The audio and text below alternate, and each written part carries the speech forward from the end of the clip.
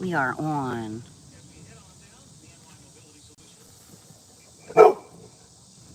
What?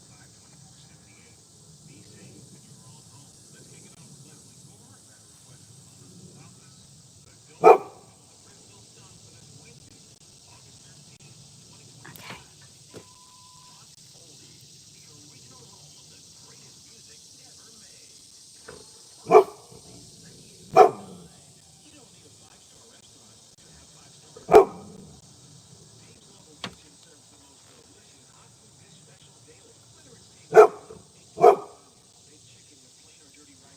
Bro.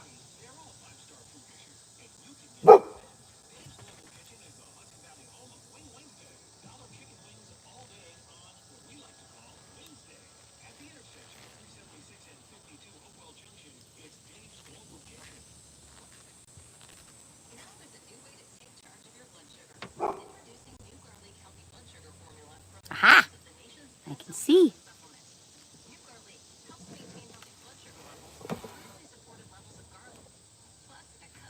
Ooh. Okay. Better. I don't know how to set this shit up. Does it matter? I don't think it does. Well, my beautiful, beautiful, ugly house. I love it. Hey, who's on with me? Who? Who? Who? Is it Miguel? My old friend?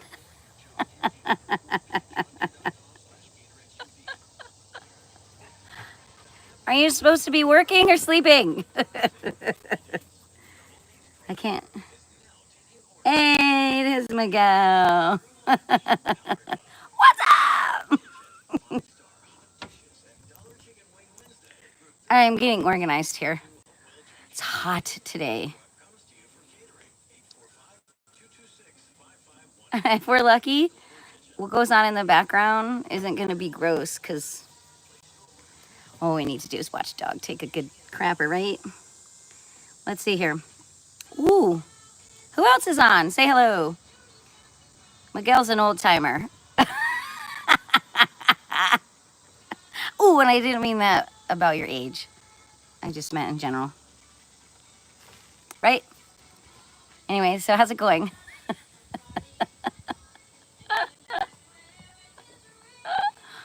Oh, goodness. Anyways. Yeah, so what's going on? It's nighttime there. It's a little after 12, a little closer to 1 here in the afternoon. I got busy doing a couple of things. Kept me from addressing today's mission, which was get on and fuck around, I guess.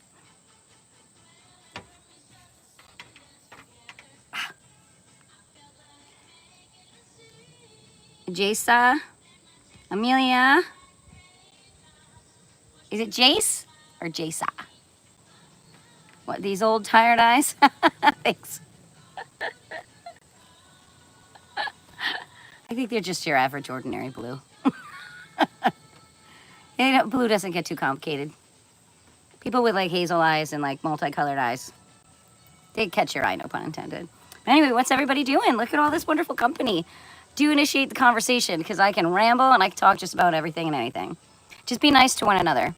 This is absolutely not for children. I swear, you're welcome to swear, but we're not going to be gross. We're not going to be perverts, okay? You're allowed to be funny because we're old enough to get a joke like that, but let's keep it real. You might occasionally see a dog in the background. Anything's possible around here.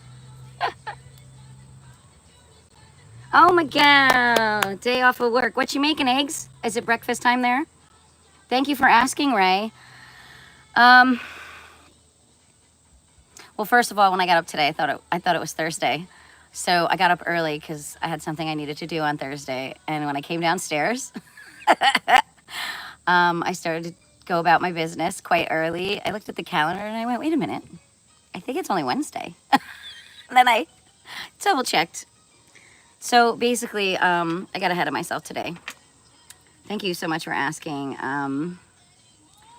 Amelia, that's my sister's name. Any nicknames you go by? I used to call her Meals. And then everybody else just called her Amy.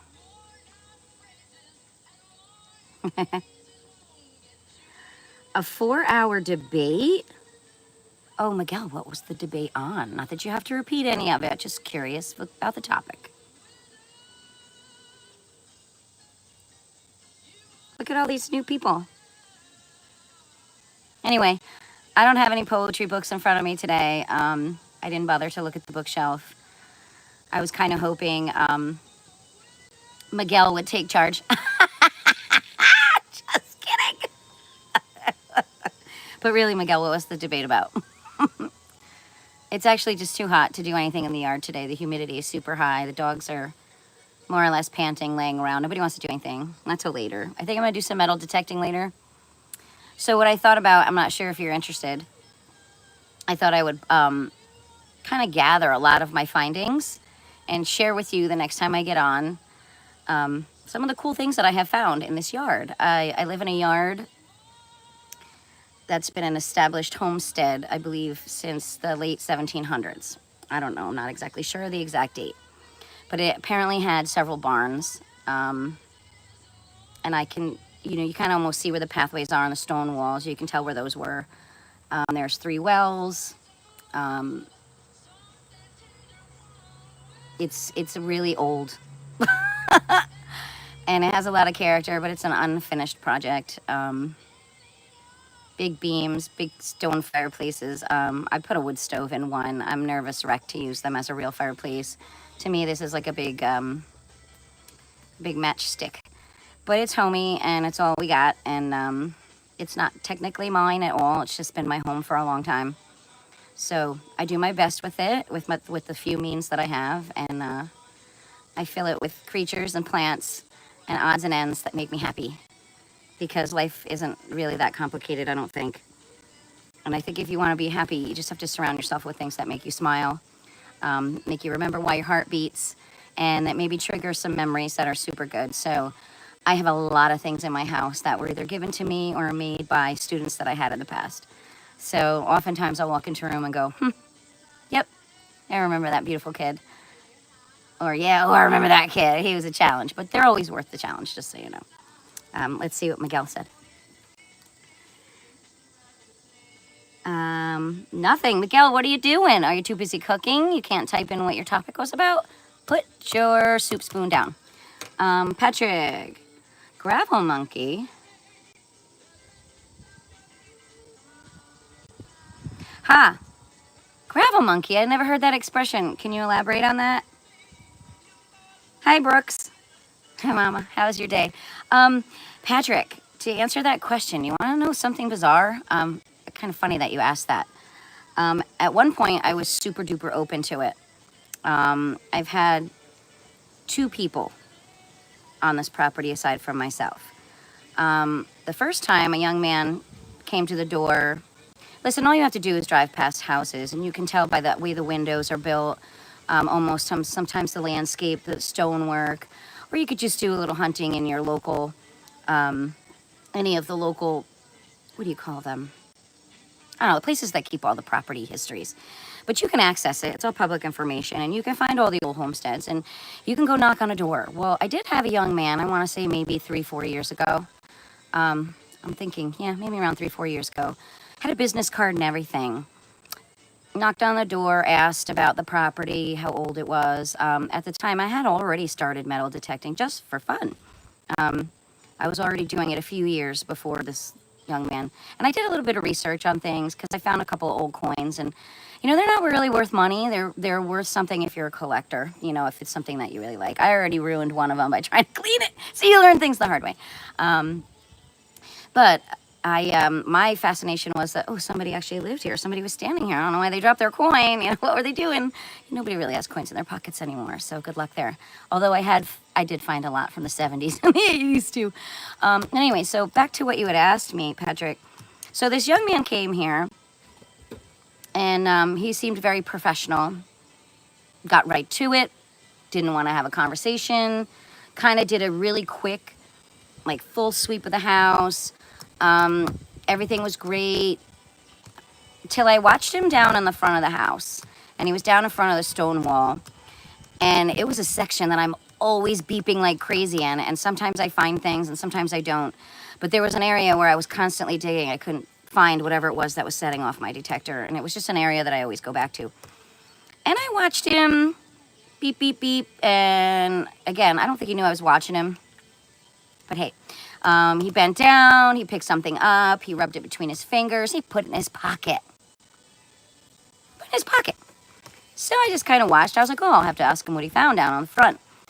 And then later on, he came to the back of the house, you know, and we were chatting and catching up. And I said, so what did you find down front?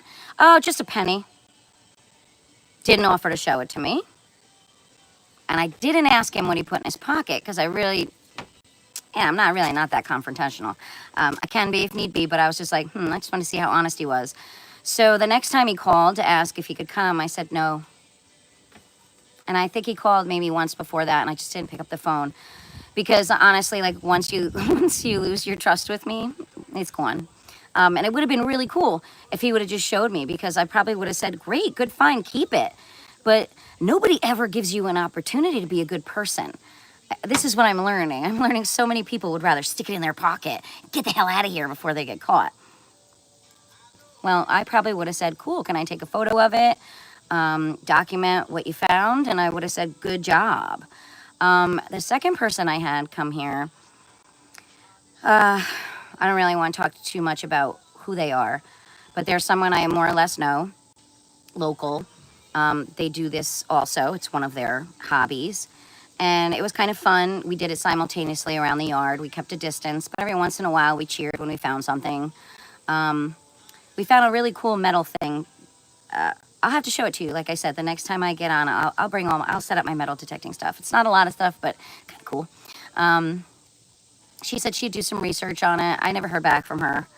But it was kind of actually really super to be able to do it with somebody else. I don't normally have company aside from the dogs, and I've never really metal detected anywhere else other than one other property, and I found a buffalo nickel, which I thought was really cool, and a flat button. I'd love to go back there, but I don't think I have access to that property anymore because the person I know doesn't work there. But it can't hurt to ask, I guess, huh? Because it's a really old piece of property. There's a number of properties around here. I feel like I could knock on the door, but I don't have a business card, and I would hate to feel badly if I made a mess of somebody's yard. You know, it's kind of like I'm not a professional at it, and I don't think I really have enough experience to do that, but I guess it couldn't hurt to ask. So anyway, Patrick, so yeah, I would happily have someone here on this property as long as they're honest. If they're gonna try to steal old shit that's buried in my yard, then I have to say no. I hope that answers your question. Gravel Monkey, ex-truck driver, used to haul rock. Oh, you were explaining who you are. Gotcha. What kind of rocks? Just regular fill? Gravel Monkey, that's kind of a cool nickname. All right, more power to you, truck guy. Let's see, who's still here? Any of you? Oh, Patrick must be. The reason I ask is I've been watching a cool show on Acorn, which is British, called The Detectorist, from one of the actors from Pirates of the Caribbean, Mackenzie Crook. You know, I'm not really familiar with those movies, and not so much a lot of actors and actresses. I would say, like, I know the obvious from those movies. I think I've seen one from beginning to end. But yeah, okay, cool. Like, more power to her. It's a really fun hobby. Scarface, are people on your property? No. I mean, not without permission. And I'm on here just making big messes. I leave holes everywhere.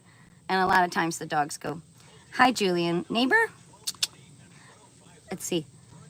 Yeah, this isn't really the nice spot of the backyard. This is the side that has the driveway and the falling apart garage. I usually sit in the back. But for some reason today, because it's so humid, I figured I'd sit over here because the sun eventually, boop, ends up back there.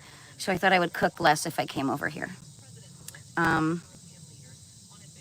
I wouldn't say it's a big property, and like I said, I don't own it. I just live here. I've been blessed to at least have a roof over my head here. I don't complain about too much at all. I'm just happy to be able to have animals and, like I said, a roof.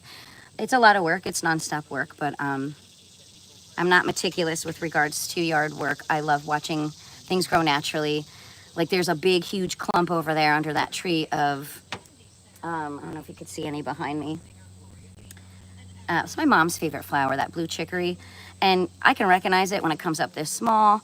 So I don't weed whack, I don't mow, I don't do anything over there because now they're in the last month of summer, like I'm gonna have pretty blue flowers. Like, so I pay attention to what comes up naturally.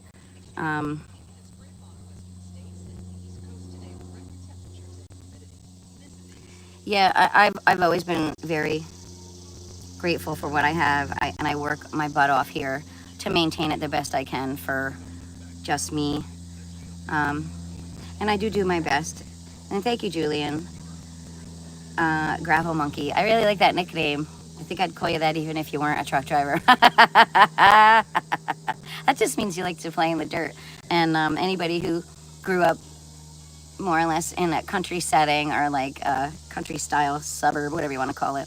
All I got to tell you, in the 50 years that I've lived on this road, it's gone from like 25 houses to like 700 houses. So I've watched some serious clear cutting and building and, you know, all those things that take it far and farther away from home. But I guess it's a nice area. I've never really lived anywhere else, so I can't really compare.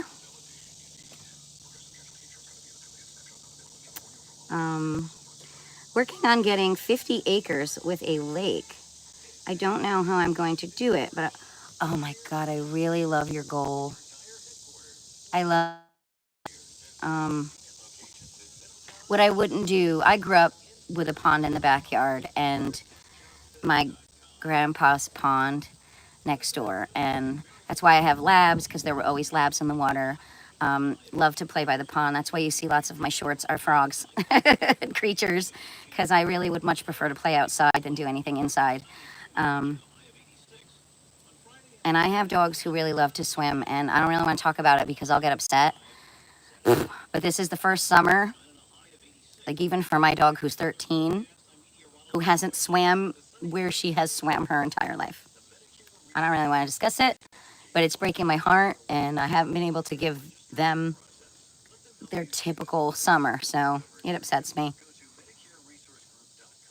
You know, you get used to doing some things that, you know, makes other people happy, or animals, or whatever you want to call it, their family. And when that doesn't come through, you get a little upset. Well, I get upset about it. Well, I'm bothered by it because that was like my safe space. But I'm trying to be very big about it, and I'm trying to be non-confrontational, and just trying to be big about it. I'm trying to be big about a lot of things that aren't fair right now, and I'm doing my best. But holy cow, like I can't begin to tell you how wonderful of a goal that is. I'm rooting for you. Do it. Whatever you got to do it. What I wouldn't do for my own little piece of water. Nothing fancy, but something I know that I could sit by and watch my girls throw the ball for hours. You know, I don't know. That's a really nice thought. I'm really happy you shared that. Scarface, where are you? Oh, hi, Mike Side. I'm sorry I have no cool music like you do. And there is no content. We are flying by the seat of our pants here, Mike Side. Mike Side has a friggin' fantastic channel. He has a lot of King Gizzard, Lizard Wizard, which cannot go wrong. Were you at the Forest Hill show? I have to quickly ask you. Yeah, it is sad. And I don't really like to share sad stuff on here because when I cry, I get all puffy and then we're back to like morning face. Nobody wants to see that. Your voice is... Hi, Island Girl. Well, you missed out on the poetry reading. Oh, severe thunderstorm warning. Fantastic. Well, hey, at some point I might have to like, boop, bye, and run everything in. I don't see anything yet, but we'll have to keep an eye out for that. I'm in Florida, but I'm thinking of moving to California.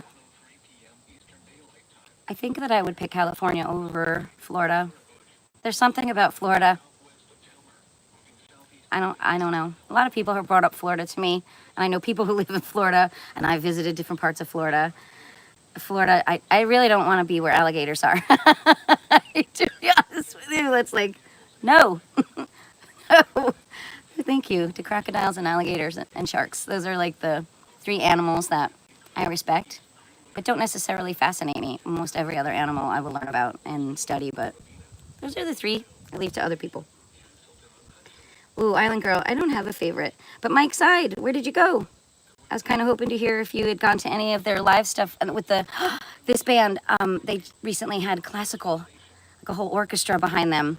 And I haven't caught all of the snippets, but I've caught a few, and holy cow, I wish I was there. Oh, it sure was. First time in New York City. Oh, yeah, we were all there last year. Did you love it? Did you feel safe? Because Forest Hills was absolutely beautiful. I mean, it's like a little nook. Oh, do you hear the beeping on the radio? Keeping you around for the storm. Oh, fantastic. I really haven't had too much free time.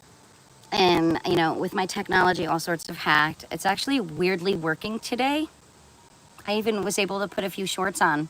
I was torturing my dogs with a paper towel roll, which I always do, and because every once in a blue moon you get one, and they don't like it. Well, I think they like it. I can't really tell. It gets them all riled up, makes Nellie's ears do weird shit, and the puppy decided to sing with me today. Well, bark in any sense. But anyway, I put those up. I like the idea of creating shorts as memoirs, as you know, capturing little moments of time. And I can't help myself with trying to find music. That's the part that takes me forever. I really only have 4 or 5 options on my shorts thing. I don't have what everybody else seems to have, but that's because somebody's hacking my YouTube channel. That's why it says I have 2. I'm not going to talk about that today because it's depressing. But somebody else is controlling my channel. Somebody else is making money off my channel. I don't know. Mike's Side, maybe you've ever had experience with that, but right now it's not mine. But I'm still utilizing it to do what makes me happy. So who knows? Maybe one day it'll come back to me. Island Girl, that's very sweet. I used to, voice-wise, I don't hear what you hear, but I did have, I was a preschool teacher for a really long time in lower elementary, and I did a lot of reading. I did a lot of reading aloud, and a lot of parents asked me if I did, you know, books on tape and things like that. So that's not the first time I heard that, even though I'm kind of like, dying today. It's got to be the humidity. Oh, Mike's Side. I don't know. I swear to God, I know the people. I know. I just, you know how you have your gut, and your gut tells you pretty much everything you need to know. I feel like I know exactly who's doing it, and they're just retaliating. Nobody in my current life right now where I am wants to see me be successful. So, hey, Gravel Monkey, let me know when you're heading out to California. I'll fill a U-Haul, as long as you don't mind me taking a couple dogs, 2 cats with me. I did have 3 up until a couple months ago. We don't know what happened to him. I don't know. I'm gonna be coming with you. I'll pitch a tent. I'll get a little camper out in the back. I promise. We'll always pick up our toys and not make a mess of your lake. Except I might want to fish. I do love to fish. I really don't have a favorite animal. You'd have to be like super specific, like land animal, water animal, insect, bird. Like you'd have to be really rich, because you know my life sciences in my classroom were probably my favorite area to teach about living things. We did the timeline of living things, you know, straight from the amoebas and parameciums, you know, looking under things under a microscope, like they started in the water until they gradually kind of made their way out as amphibians, and you know, and then flowers appeared, and then you had insects, and you know, just went on and on, reptiles, and you know, eventually we got to us, and you know, we're the ones destroying it. Everybody else just did a nice, quiet evolution. So, you know, so I don't know. I don't have a favorite anything, really. I don't even have a favorite color. I think a result of working with children, I try to be as open-minded as possible. Change Google account. Yeah, every time I do all of that, it takes them maybe like, my phone's been cloned.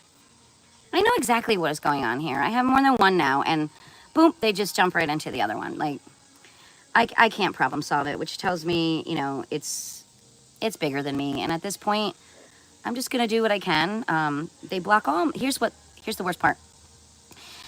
Whoever it is has decided they get to make the decision on who I can and can't speak with.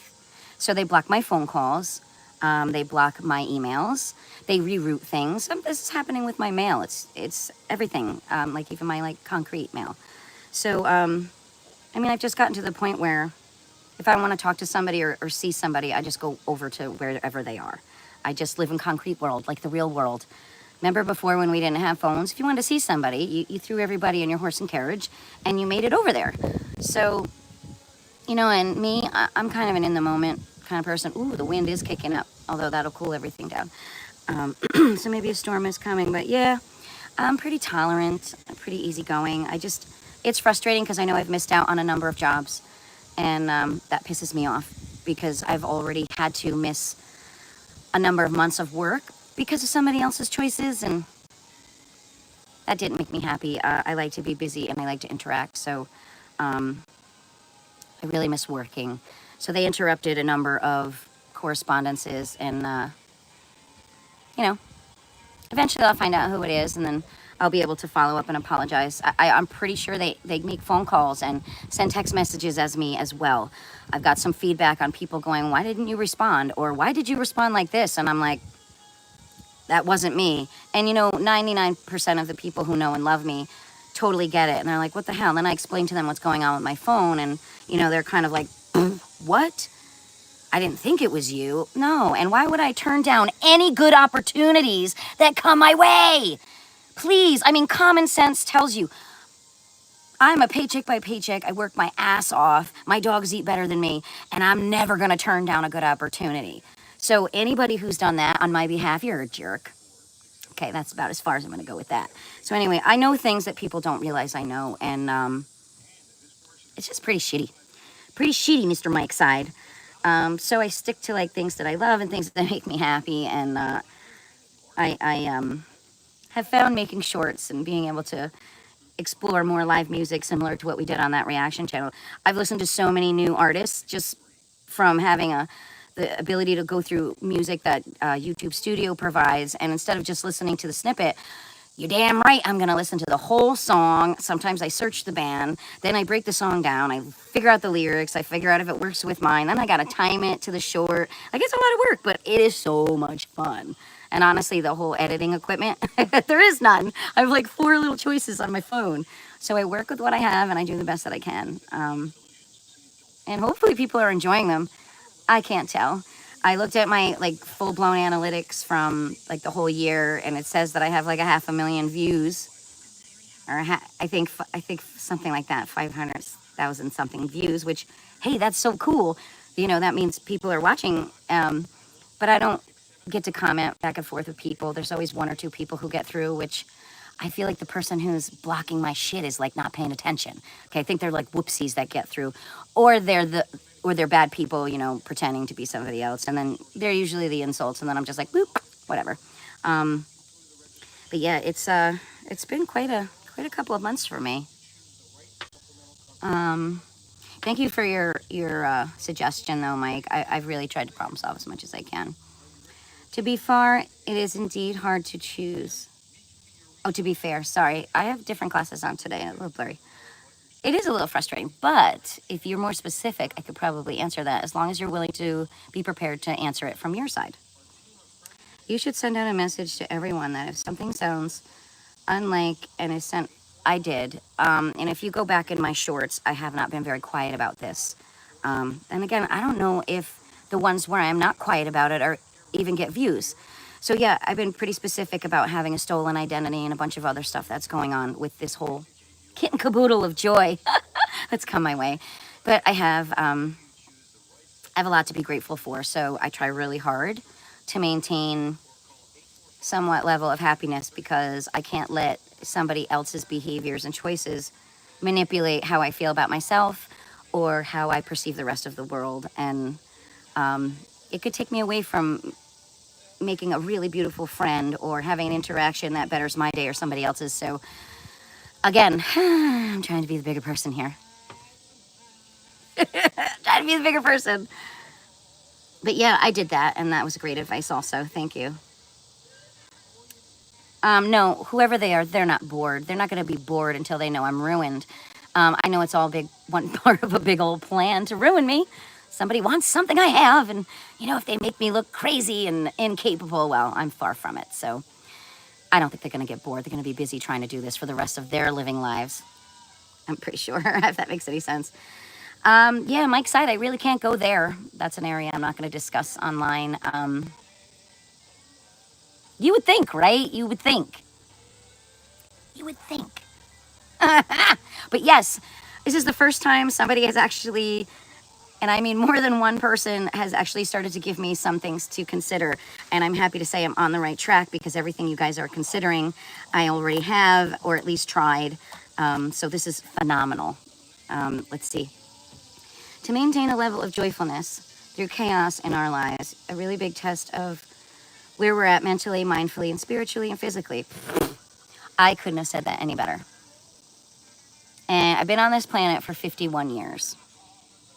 I always know that somebody has it worse than me, whether it's next door, whether it's next town over, next state, next country, on the other side of the ocean. Somebody is always suffering. Somebody is always wishing they had something they didn't, or just plain peace of mind, food, and a safe place to live. So when I look at this type of chaos, as angry as I get sometimes in the moment, once that moment passes, I'm always like, all right, let me pet my dog. Let me feel my heartbeat. Is the sun shining? Is something growing? I'm good. They can't really take away that joy. You know, those things that, they don't have monetary value. They really don't. So, oh man, do I hope you get your property with the lake, and I hope you get to retire and sit with your feet up in a little wooden chair and just watch the geese roll in, geese roll out. Like, shit, yeah. Do you fish? You gotta fish. If you have a lake, you might as well get some bass in there. Stay away from the pickerel. Whew, silly little alligator-looking fish. We know how I feel about alligators. I appreciate you making time to chat today. I really do. Yeah, I wish that for pretty much everybody on this planet. We really are a species that has no excuse for the torment that we bestow on one another. And we have no excuse for the pollution and the, I hate to use the word, but raping of natural resources and trees. We have no excuse. We're supposed to be the smart ones who are in charge of everything, right? And the only thing I can think of about AI is if AI is used in a manner to stop all of that other stuff from happening. If they want to create virtual worlds where people can go in and instead of knocking down another 500 acres of wooded area, or, you know what I mean? And have somebody go in a building and be in this fake world instead of taking the real world and creating a fake scenario. I mean, I can't think of any other reason to have it other than to like manipulate people's worlds and perspectives. Yes, I fish. Okay, you don't have to rub it in. The only thing I can't do is fly fishing. I will throw that freaking pole. I prefer to sit in a boat in a creek or a lake or a pond and stick little wormies on the hook, and every once in a while I'll use like a little jigger thing, sometimes on the top, but I love to fish. I'm one of those kids. I mean, I remember getting off the school bus. This is actually one of the few fond memories that I have of my mom. I don't have too many that I can recall. So I would get off the school bus, and the first thing I would do, go inside and either grab a slice of bread or get the coffee can that I used to keep the worms in. You know, if there were any left, I'd use those. If not, I'd wet little balls of bread up. And I had an orange cat named Tiger, and Tiger would go down to the pond with me, and there was a little wooden, like just a little one plank bench, and I'd sit and I'd fish. And we had tons of sunnies, like just big old sunnies that had like holes in their lips, and they'd been caught over and over again, and they didn't seem to care. They're in the piranha family, the cyclid family, so like they're tough fish. And you'd catch them and put them right back. And I was as careful as I could with them, but every once in a blue moon, of course, I'd give Tiger one to munch on, and he'd sit on that bench, and he'd chomp away. But that was my thank you for the company. And the pond down the road, that had bass, that had lots of bigger fish in it, and we had a lot of silverfish. I remember as a kid, they were really pretty. And the creek where I used to fish, they had a lot of those too. They had like a little bit of an orange tinge on their like underbelly. What a pretty fish. But yeah, I used to fish every day. So anyway, I'd yell as soon as I caught something, "Mom, Mom, Mom!" And the kitchen sink window faced the pond, and I remember she'd come to the window, and this is probably like the 50th time I call her, and she'd wave, "I see it, Susan. Yeah, okay, you caught a fish. Good job." You know, and I'd be like, "Yay!" I don't know, there really was, but I could just remember her, you know, coming in the window and giving me the "I see it," the "I see it" wave. You know, sometimes just being seen as a kid makes the world a difference. She didn't fish. Well, not with me.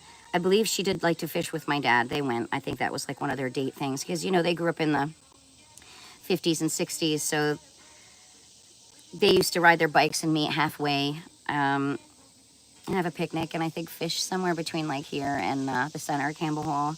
There's a spot. They used to meet each other, you know. My mom said she would either go to a polka dance or a sock hop. So we all know why I like to dance. Yeah. She also had my sister and I in a Polish dance group for a very long time. Not Polish. My mom just had a thing for it. And best and worst experience of my entire life. Luckily, you really can't go back in life and make things disappear. So I've always tried to, like, again, focus on the positive. But again, I have no shame. So Mike's side, this is why you always see me dancing when good music comes on the channel. And, you know, the person I did that with, I think he thought I was crazy. But then he did see me do that at the bar nearby whenever there was a live band. So he knew it really wasn't personal. It was just something I like to do. And it took a little while for him to realize that I was going bonkers in the chair. Like, I mean, anybody who likes music and likes to dance, it's a very hard time sitting still. And once I got the freedom to get up, I was like, "See you, chair." You know how it is. Wish I could help with the hacking stuff. You know, I just want what I'm working hard on. I want what's mine. I put out there, I said, you know, if they come to me and they apologize and they own up to it and they fix it, you know, and I don't know if I could have been making money. I don't really know. Maybe. I'm sure there's a lot of things that are being used without my permission right now. My gut has been on fire, and just about everything that my gut has told me about, I've been pretty spot on. I'm intuitive out the kazoo, and it sometimes is very irritating. I don't often tell people, but it's on fire right now, and it's a little scary too, because some of the stuff that I'm thinking is not nice, you know, and I'd hate to lose a friend over it. I'd hate to lose a confidant or, you know, somebody who I have something in common with, but I'm pretty sure it's being done purposefully. You know, I don't think it's just some random hacker who's stealing my content work to make money off commercials and stuff, even though I see those from time to time, which I shouldn't. There's a lot of things going on. They slip up, and they've made a lot of little mistakes that I catch, and I try to record and document all of it. And I have reached out. I've dealt with YouTube legal on several of the accounts of issues, and I don't know, somebody's getting paid a lot of money to fuck my world up. Woo! My umbrella's going crazy. If you see a big blue umbrella hit me, it's all good. I promise you, okay. But yeah, I don't know. I mean, a lawful consequence I'd be okay with. I'm not big on retaliation. Life is too short for that. But thank you. Thanks, Mike Side. And I do still catch as much as I can of your shorts. I love what you do. And I love that for a while there, you were willing to let us share your content, which was super, because it's the whole point. You find good music, share it. And you and I both know that that particular band is 100% okay with their music going everywhere to anybody who was willing to listen. Those are true musicians. Those are people who don't do it for the money. I mean, I can only imagine. They gotta be billionaires with the followings and the concerts and the millions of albums that they've made. I think they're just in love with what they do, to be honest with you. I think that if somebody took Stu's ability to not make music away from him, I think he would crumble. I think they all would. You know, it's like taking Cav's drumsticks away. What's he gonna do? He can't just do bongos. You know, like I mean, I know there's a lot of percussion out there, but I mean, it was so cute. I don't know where it was. It was a job on site, and there was a guy dressed in one of those air suits that they're wearing in the, listen, I don't do well with numbers, and I want to say like B24, but I know you know what album it is. The one that everybody's calling like dad rock, and I don't know, it's just fucking great music. But like I get that all, they hit so many genres and everything's different. But anyway, he was wearing the jumpsuit, and I went up to him because that's just what I do. And I said, hey, that reminds me of the video.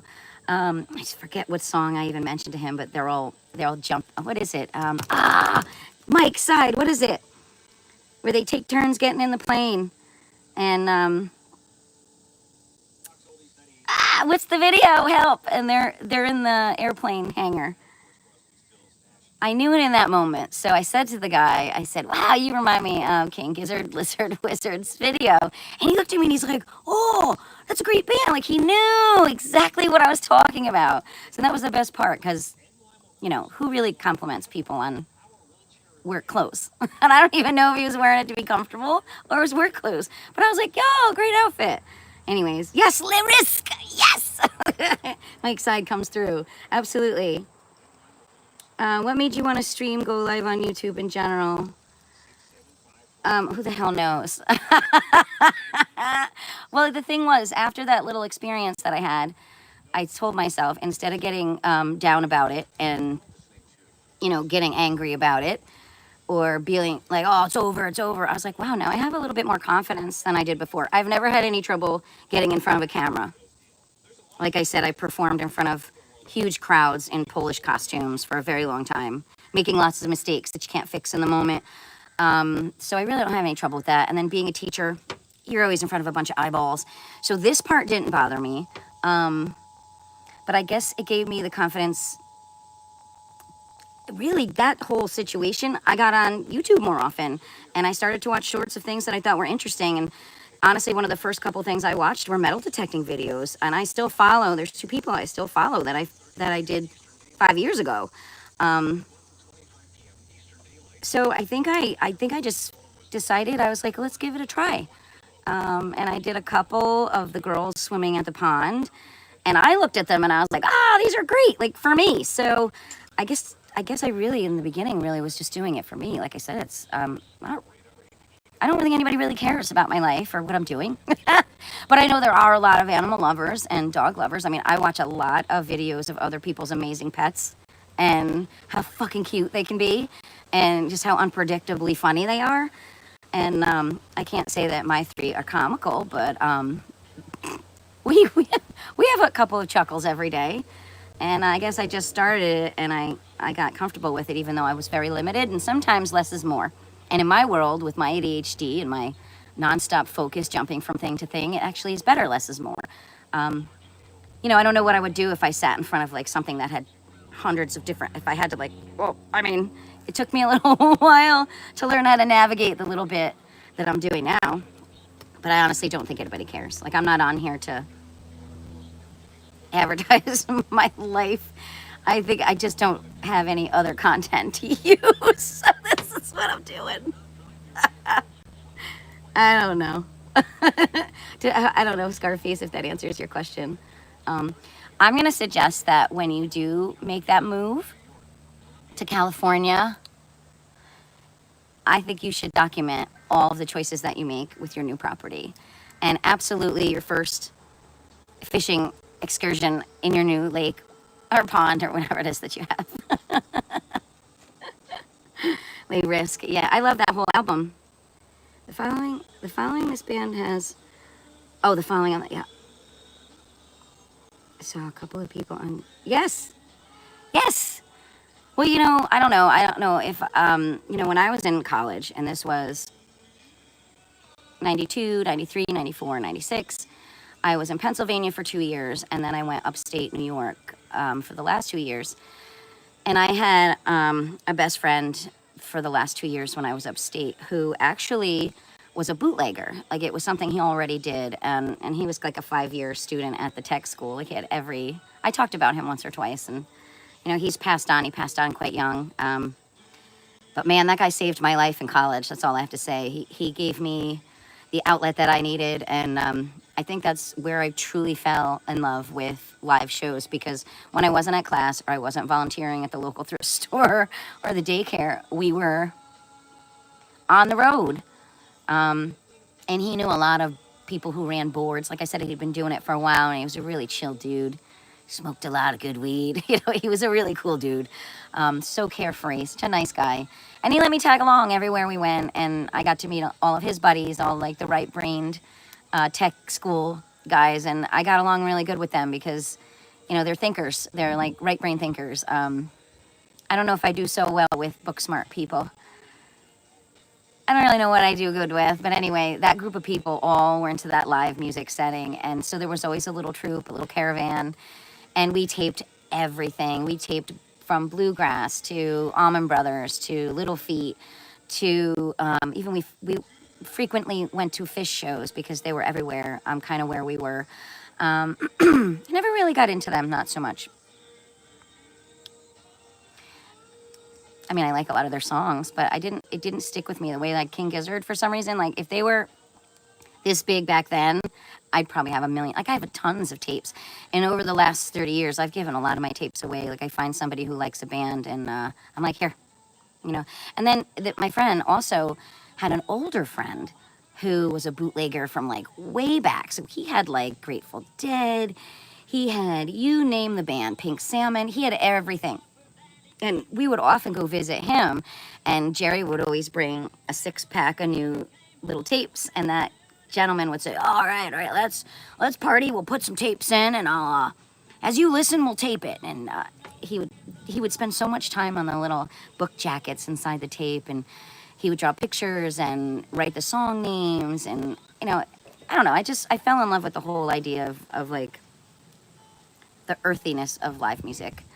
So I'm not really big on telling you whether or not it's a good band or not. If I like it, if it gets me to move, if there's something in my ear likes, then I'm all for it. And I think Giz is phenomenal.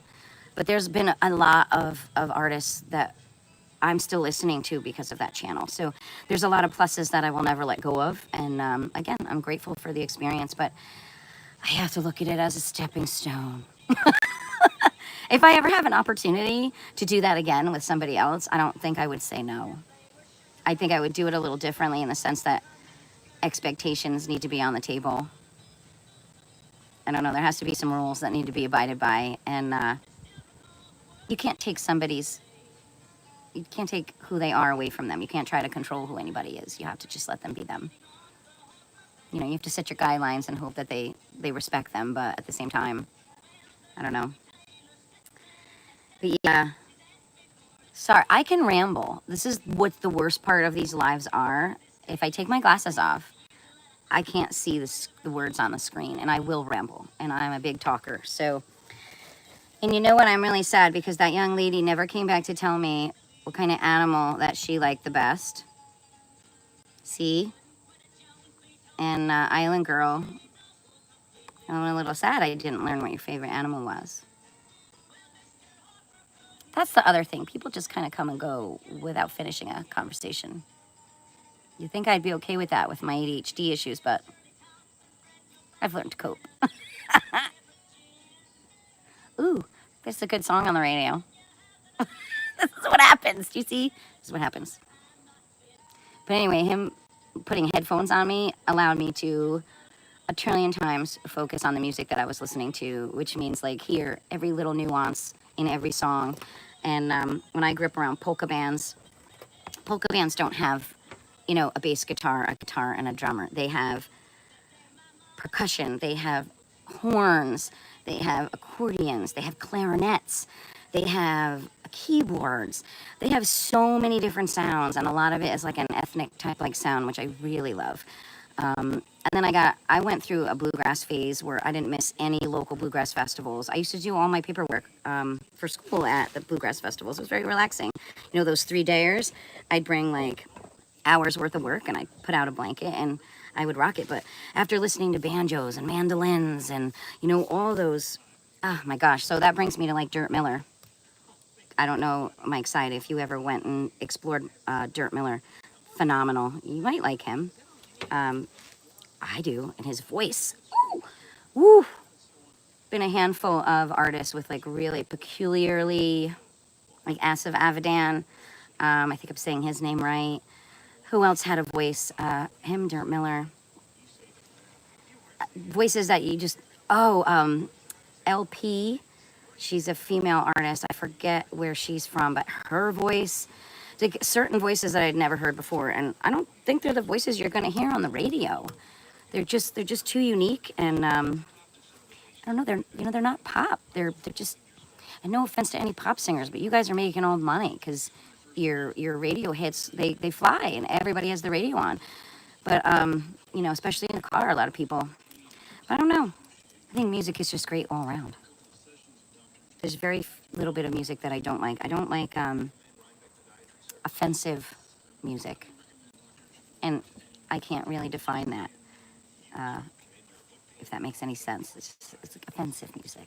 Like, I have to have an example of it for you to understand. But anyway, did I lose everyone? I might have. Lost myself. Yeah, Mike's side, you know from watching our reactions.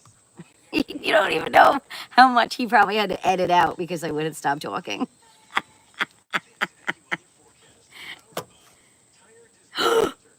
Yeah, please. Yeah, and listen to a couple, like a variety of his songs. He Was a Good Man is a heart tugger. If you're looking for something kind of sentimental, but you really can't go wrong with his music either. Whoop. We're gonna get thunderstorms. Fuck yeah. Hi, Rue. Hi, old lady. That's my old girl. Let me see if come here. Let me say hi to everybody. Here. Say hello. Hello. It got a little cooler, so she's like venturing out. Normally she doesn't. She's like, I'm coming outside. It's too hot. But that's my old lady who I've been taking them somewhere fairly close to here. But it's not really easy for me to get her to it, the body of water, and I don't necessarily feel safe there by myself. So I don't go as often as I want to or could. Like I said, I don't really feel safe. And if I've got 3 dogs with me, I'm a little preoccupied. Like the last time I went, they kept finding where the 2 pathways looped around, and then she would follow one of the fast younger ones, and then they would pop out on a completely different side of the property, and I'd be like, where the hell's Ruby? And I'd have to backtrack and follow like where she was, and then I couldn't find her, so I'd go back the other way, and then there she is. Like, I mean, it was just like nonstop. Funny, actually, really funny. Stressed me out just a tiny little bit. So I said, the next time we go, girls, I have to put a bell on her. Well, she just can't really keep up the way she used to, so it concerns me.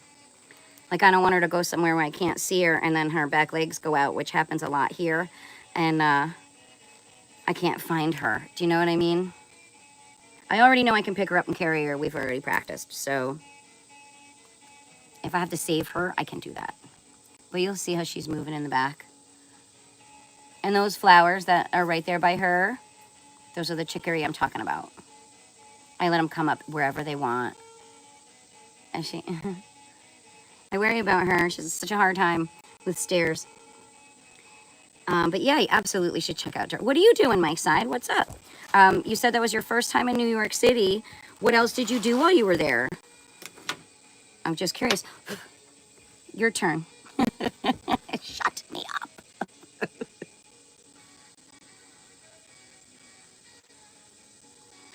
And Scarface, thanks for saying hi. I don't know if we lost you too.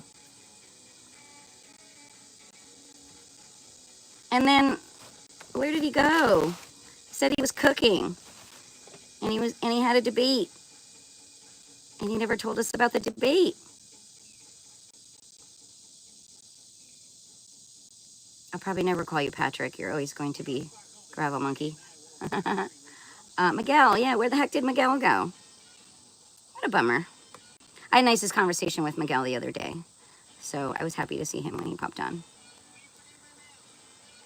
Oh, what happened here? Patrick, where are you now?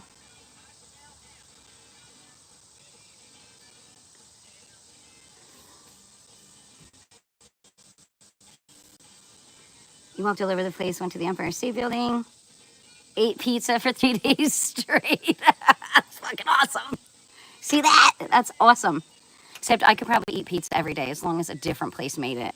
Pizza is one of those foods, you know, as long as somebody else's sauce, we're good to go. Ah, good for you. What was your favorite part of the whole thing aside from did you go to both shows?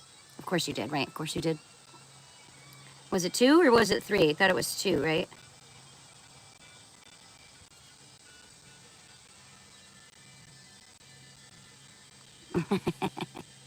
You were so smart to have pizza. You really cannot go wrong with pizza.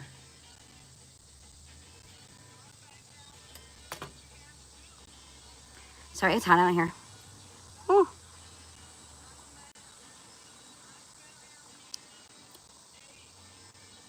And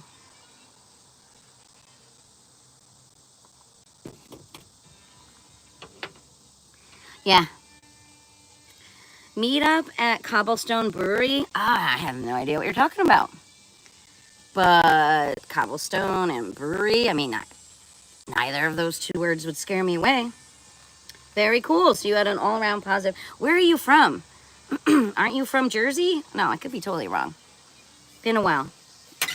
But I thought you lived here in the United States. No? I'm sweating and it's making my glasses fog up.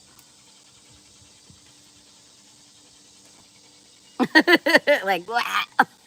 Yay, summer.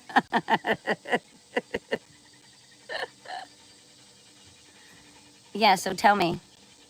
Oh, you're from Puerto Rico. How do I not remember that? Fuck yeah. King Gizzard comes to Puerto Rico?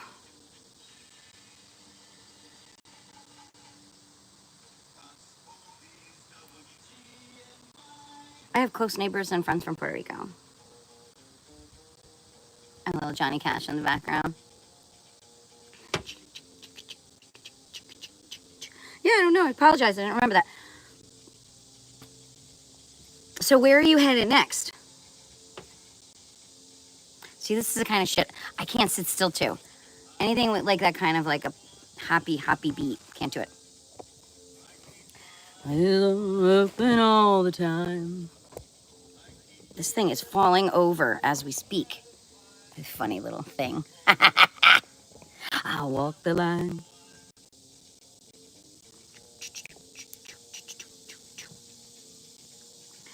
I might. Oh, okay, yeah. Now I kind of remember that dialogue that we all had.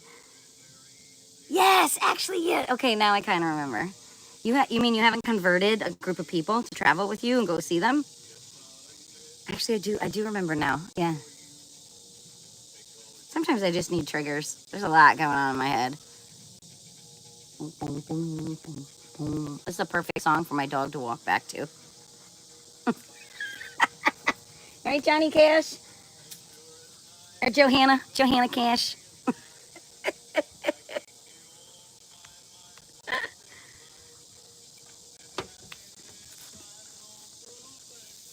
I think you need to become contagious. What do people listen to? Like your group of friends listen to?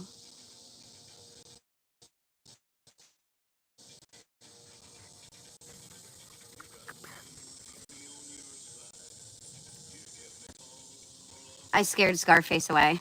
He's probably like, oh shit, that girl does talk too much. I better get the hell out of here.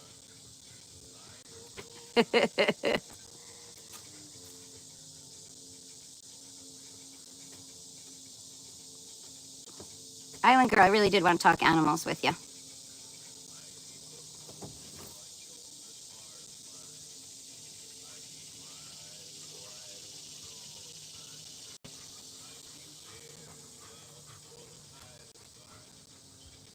As are mine, I walk the line. Currently fostering a mama and her 5 kittens. Aww, very cool. I've been a sucker that way too. Did manage to find homes for, well, we ended up with 3 extra. I had like, when I first lived on this property, I had 2 cats that went to college with me. And my dad insisted on keeping one down at that house. And I had a rabbit.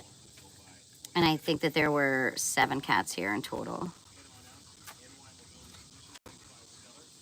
Too many for me, too many. But we didn't pick that situation, and we did the best we could with them. And most of them lived a really nice long life with me.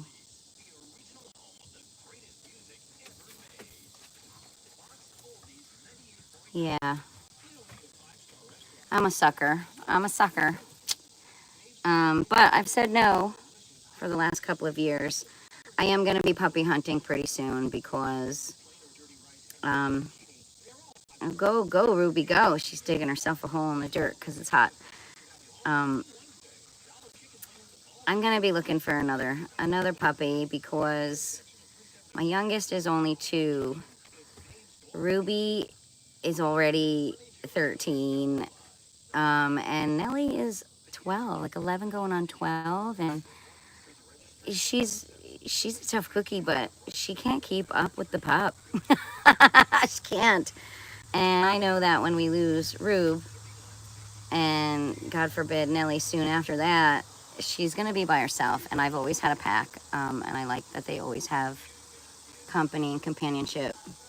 It has nothing to do with when I leave the house. I just think pack animals need a pack. Right? Is there enough room there for you?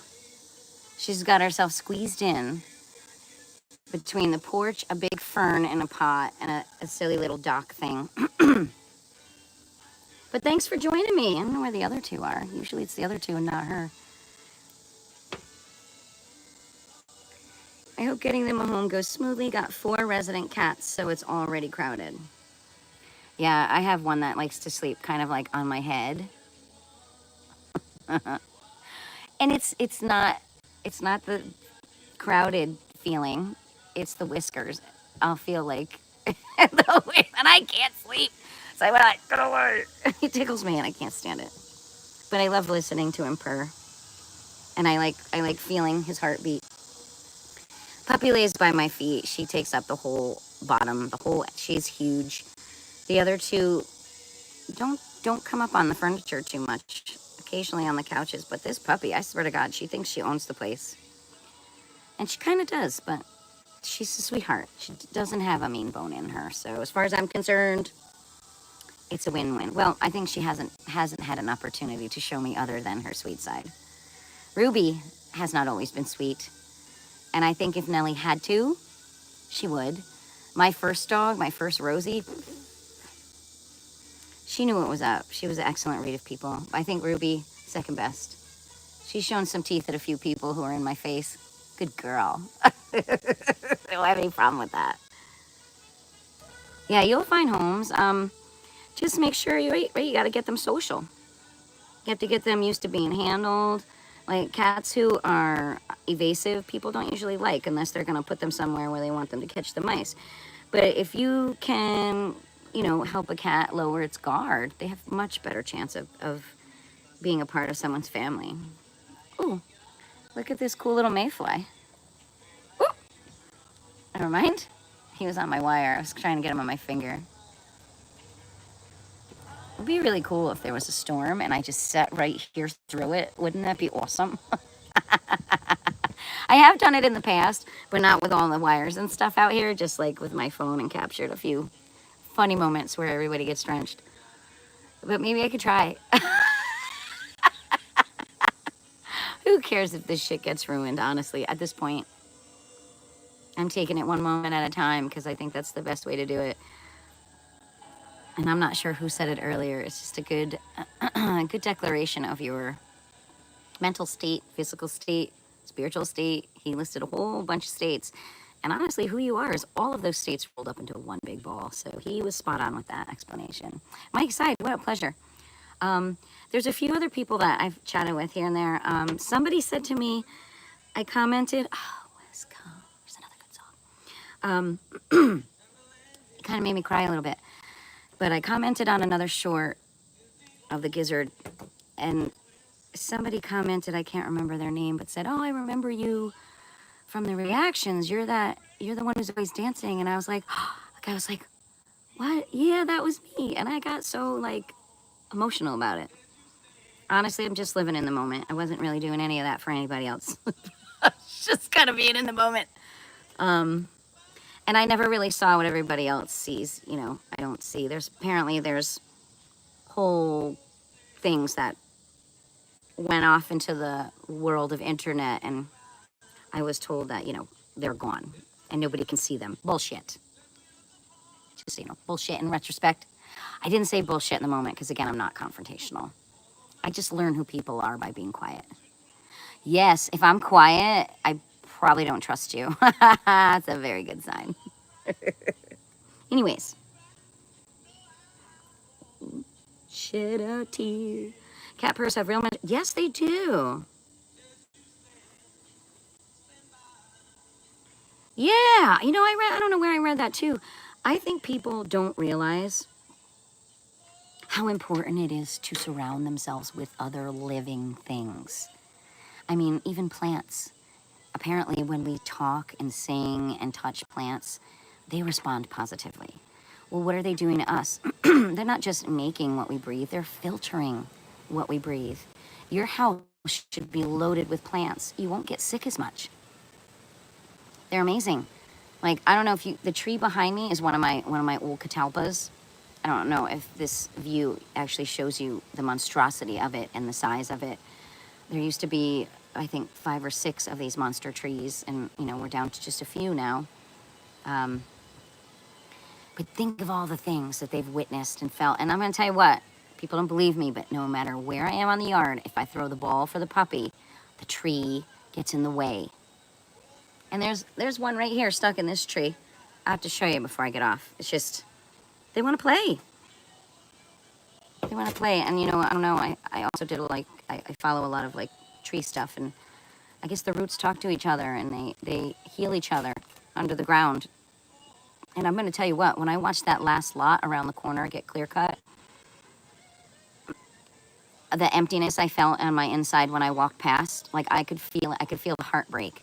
And there's one really large tree that they left there, and I can't look at it because I feel like if I look at it, I'm going to catch it crying, because it looks like the old grandpa tree, like, or the matriarch tree. And it's just really sad. I don't know. I have a really hard time walking past it. I mean, they even cut down a whole row of cedars that were really big, and cedars don't grow fast. They're not known for being really big trees. And it was a beautiful, like, natural line of the property, and it even would give, you know, privacy in the winter because cedars don't drop their leaves. And they cut everything. And I get stomach aches. I'm so freaking sappy with that shit. I don't know. Hi, Layla. But yeah, I'm excited. It's always good to have something living around you. And anybody who lives by themselves needs a pet. And then they always say, I don't want to take care of it. I don't want the responsibility. But when you look at it from the perspective that you're bringing up, you're going to be a happier person. You're going to be a healthier person. You know, you even have somebody to have a conversation with. Who cares if they don't answer you back? You're having an intelligent conversation with an animal, especially if they're making eye contact and their body language responds to you, and you get into routines. And what, now you see these animals using those stepper pads where they're actually like, ma, outside, ma, hungry. You know, like, what? I mean, I go by body language. I don't know, like, could you imagine me with one of those? My 3 dogs would be talking as much as me. It would probably be pretty scary. Could you imagine? Nellie would be like, send her back. Send her back. And so would the cats. Oh my God, cats would be like, please send her back. She's really rambunctious. I should have a puppy now.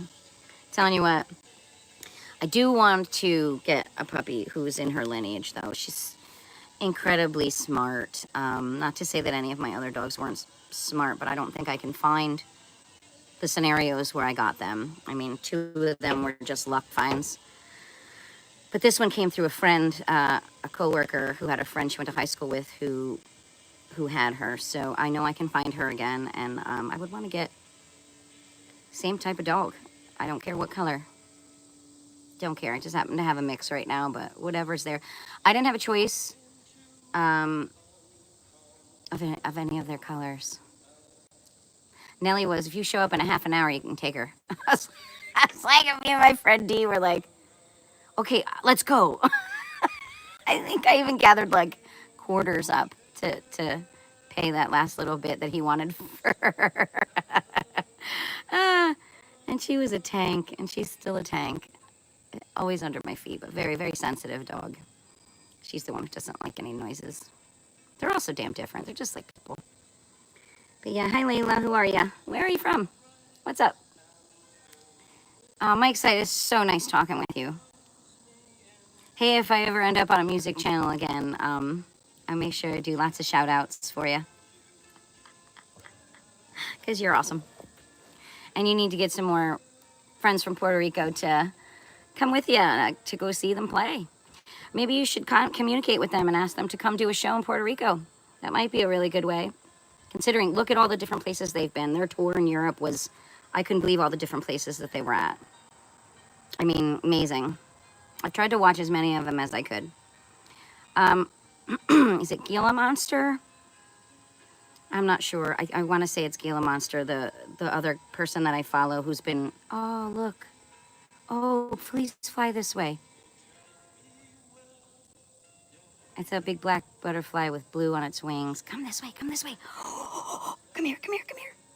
Look, look, look, look, look, look, look. Oh, did you see it go by? Oh, look, look, look, look. Do you see it? Do you see it? Come on, come back. I don't know if you caught a glimpse of it, but I'd like to think that was my mom or my aunt or my grandma. Anybody beautiful fluttering on by. Yeah, cool. Oops. Well, anyway, if I lost ya, that's okay. It's been an absolute pleasure.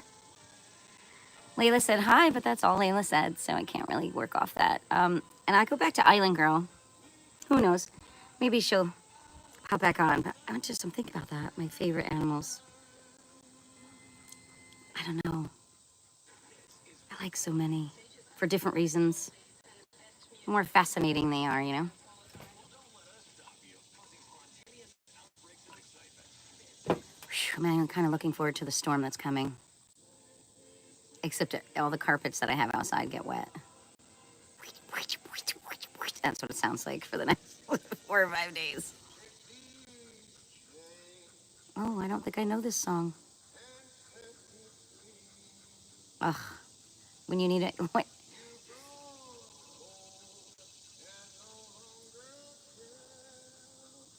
You've grown cold and you no longer care for me. Oh, my faith in you is gone.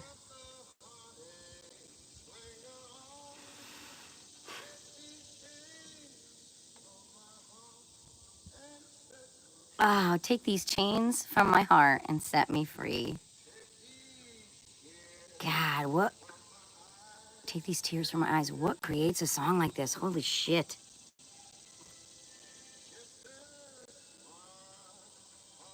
Oh, you're working. At least somebody's working. I would be working right now if somebody would let me. Sabotage. Sabotage.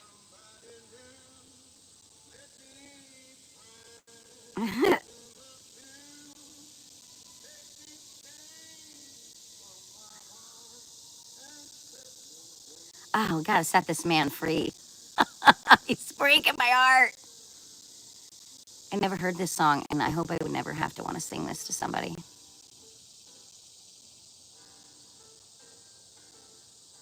Most of the people who had an opportunity to break my heart,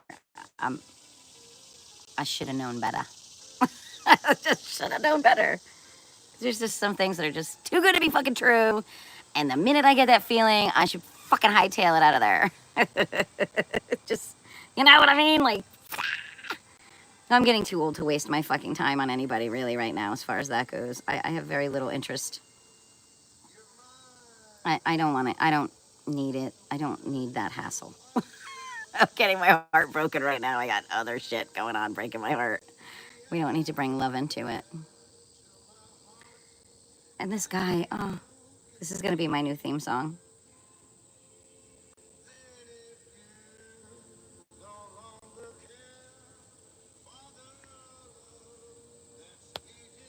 Oh my God. Okay, get out of the fucking chains and move on. Because you're killing me. I've been on an oldies kick. Not sure why. Even the radio is working today. Can I just tell you the level of harassment? I know someone in this neighborhood was attacking my Wi-Fi, was attacking my AM, FM, radio waves. I mean, you name it. Even sections of my house, the electrical would just not work. Like to the point where I woke up the other day and my refrigerator was like one big puddle, and I had extension cords going to other outlets in the house where the refrigerator would kick on. Like, come on. I mean, that's how petty this was. So I'd like to think maybe God's working his miracles. For some reason, everything's to, I gotta find some wood to knock on. And of course, I'm not around any wood, so maybe I shouldn't say it out loud. But no, I mean, the level of baloney that I've been putting up with is just insane. What do we got? Panpsychism is the view that sorry, I have wrong glasses today. Panpsychism is the view that mentality is fundamental and you what? How do you say that word?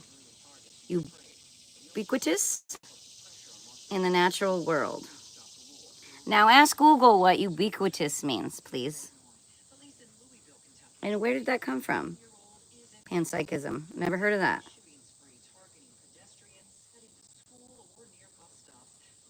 Okay, what?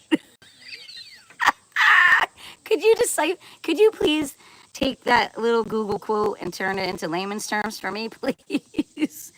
I will never pretend to know what I don't know. That's one thing about me.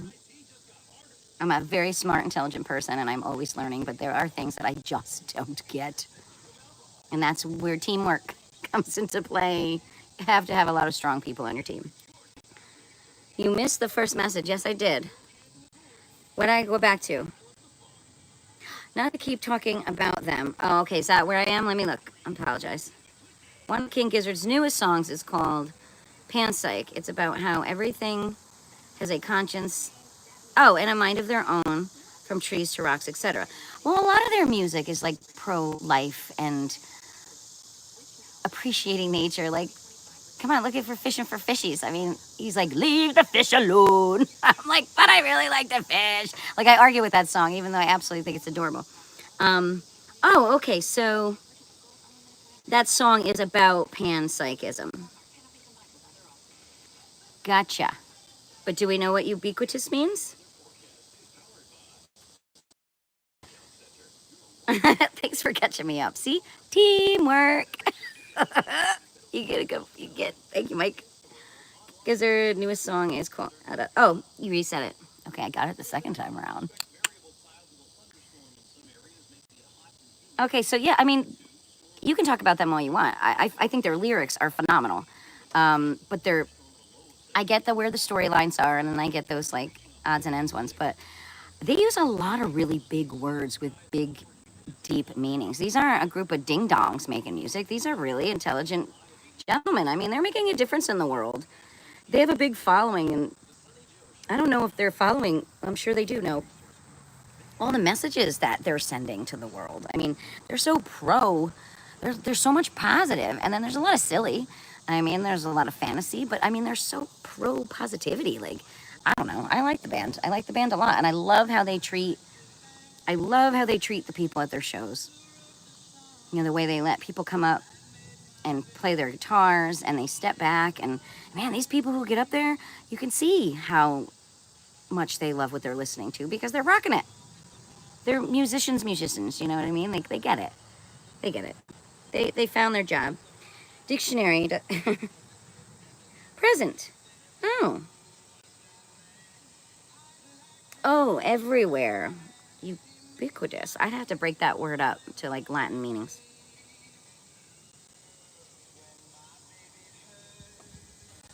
I'm gonna write that one down. I'll get back to you on that, Mike's side. Now I feel like I'm saying it right now. Ubiquitous? All right. Present, appearing, or found everywhere. It's kind of like the stuff that's right under your nose, but you don't see it. You know what I mean? Like, somebody's like, oh, I'm having such a bad day, but they don't look around and notice that they have air to breathe and shade to sit in, and, you know? I gotta show you this dog. I gotta show you. I think you're the only one on here with me, but look at this old girl. Do you see her? Could you see her? Was it facing her? Sitting in a little hole. My little old radio. And my crazy ass fucking ferns that survived last winter and are now coming back to life. Anyway, did you see her sitting there? I can't with these dogs. I'm so happy she's outside here with me. I don't know where the other two are. Ooh! Probably on the couch. Right, Rubes? You're roughing it with me today. I don't know, could you see her? Here we are. Everybody's always learning, right? Up close? Did you see her? I never can tell what. Anyway. Omnipresent, okay, which is often used in religious contexts to describe a deity's presence everywhere. Oh my God, the second you stop learning or stop experiencing things, that's when you die. That's when you die. When you're not experiencing or having an interaction with something. And that's why I think people often turn to religion in their last, years, days, weeks of death, of dying, because it is ubiquitous. It's everywhere. Faith is everywhere. You just have to choose to see it and feel it. You know what I mean? Lumi. Oh, you saw her? Cool. She's trying like hell to just... She's really wondering why the hell I haven't taken her swimming every day, because...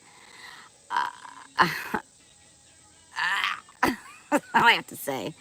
Like, I don't know if that guy who said he's gonna get a property with a lake, he has no idea. He's gonna be like, what the fuck? Who just pulled in my driveway? Why does that girl look familiar? What, she's not even gonna knock on the door? She's got all these, what is she doing? Oh my God, she's walking with her dogs. Oh, they're in my water.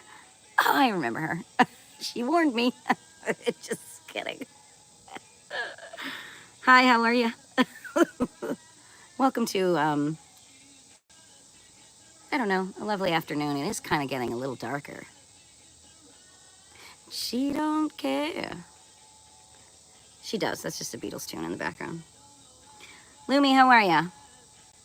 What are you working on, Mike? Are you like in an office, or are you like working? What are you doing? What do? You don't have to tell me if you don't want to, but you said you were actually working. And thank you for the vocabulary lesson. As soon as you said omnipresent, I knew what you meant. But you do realize life itself, the existence of life, is a deity. It's not one in particular. It doesn't have a particular name. It's life. Life itself is a deity. And you have to really be grateful for that. Because without that particular one, what do you have? You have nothing. Well, you're wherever you go afterward. And honestly, I think that's where your loved ones put you. I know where I think I'd like to go. I don't know if I'm going to go there, though. This is about as close to wine I get. It's water with blueberries. I don't like wine, but it looks like wine, doesn't it?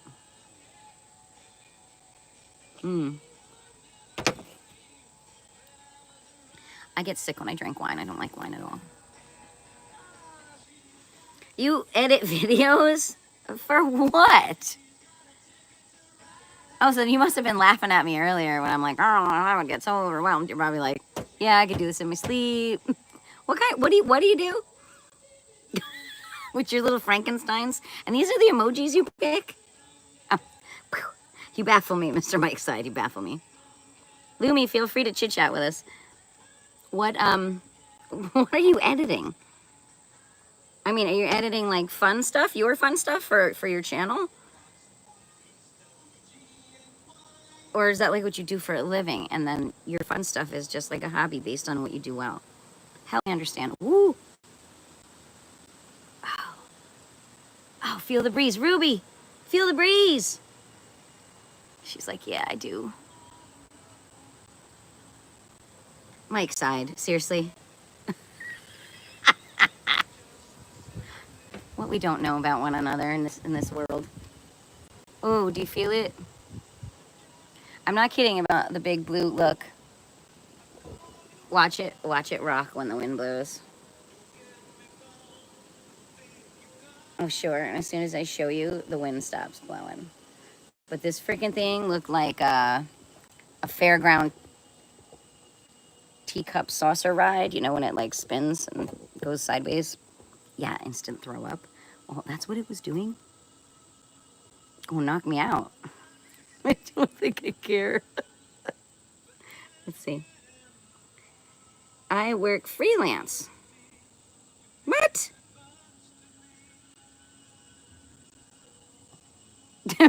Can you please help me do a better job? Wow, what a cool job you have, I guess. My sister's a graphic artist. Well, when she's not doing the stupid shit she's doing now. No offense to what she's doing now, but she was amazing at what she did. But I don't think it included editing. I do have another friend who does all music. He's a music producer. He does like, at least if I'm correct in saying, and you can correct me if I'm wrong, you know who you are, writes jingles and commercials and such. And you hear his voice all the time, but you wouldn't know it. Like you hear him, you know. Anyway, he does some pretty cool stuff. But he's in the city.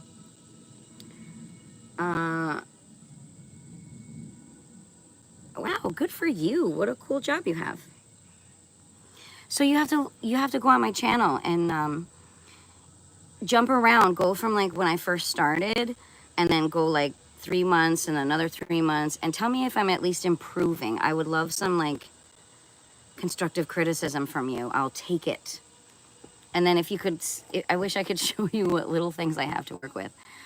Somebody's controlling everything, really. I don't have much, you know, like there's every once in a while I accidentally hit one of the things on the side, the one that has the running words, and then I can't get it off.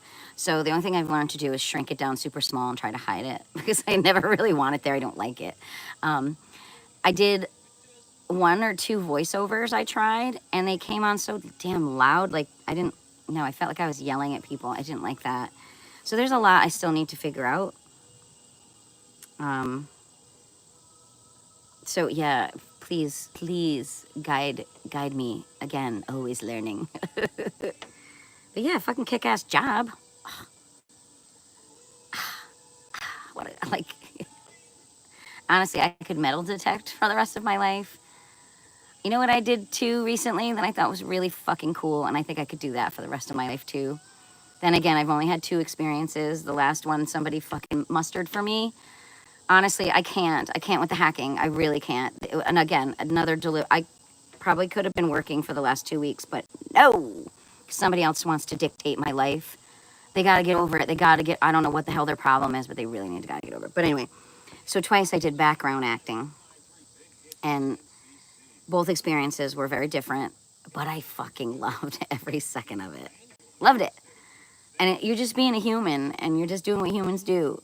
But you're watching an entire production go down.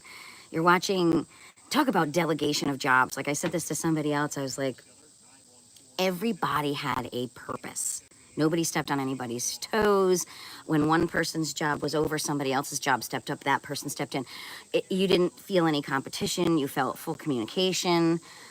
Even when like weird shit occurred, they problem solved like phenomenally. Like, I don't know. I mean, I don't really have a thing about actors and actresses. They're just people with cool jobs. Like, I don't have that starstruck thing going on. Musicians are the same thing. They have I think they have an even cooler job because they get to make their own fucking music. Like, I mean, actors are cool. You have a little bit more responsibility than a musician. Musicians are just living what they're doing. Um, I have no musical ability whatsoever. So I do sing, but I don't have any idea what the fuck I'm doing. It's just from singing with little kids in the classroom. So I'm comfortable with singing. I do karaoke. That's it. Around the corner at one place. I've never even done karaoke anywhere else. So that's it. That's my big hoorah. But I loved it. And I think that I could do background acting for the rest of my life. I could do whatever. I just think it would be super fun. I mean, they were really long days, but they flew by. You meet people from all different places with all different levels of experience. The first one I went to, I met the nicest people. Like, I sat at a table with four other women, and just listening to them talk to each other, I really loved it. And I met a couple other funny people, and a really funny guy every time he walked past me. And I've been watching. He said he was a background actor in, oh my God, this is what happens to my brain. It's one of those police shows. Oh, fuck. It's the one, I don't know. It'll come to me probably after I get off here. But anyway, he kept, every time I walked past him, he's like, I'm on such and such. And I'm like, he's like, you should watch, you'll find me. Oh my God, I tried to watch. I didn't find him anywhere. I believe him. I'm seeing it now. I'm seeing the main actress. This is what my brain does. Like, it'll piece together bits and pieces. I'll probably hear an entire dialogue from the show. And then eventually the show's name will come up. But my brain is a little wacky sometimes with that. Keep being yourself.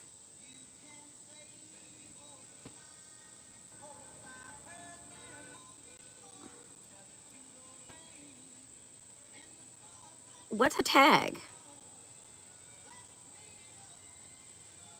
Oh, you mean, well, I put hashtags. Somebody already told me that a long time ago. And they're usually, I do that. But am I supposed to put it somewhere else? Yeah, check it out. I do most of that, I think, what you're saying. And as far as being myself, listen, I don't know unless I guess somebody gives me a role and I have to portray someone else, I think the only thing I'm really good at is being myself. But I think I would totally go for it. Like, the background acting isn't stressful. Like, you're just a part of the scenery. You're a part of what's going on. You're part of like, I don't know. I really loved it. I loved being able to see how the cameraman works, and I get it now. Like, I totally picked up exactly on what they're doing and why they have to do things from 6 different perspectives, and sometimes with the blue screen, sometimes with the actors, not the actors. Like, I can only imagine the editing process that goes on for a movie, you know, with all those different layers and things that they have to do.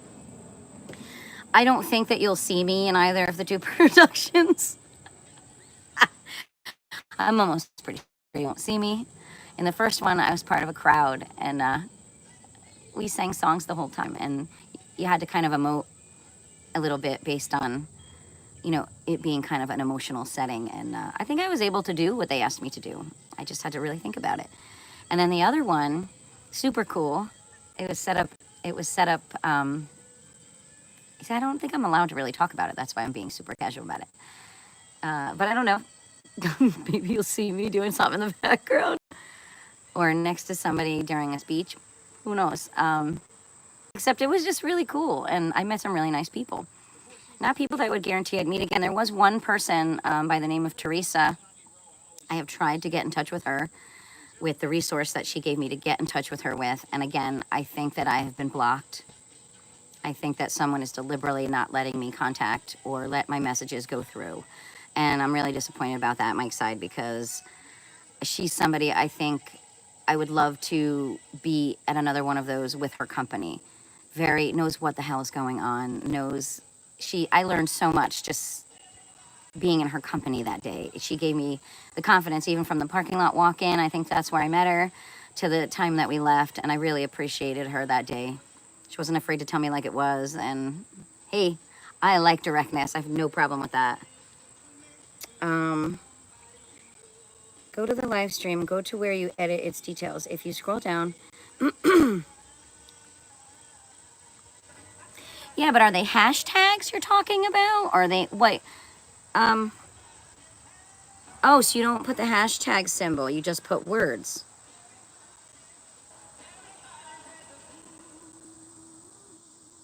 Okay, so I don't think I've ever added any information there, but it is, you can click on, you know, like at the bottom of the screen where there's a short, and if you touch one of the hashtags that I put after my title, that's usually where I put them. Someone told me to do that a long, long time ago. And if you touch on one of them, it takes you to the section in YouTube Studio, I believe, where the song you used then gets So is that who's stealing my stuff? Somebody who's advertising for music? Now I think I might know who might be a part of this, unfortunately. Now listen. Mike's side, I think you might have just like, Mike's side, thank you.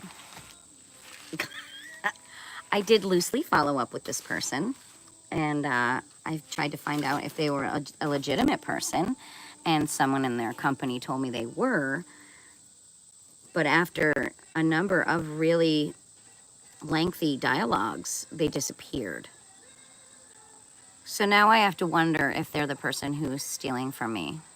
Mike's side, making myself a note.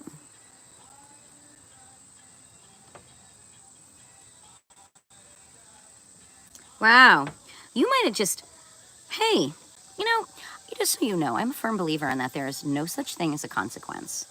Zero. And even when you don't know why something is happening, just trust on the process. Trust the process, I keep telling myself. But little nuances of conversations and subtleties. Who knows, maybe I'm supposed to move to California with a truck driver.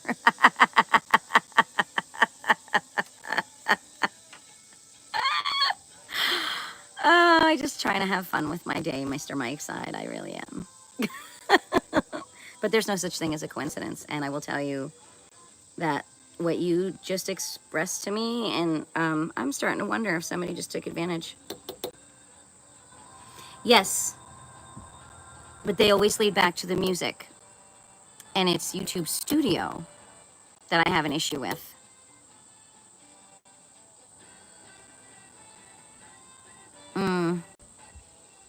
Hi, Nelly. Yellow dog came out. But, yeah, Mike's side, ooh. Ooh. Okay. I'm just gonna make a little mental note and a little pencil note. I love notes. I like to take notes.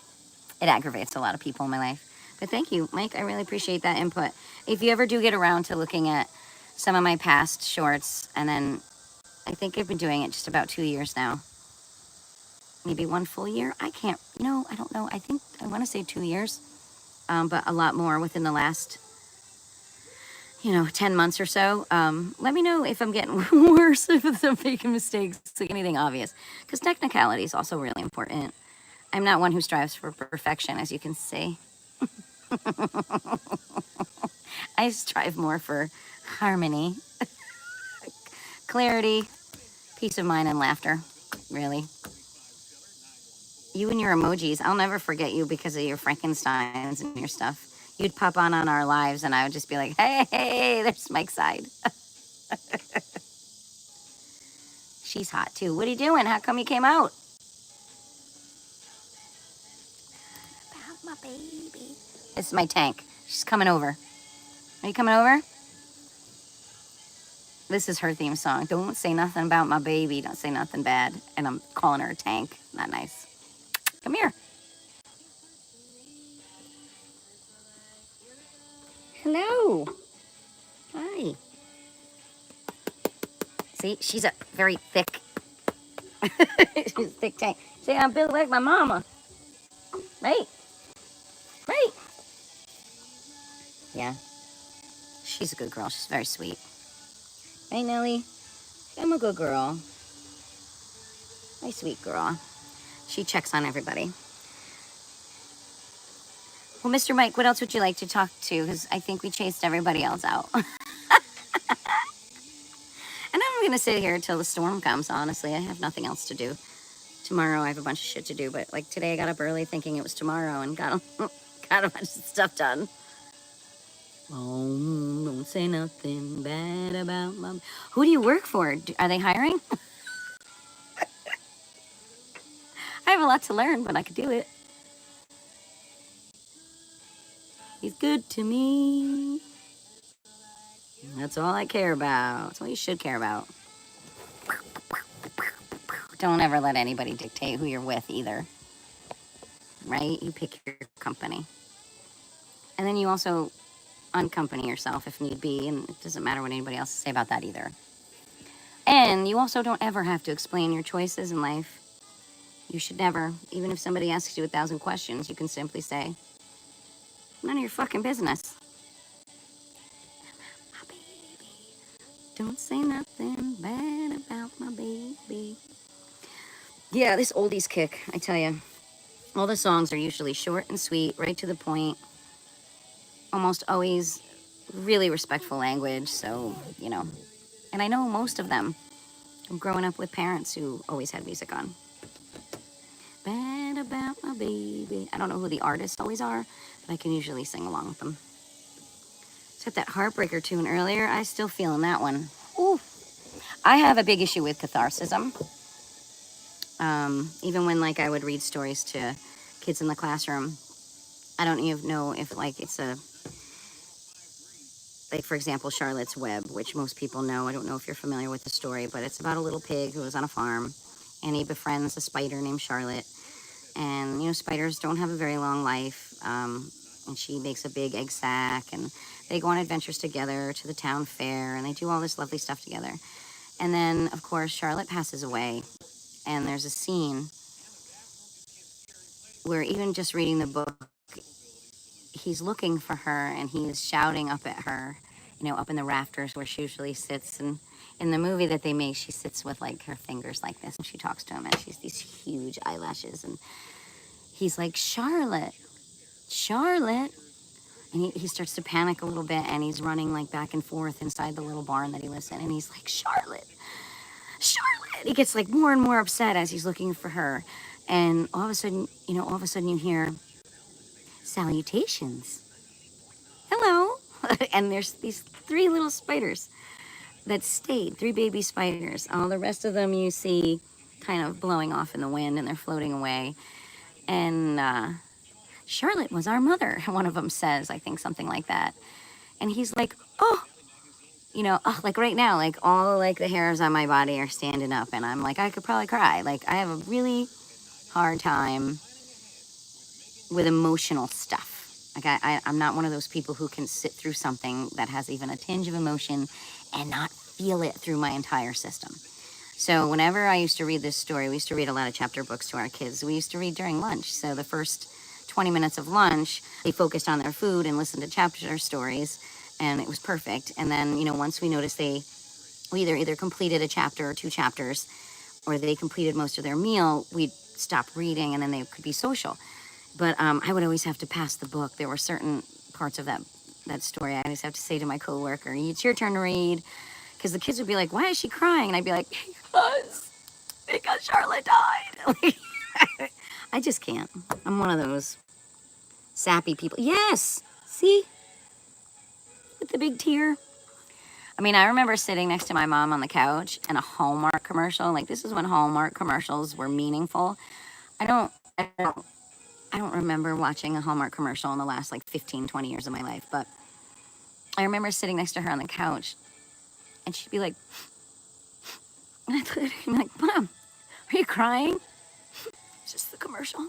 Like, so whatever it is, I know that it is definitely genetic, you know. I know it's genetic, but I think it's something that I could probably utilize as a background actor. I think it could be a skill, like a good skill for me. Except I really hope that it gets problem solved. There's a company trying to help me figure out why certain communications didn't go through, and I don't know, like it was legitimate. I got paid and everything, so I'm a little unsure about the mix-up. And like I said, I missed out on a job here locally, the next town over, which is breaking my heart. I'm not really a confident driver. So to ask me to go somewhere I haven't been, you know, longer than like a 40-minute drive is like scary to me. So I was really jumping on anything that was close. And, you know, I got to go to Beacon a little while back, and I did a good job. I was really proud of myself. You know, when you get older, you know, things aren't always easy if you're not rehearsing them, but I did it. And this one I would have done too, another area that I'd never really driven to, or maybe driven to once in the past. But I was all for it, and it was like consecutive days. I was really hoping for that experience. Yeah, bravo to the person interrupting my life. Good job. You know, as far as I'm concerned, that's just one more thing I can add on the list, right? I don't like mean people. I don't do well with mean people. I'm really good at, you know... Ooh, did you hear the thunder? Nellie did. Her ears are perked up. It's okay. Is that why you came out here? When I said sensitive, this dog will tell you a storm is coming 2 hours before. Like, the sky can be bright blue and sunny. Everybody's happy, and this dog will start to pace. And within 2 hours from that initial pacing, we'll have a horrible storm. So she is so in tune to that ubiquitous, ubiquitous, oh my God, I don't know how to say it. Ubiquitous, shit. Say it. Ubiquitous. Mike, ubiquitous, yes, thumbs up. Weather phenomena. That is what she's sensitive to. It's all around us all the time. Not a lot of people pick up on atmospheric changes, or, you know what I mean? This dog picks up on everything. When it comes to ubiquitous, oh my God, I can't say it. Okay, I'm not gonna try again. I said it right once in there. Anyway, she picks up on all that stuff. You're one hell of a positive dude, Mike's side. I really appreciate you popping on today. I love it. How did you even stumble across my live? Very cool. Can I can't type, can I? Into the description? No, I can't. I don't think I can. Oh, maybe I can. Maybe I can. I don't know this song. Or maybe I do. And she is sitting next to me on my... Her ears are out. Oh, you do. Let me see. Maybe I can do what you're telling me to do right now. Maybe we can be on-site learners. I love it. Well, let's see. Oh, yeah. And you know what, Mike? Maybe we can talk on a side note. No pun intended to your name. Started getting the shorts and lives popping up on my feed. Cool. I mean, disregard them if you're not interested. Usually it's like, lately I've been hanging out in my garden. I have a snake who I hang out with now. He's pretty cool. The other thing I want to ask you about, I think I put it on. So for example, I'm going to show you this, Mike. So this is today. Okay, see this kind of information? Okay, well, those numbers, like the 49 and the 77, over the last, I'd say 10 months, have ranged up to 139 or 140 something, I think was the highest valid public shorts views. And anywhere from like 2,000 to 6,000 were the watch hours for the 365 days. And that 49, like, I think that's the lowest that number's ever been, but it literally changes drastically across the months. But 4 months ago, it was 129 valid public shorts views. Okay, whatever. Shouldn't those numbers just consistently go up instead of down? Isn't that a pretty damn big clue that somebody's fucking with my channel? Mike, I mean, just quick question there. When I say, like, I have legitimate proof that this doesn't make sense, and this is through clearly the YouTube studio. Your emojis crack me up. Not an emoji fan, but yours crack me up. So let me show you. Let me just show you like an older one. Oh, this is from Hair, the musical. That's what that chatting was at the beginning. So I'll go back to like 224. And yes, I was doing them in October, I'm pretty sure.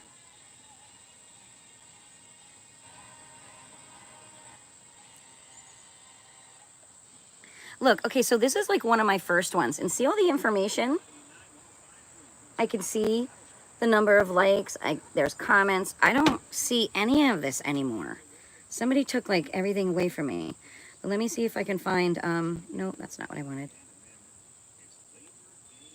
Go back. Let me see if I can find another one of those informational. It's mirrored. Let me flip it over. Oh, can I alter that so it's not flippy floppy for you?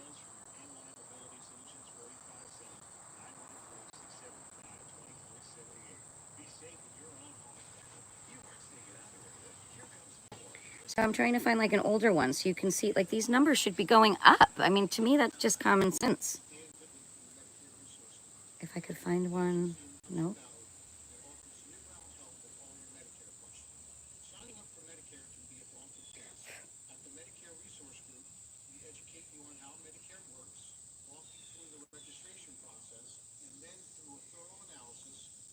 You have to look at my gnome videos, Mike. These might make you laugh. I did a really, I've been having fun with Halloween. I had a little voice and everything for that character. Super fucking fun. Come on, I have a fly. Okay, I want to see if I can find you a it's mirrored. Commercials, my favorite. My favorite.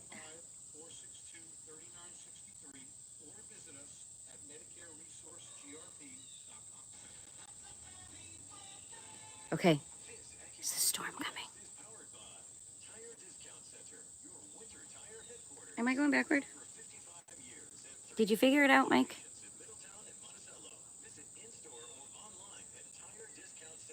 I'm trying to find another one of those because I didn't discover that for a while. And then once I discovered it, I was like, Oh, we're going to get some nice, cool rain tonight. Mike, do you think I should order a pizza? I can't believe you pizza for 3 days. That's fucking phenomenal. I would like set out to do that just for fun. I love pizza. All different kinds. Oh, this is the doctor that I don't have. Oh man, what is that? I can't.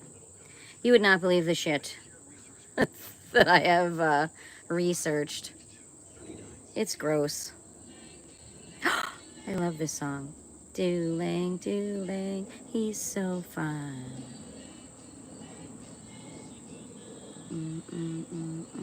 That handsome boy over there, the one with the wavy hair.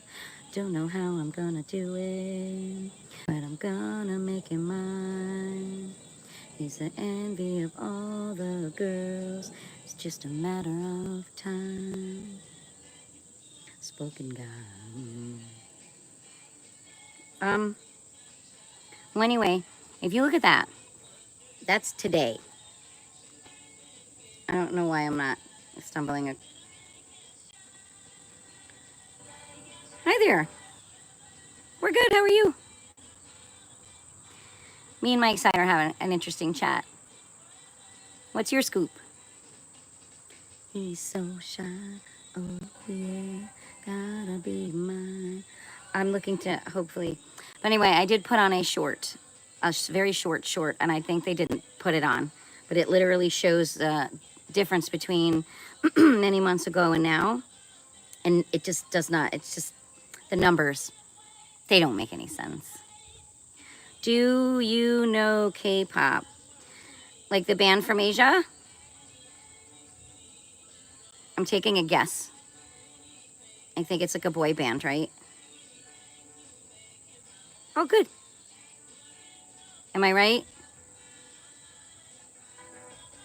If I'm wrong, I'm sorry. I'm also 50. Yes. Is it boys? I think there's one that always is always going through the shorts that everybody's in love with because he's very handsome. But they always seem to focus on one of them. Oh, okay. I think that I maybe. Is there something that I should know? We're learning here, Mike Side and I.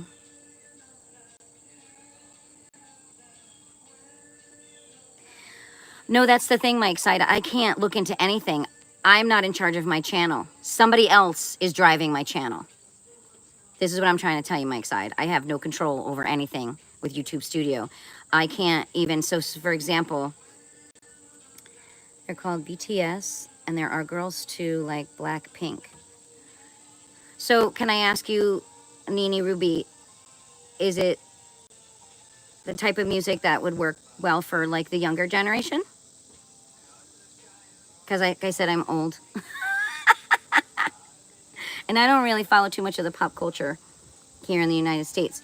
But yeah, Mike's side, somebody else is driving my channel. So for example, there's no way for me to even ask somebody to I don't run my channel. Somebody else runs it. All I do is provide content. And I think these lives are the only thing that they can't control. But they can make them disappear if I upload them. So Mike, I'm telling you, there's something really fishy going on here. I don't have control over my channel. I don't get to dictate much. Older people can listen to. Yeah, I mean, I do like a lot of the younger stuff. So give me a band and a good song recommendation. And when I get off here, I'll have a listen. There's always time to put music on. We did get fairly familiar with a band called Bandmade. And I want to say they were from Japan. Do you know them?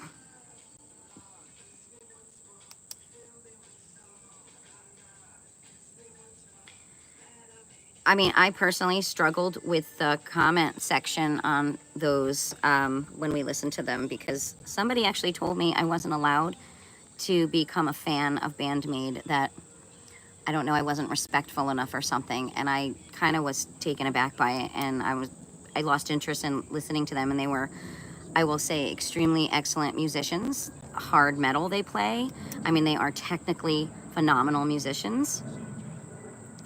They were dressed kind of like, it looked like maids, you know, even though they're, you know, like cutesy type like maids, but they said they didn't play like the feminine role. Kind of hard to ignore how they were dressed. But technically, I mean, their musicianship was phenomenal. I just had a hard time because we couldn't even ask a question without getting trampled on by the people in the comments. Like, you couldn't have a genuine interest in the band. So it turned me off to listening to them.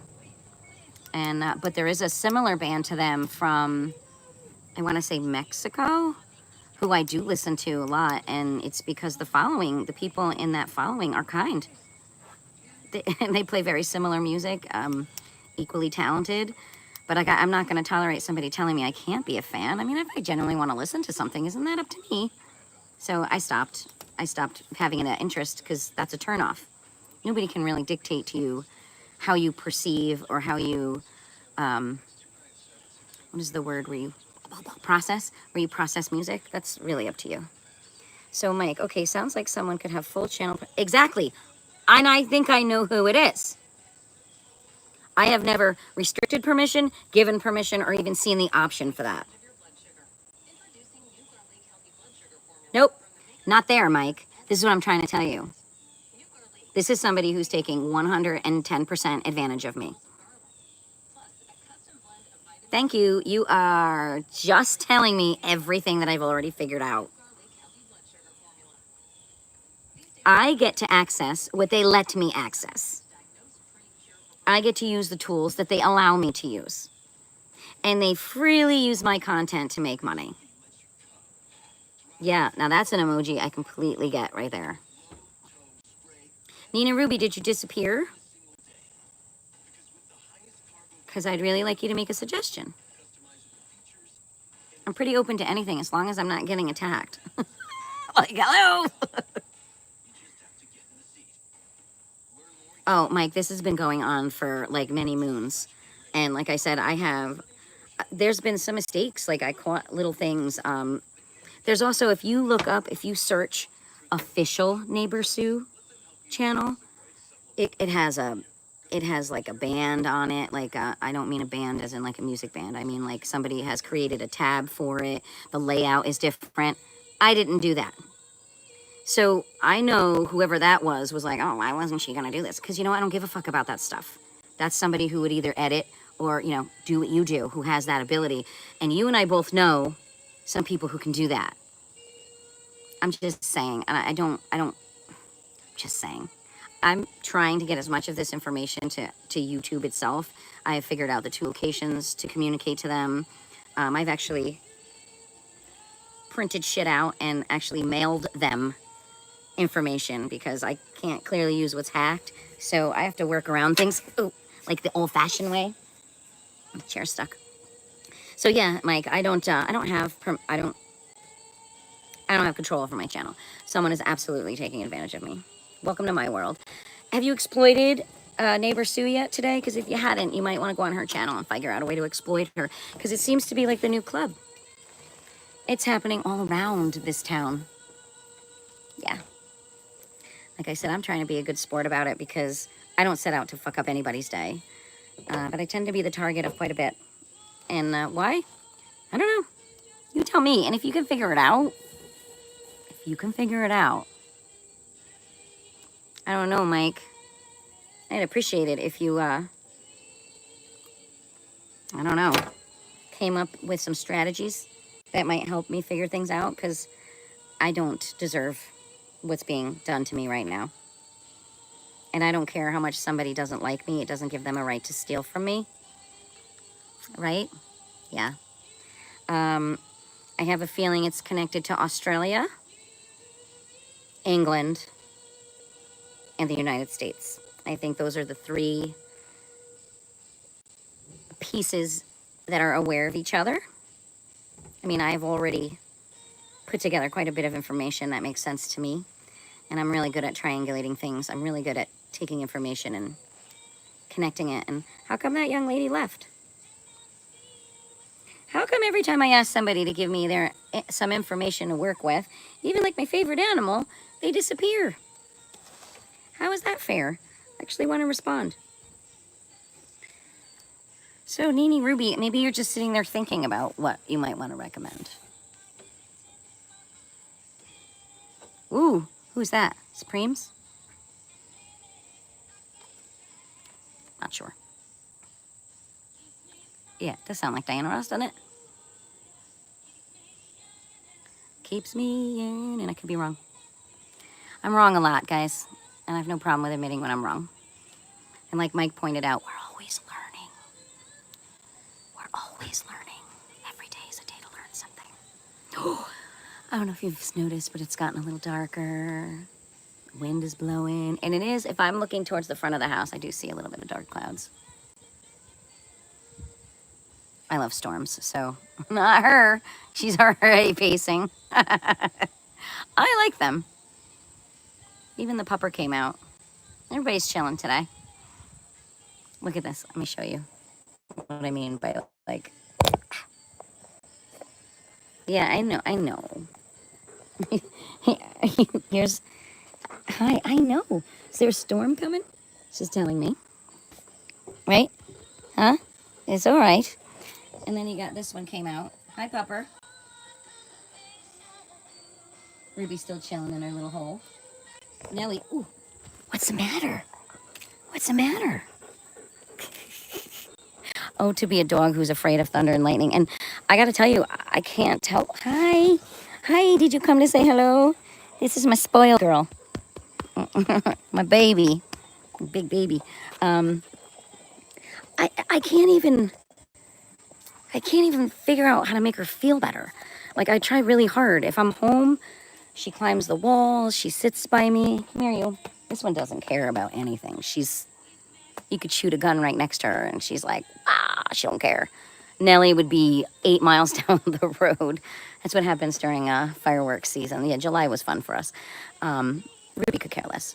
It's just Nellie who worries. Well, Nellie, I think Ruby was supposed to be a duck hunting dog, so she can deal with noises. The puppy can deal with noises. This one here? What's happening now?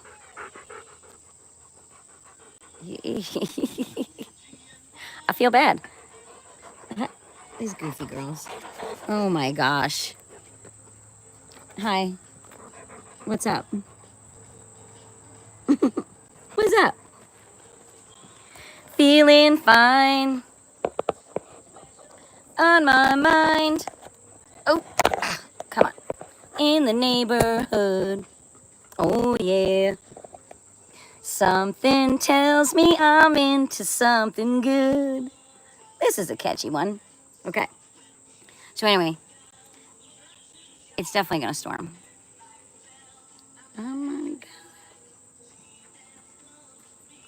Like I knew she would. So yes, Mike, you have really pointed out the obvious to me in a sense that, what is that? Ooh, are you showing me something?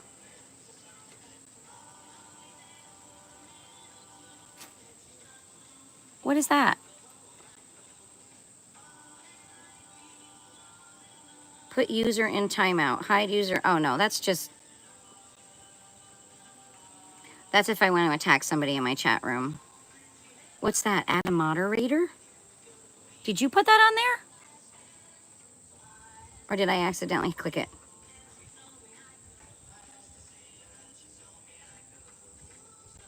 I don't have enough people in my chats to worry about that. I'm lucky that I have a few conversations, and what's super cool is like, there's a handful of people who come back and chat with me, which I absolutely love. But I don't think I will ever have to use those. It's just me, and I don't know how often I'm gonna chat when I'm back to work, because there's no way in hell I cannot work. I mean, I like being home, but I'm not like a housewife-y type of person, unless I have a lot of shit to do. You mean the crown with the number 1? No, that just means... No, I already know what that is. I opened up something else. That just tells me you have the most chats right now. I'm guessing you're wearing the crown. Your crown number 1 is my guess. But anyway, I don't know why they do that. Can't they just, like, stop making people compete with each other and just let people be normal? Like, I don't even understand why these kind of chats have to have the pressure of, like, being first, last. Like, can't people just interact and, you know, go on about their day like you would in a crowd of people? Like, could you imagine somebody going around in a concert to all the people that are in a Giz show, right? Okay. And going around giving them a post-it. You're the first person who cheered, the second person who wooed. Like, why do we have to do that? Can't we just collectively enjoy our time? I don't know why everything has to be so competitive all the time. But anyway. Oh, there you are with your little crown. Me, I'd probably have the fucking jester hat on with the bells. Oh, this breeze feels so good. So anyway, so what I'm telling you is then that you do not have any experience with what I'm dealing with, because someone is absolutely has commandeered and is manipulating my channel. Somebody who probably thought I wouldn't be good at it or wouldn't be successful at it. Then they got pissed that I got better at it and that I liked it and I was continuing it, because a lot of people who started out being supportive lost it. So to me, I don't like that. If I'm your fucking fan, I'm always your fucking fan. Like, do you understand? I don't know. I don't know, Mike Side. You were super duper helpful today. You've earned that crown. Yeah. I'm gonna draw a little crown right here. But yeah, I'm really disappointed in whoever it is. Like, you know, that's one of the reasons why people don't trust people. Stupid shit like that. I have 3 people on a list, and I gave that list to YouTube, and I told them that they need to figure it out. They need to, because I'm pretty sure there are electronic footprints just as there are with paper trails and everything else. Okay? Like my content, how they retrieve my content, or, I mean, they have to be we have to be binary. We have to come from 1 and split to go to 2. So they have to be able to figure out who the fuck it is. There's no way they're going to get away with it for very much longer. That's why I was like, I wonder how long it takes for YouTube to figure this shit out. But I recently sent them a package of a bunch of stuff, and I have to have faith because I don't think YouTube Studio wants people thinking they don't care about their content creators. It looks like they're constantly trying to update stuff, offer new things. They try to communicate. I mean, every time I open up my analytics page, there's new stuff on there to read and learn about. But I gotta tell you, they make it impossible to problem solve. You know, they make it impossible. And this is not somebody who is just hacking in my system. This is somebody who is controlling my system. Thanks, Mike Side. It's been really helpful talking to you about it because... Hey! It's La Bamba! Gracias.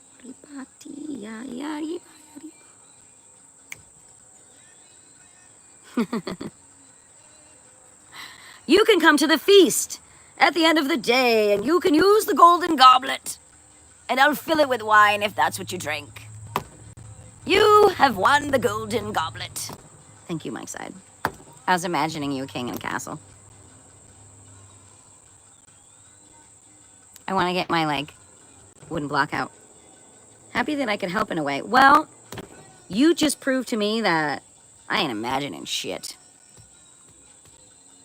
I mean, I'm glad that you've never had to deal with any of this with regards to your channel. But I gotta tell you what. I'm not gonna be nice when we figure out who it is. Because it's gone on too long and it's really not fair. And if they have been making money off my effort, that's not cool.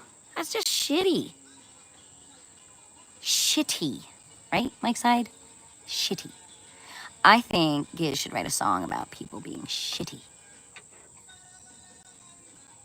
In an ubiquitous kind of way. I'm just kidding. Hey, everybody dance. Let's make music. I think that's what this song is about, right? Ooh, I hear a little thunder. I'm feeling my dog by my feet. I feel bad. I can't make her feel better. Anyway, what else was I going to show you? I forgot. I thought I had something else to show you, but I don't think I did. That's the other thing about oldies music. It's hilarious. It's happy. They knew what they were doing back then. They know what they're doing now. Like that young lady, Nene Ruby. Where'd she go? Old people can listen to it too. Aw, she made me feel so much better. There was a girl in one of my chats who was like, you remind me of my grandma.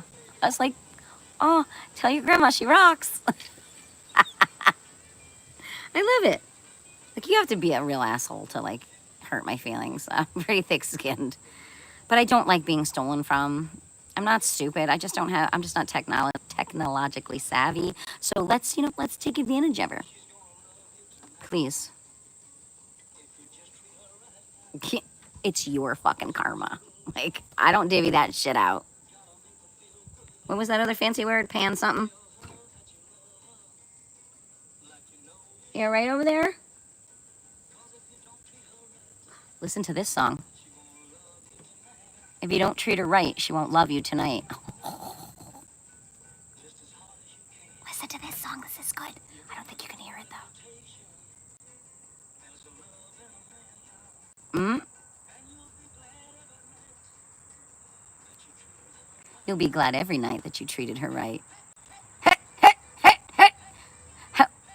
What? You don't need to put any more words in that song, do you? You're just having fun. All right. Who thinks to do that? And then it works, right? With the horn section. Come on. Do-do-do-do. I don't know. People are fantastic. Creative people are fantastic. Conversations are fun. We all need that Oh, did you put it there so I would have to read it?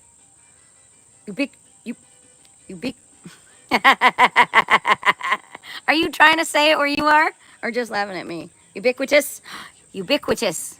I have to read the QUIT as a solid chunk. Ubiquitous. Yes, yes. It should absolutely be chilling and talking. Yes. Uh-oh. What are you chewing on over there? You got, oh, no, no. No, where'd you get that? Where do you find this shit? Don't chew that. Nah. Whoa. Can I have it? Give me that. Give me. Where did you get that? Where did you get that? Here she's chewing on a big wad of brown paper towel. Go get the rest of it. Come on. No. At least she brings it to me. She's such a good girl. Typing and falling over here. Yeah. I knew it. I knew there was something fishy going on there. Ubiquitous. A little easier when you say it slower.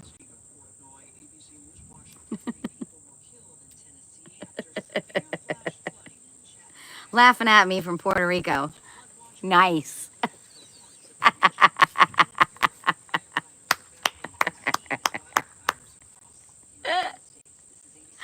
I think that's funny. I'm so sorry I wasn't at Forest Hills. I would have loved to have met you. I don't know. I really hope I get to see that band again. I hope I get to see, I hope I get to see a few. What did I see last? I watched my niece in a production of Oklahoma, which was absolutely adorable. They were wonderful. I don't know. I haven't seen much live music in the last couple months. It's breaking my heart. So, like I said, my whole world kind of went upside down because other people just want to take control over things and they really shouldn't be. So now I'm in the shrapnel end of it all, I guess. I mean, I'm hoping something gets sorted out here. Let's see. I was agreeing with that. I too am trying. Oh, oh, that makes me feel so much better. That's awesome. Well, I'm going to assume, and tell me if I'm wrong, but you're bilingual, yeah? I imagine you speak a very beautiful Spanish too. Which means you, if I'm correct, you should be better at sorting out words. See? Yes. I know a little sign language. That's great. Lydia. OMG. Hi. Why are we OMGing? Hi. Everything's good by you, Lydia. Mike Side and I are trying to pronounce a word, and it's kicking our ass, but we believe it's fuck. Ubiquitous. You should try it.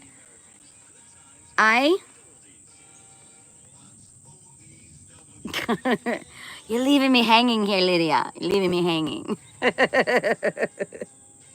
Oh, shit, Mike Side. That was really funny. I'm so glad you're doing that over there by you. I can't be the only one struggling.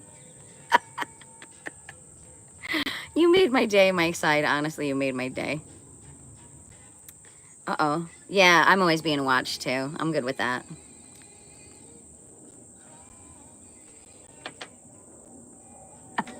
Super good with that. I'm over it now. The being followed and stalked and stuff. I would get out of my car at the parking lot at the local, well, a store where I used to where I get my dog food and stuff. And there would be somebody in this car videotaping me, and somebody in a car opposite that person with a camera. They're videotaping each other, videotaping me going in. Somebody was taking pictures of me while I was walking around, and I'm like, what are you doing? He's like, taking a picture of the jacket that's hanging behind you. I said, then ask me to get out of the way, liar. Like, I just kind of giggled at it. But I don't know what that was all about. But then again, I'm just getting used to it. I'm getting used to people fucking eyeballing me. At least now in this life, though, I'm just not as svelte and as fucking sprayful as I used to be. So I don't think it's as exciting as following around somebody young and fit and all that good stuff. But anyway, what are you saying here? What happened to Lydia? She said hi and then she left. Aye, aye. Are you a pirate now? We had the best game, and it was called the pirate game in the classroom. You had to name something. It was all about nomenclature. So, for example, if we did it with the puzzle that showed the 7 continents, you had to be able to name the continent, and you had to say, I'm a pirate, and I'm going to steal Antarctica from you. And if you could actually name the puzzle piece, that student had to give it back. Now, granted, these are 3, 4, and 5-year-olds, so we had to make things fun. And I'm telling you, by the end of this game, the 2 or 3 kids who joined who didn't know all 7 continents walked away at least having 2 more under their belt, because we got to laugh so hard. We got to take turn being a pirate, take turn stealing something based on our knowledge. And if we didn't name it correctly, I mean, the whole point is, hey, what do you got now? Oh, you can chew that. I apologize. Go ahead. Chew your heart's content. Go ahead. You can have it. Thanks for showing. She's so good. Uh-oh. This is my storm song. Darkness, my old friend. You again. Softly speaking. I was creeping. I say creeping. He says sleeping. Planted in my brain. Still remains.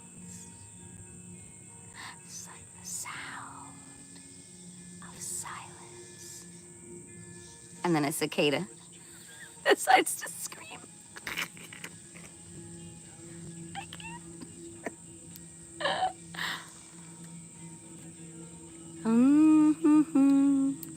I wish you could see some of the sky behind me. What's going on? Lydia, do I have kids? No? Oh, you're giving me a stream name? You would consider these real conversations? You're so delightful. Lydia, I was a Montessori preschool and lower elementary teacher for over 25 years. And for the last 8 or so years, I have worked with special education students as a subordinate support staff. I don't know if that makes a difference to you. So I nannied also for 14 years a beautiful, beautiful, beautiful child who is now a stunning and successful young lady. And even she struggled as a child. So it was a fantastic challenge for both of us. And I'm so proud of her. I think she could conquer the world now if she wanted to. I'm not sure. Why did you ask me, Lydia? I mean, I'm very familiar with children. I'm just not a mom. I hear raindrops on my umbrella. I hear pitter-patters. Oh, silent raindrops fell. Did I tell you about the coincidence thing, Mike's side? All day long, I open my mouth, and something around me says the same words, if not the other way around. Constantly, all day long. All day long. Literally, raindrops, raindrops. Ooh. Ooh, can you hear the thunder? Look at Nellie. Look at her behind me. What did you hear? Yeah, she's gonna start like chomping and licking her lips and probably whining. I hear it, baby girl. I hear it. Is it coming our way? Oh, pitter patter, pitter patter. Here's the problem though. The sky right here by me, I might have to investigate. I see some darkness like way over there. I do hear some really good thunder, but it's that way.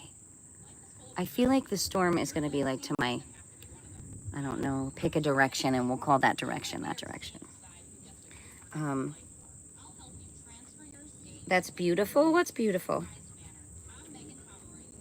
I like that. Streams could be called real. Do we want to use the word real? Because I mean, you're going to get exactly what you're going to get. Real conversations with neighborsue. So what do? Do I write that in my, where do I put that? In my title? Should I like numeral uno them so there's a sequence or something? Honestly, there's a few that I have up right now, and it's just, I have seriously been venting a bit. So that haven't all been this pleasant. Lydia, please explain to me why you asked me if I have kids, honey.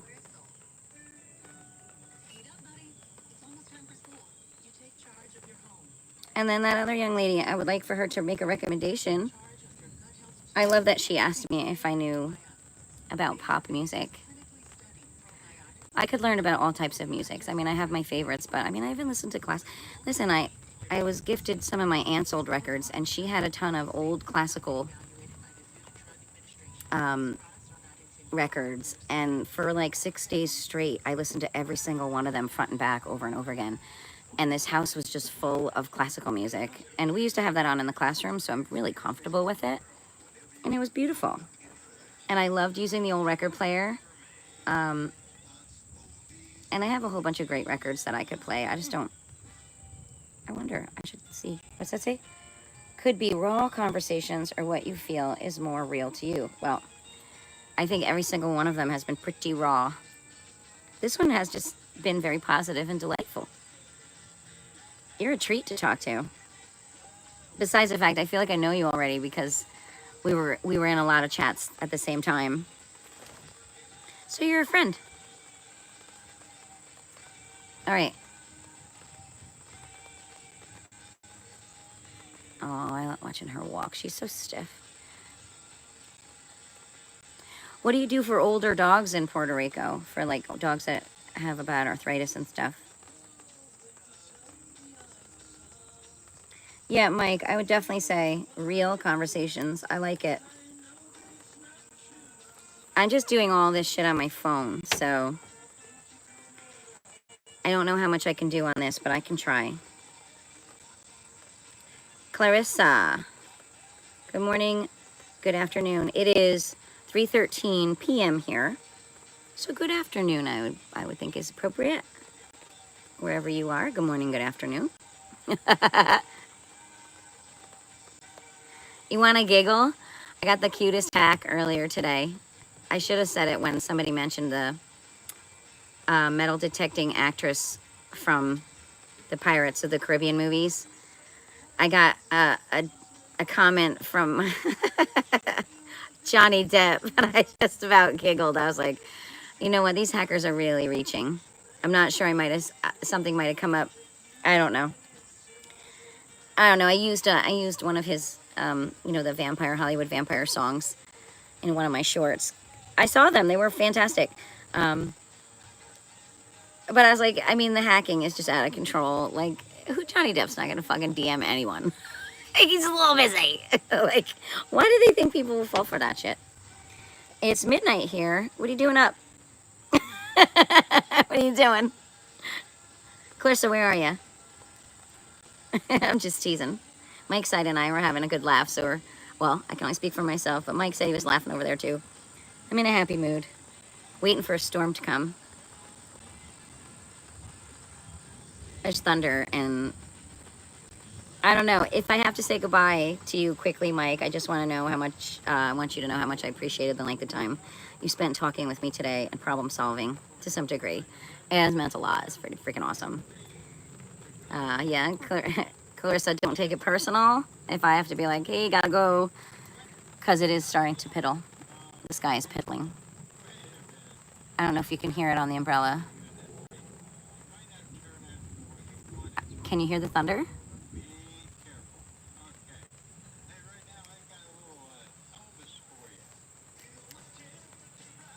That's Elvis. Nellie's behind my chair. I can hear her panting. Except I don't know. I don't think it's gonna get yucky here. I don't feel any wind either. I think I'm at edge. I'm at the edge. Super white over here. I don't know. I'm gonna hang. Oh, okay. I have a few people that I chat with. No, actually, that was Burma and Morocco. Those were the two places. Yeah, Mike's side. Hopefully, I don't know, like I said, hopefully we'll catch each other again. But if you could give me some feedback, I would love it. So be prepared for that the next time you choose to jump into one of my lives. This is all your fault because you could have just ignored it, but you stepped into my little real world, and this is what you get. You get a request for constructive criticism. And since this is what you do for a living, I would think you know what you're doing. And it's not you, right? It's not you. You're too busy. But you're right. Somebody could do this to me, correct? I don't know if you know enough about YouTube channels, but it could be happening, right? What we're saying here could easily be what's happening. What is that? Sunglasses? Yeah, really great talking to you. Your emojis, I've missed them. Like I said, I love it. I hope I get an opportunity to do that, all that stuff again. Just maybe under different circumstances with a better understanding of expectations and communication needs to be worked on. I believe so. I have YouTube support, and I don't want to say anything negative, but the first round of people who I reached out to were useless. No one responds to any feedbacks, even when I share screenshots. So I had to go the long route, and I had to go above everybody at this level. So I'm going to tell you what, if it's somebody who's working for YouTube Studio, they're going to get caught. Like I said, there's no fucking way they're not going to be able to follow these prints. What are you doing over there? Hunka burning low. So anyway, I'm going to have to trust that YouTube Studio gives a shit about their content creators, and they're going to put a stop to it. I mean, that's the only thing I can hope. I pray every day that people do the right thing, because I'm learning that there are a lot of people in this world who would just rather make money. Would just rather have money in their pocket. But yeah, here's the deal. If I come up with a real talk situation, I would like you to be on my committee of topic creators. You have to come prepared with some topics. Oh, little Neil Diamond. Yeah. She got a way to move me. Yes, yes, she does. Lydia, how is it there in India? Or excuse me, why did I call you Lydia? Why did I call you Lydia? Oh, there was a Lydia earlier. I apologize. Clarissa, what's going on in India? What's it like there at 12 o'clock midnight? Are you in a quiet area? Is it a summer season there? I like learning about other places. I learned a little bit about Morocco and Burma, which I thought was really cool. Both the people I spoke to are younger than me, so I got to learn a little bit about their social scene. And a little bit about Islamic religion. I love that people are different all around the world. As long as we're not hurtful, it's okay to be different. If being different creates a scenario where you're hurting somebody, then I don't want to know you. But if you're kind-hearted, we're good. So we lost her too, Clarissa? Sorry. I thought maybe you would... Cute? Thanks. I missed that comment. Yeah, for 51, I think I still got it. No, I'm just kidding. You know where I need it? I need it from like here down. Here's where I need it. I need an uplift. I need an uplift and like a big eraser. We could like find the shape I used to have somewhere under here. Mike Side, you're much younger than I am, I'm pretty sure, right? You just say you were in your 20s. Trying to remember all the things we learned about you.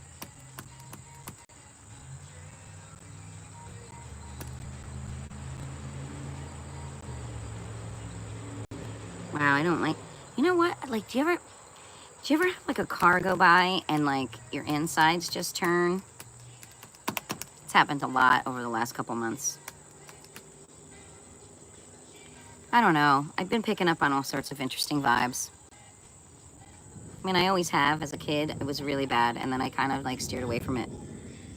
But as an adult, especially under stressful situations, I think it's all just amped back up again. I hear thunder. I'm a ding dong. Yeah, she's so worried. Except they're all outside now. Ruby, we're going to get a storm, honey bun. 10 years? Oh, you're 40.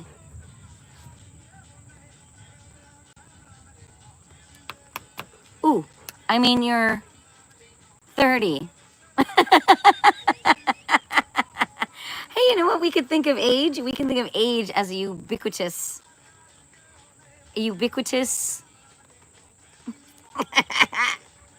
30s. Oh, look at you go. Well, I'm in my 50s, so it's my tier. Give me that big old blue tier. You don't, you're a baby. Man, if you lived here, you live closer to me, I'd be like, set me up with a studio. I'd be like, you better help me. Like, we could become partners in this crazy stuff. You like the ubiquitous? I'm going to say that word every day for the rest of my life till it rolls off my tongue. All right, you want to go? You want to be a partner? Let's do it, Mike Side. Let's do it. Well, I'll go to all Giz shows with you. I'll travel with you to go see Giz. We're going to follow them on tour somewhere around the world. And we're going to pick up a few more things to go see. You might like Deer Hunter, too. And that's D-E-A-R, not D-E-E-R. Where did Clarissa go? I mean, I don't know why people say stuff and then disappear. They don't even engage in a conversation. They just flit and float. Ram-a-lam-a-ding-dong. These silly songs, those are some of the best songs from the 50s. These people were just having fun. Ooh, can you tell it's dark here? I don't know if you can pick up on the camera how dark it just got. It's like a looming storm. Woo-hoo-hoo. Woo-hoo-hoo. I can kind of be loud because I'm guessing all my neighbors are at work right now at this time of day. Woo. Wow, I wish I could sing like that. Yeah, who doesn't sing along with that one? I could be a radio show host. I think that's something else I would probably be good at. As long as I could interact with people. I remember when we were kids, like it was all about having the phone next to you and you could call in and they actually answered it. And they would have like games and you could win stuff. I don't know if they do that anymore.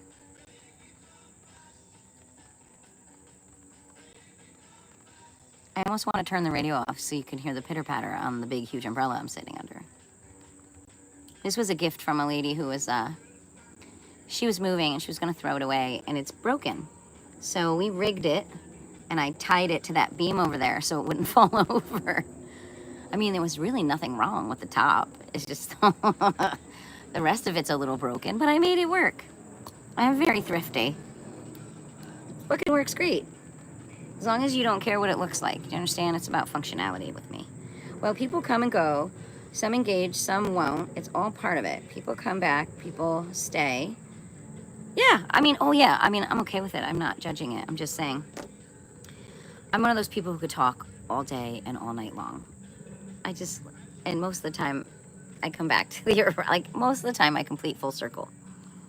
But I gotta tell you what, this crazy, what people would call like crazy talk, works beautiful when you're in a room full of 3, 4, and 5-year-olds and you have 4 different kids set up around you and you're giving 4 different lessons, you know, and you're observing and coming in and out of there. Like, it's a skill and it's something that Montessori teachers, I imagine, all have after 20 some odd years being in that classroom.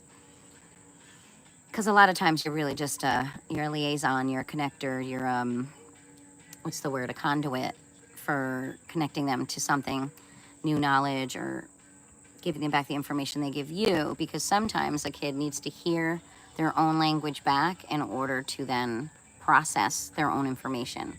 And that's why it's so important to have real life people in a learning environment, not just technology, because technology doesn't give you the human package. It might give you a computerized human voice. It might give you a visual. It might give you the visual and the computerized human voice together, but that isn't something that you can read emotions through or a confirmation.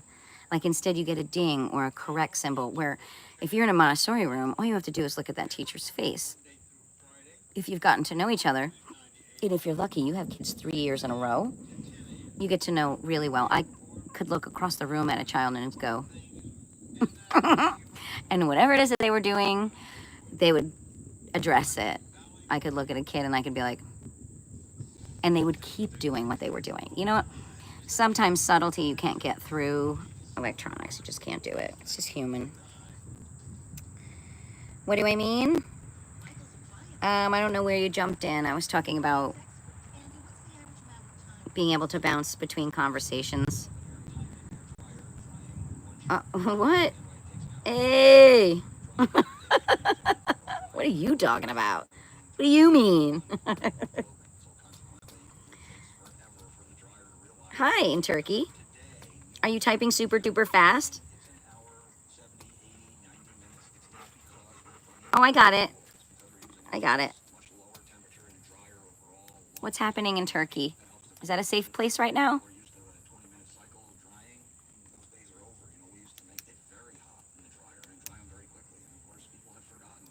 Most people are when given the opportunity and reciprocated by other nice intentions. But yeah,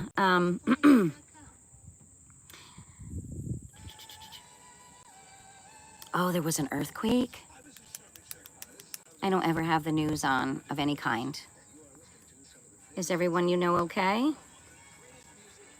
6.2. Ooh, ooh.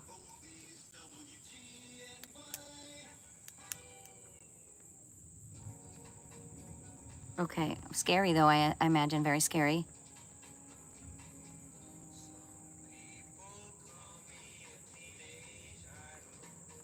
Mike Side, do you have earthquakes in Puerto Rico?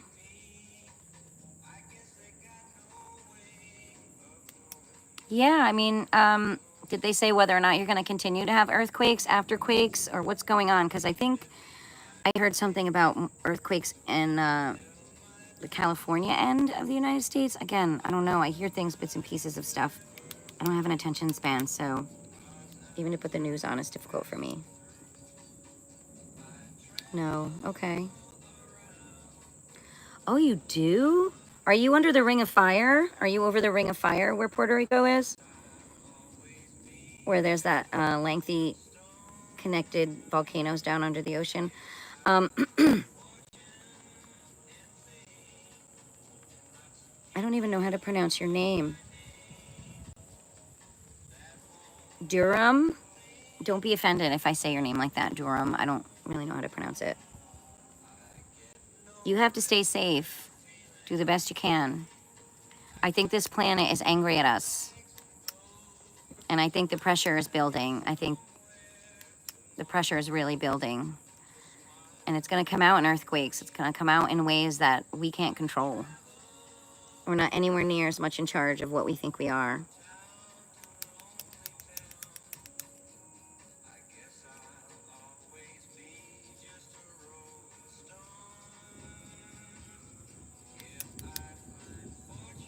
Okay, so then I imagine that you are going to pray for your safety and your loved one's safety, yes? Well, I'll put up a good thought for you guys in Turkey. We don't have any control over what this planet is doing. We've just aggravated it. We've aggravated it for so long. It's lashing out at us.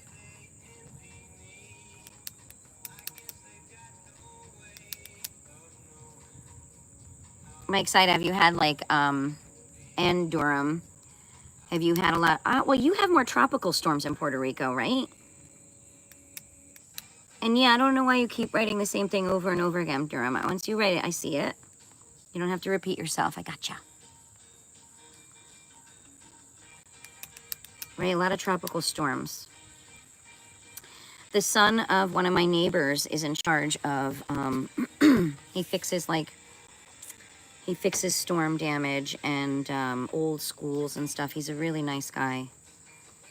He moved there a couple of years ago. He lived here for a bit, but they have a lot of family there. She goes often.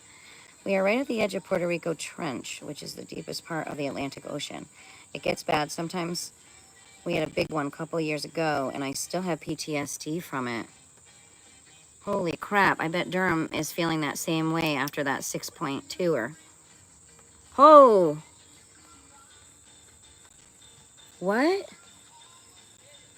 It felt like the sun exploded. What are you saying?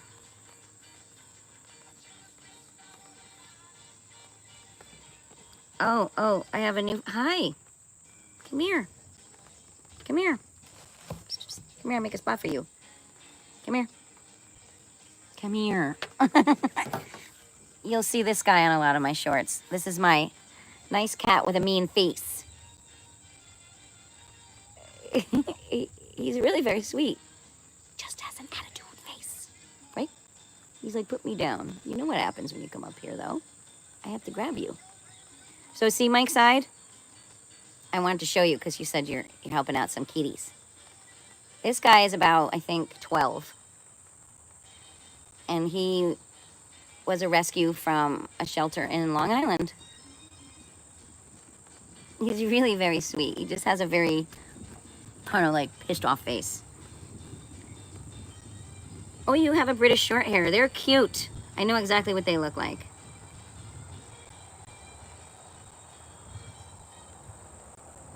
I had 3 cats. The other one I have that's still here is also a tuxedo, but he's a short hair. And he's only 3 or 4 years old. And this one puts him in his place all the time. But with regards to your earthquakes and stuff, that I think would scare the shit out of me. Hey, though, that guy wants to move to California. California, I think, has a lot of earthquakes. I think where I am, there was a few earthquakes over the last couple years, but nowhere near as crazy as you guys are explaining. And I didn't really understand what you meant about the sun exploding. If the sun explodes, we're done. We're all, bye. We're all gone. I mean, isn't that also one of the theories as to where the dinosaurs went? We don't know how many universes our cellular structure has been a part of. You know, we're a part of a piece of star. We're a part of life beyond us, life after us. There's so many theories. Like I said, its existence is the deity we need to be aware of. Just plain existence. 8.2 billion years later. Oh, are you saying this is a prediction? Oh yeah, exploding suns. Yes, Durham, I'm in America. And Mike is in Puerto Rico. See, that's what I'm saying. I think they're like, are they like old science teachers? Oh, it's really starting to piddle. I don't know if you can hear it. Girls, are we about to make a run? I might have to have my thunderstorm drill. It's not a storm to be afraid of. It's just a wet one.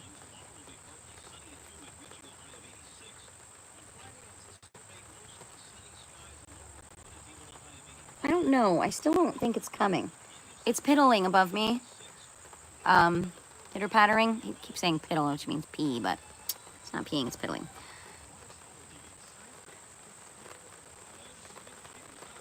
Ooh, can you hear it now? I don't know how much sound this picks up, but can you hear it? If I turn the radio off, I think you'll be able to hear the rain.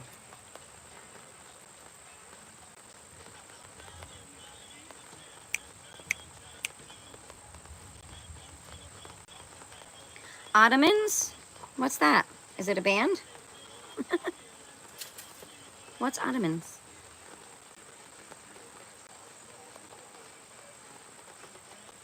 Here's where I wish I had a screened-in porch. Or a porch in general. A roof outside I don't have.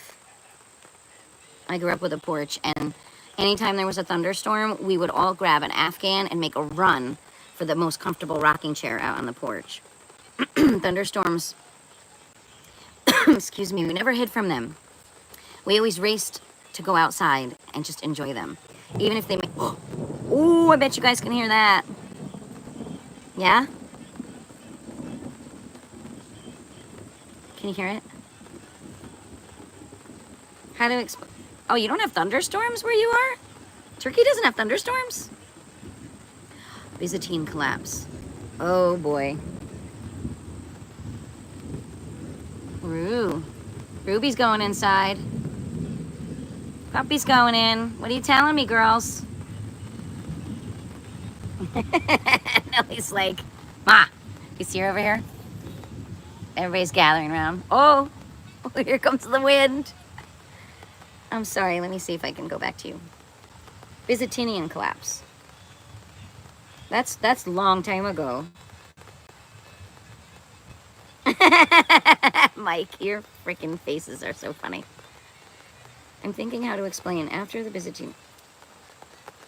So yeah, it's a Sikh shelter. I only have to go, what, 20 feet? $12.99.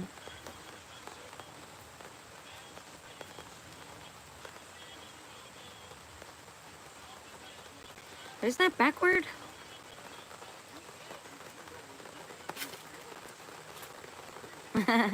I'll make it. Things will get a little, I don't know, like I said. Air feels like like all of a sudden it feels like the air is fuzzy. A lot of moisture. I'm not scared yet, guys. I'm not scared yet. I'm having a history lesson here from Turkey. Right, Mike? We're still learning. Are you paying attention?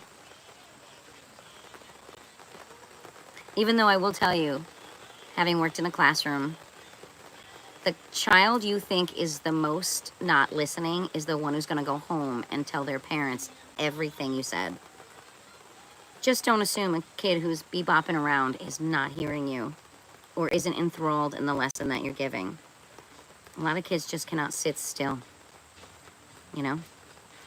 Freedom of movement, as long as it's not interfering with somebody else's ability to focus, should be allowed.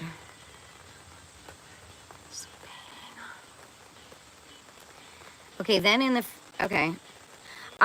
Listen, this is literally like history. Like, I can remember reading this in a textbook. Now I understand what the Ottomans are. My brain holds information and it's fucking packed in there so bad. They have 3 lands on Africa.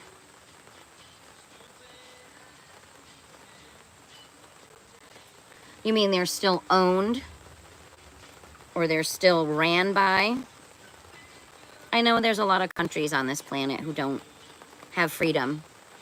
At least their freedom isn't harbored by the people who actually live there, and it breaks my heart. I don't understand how anybody can own anybody. Okay, keep going then. I'm trying to get it.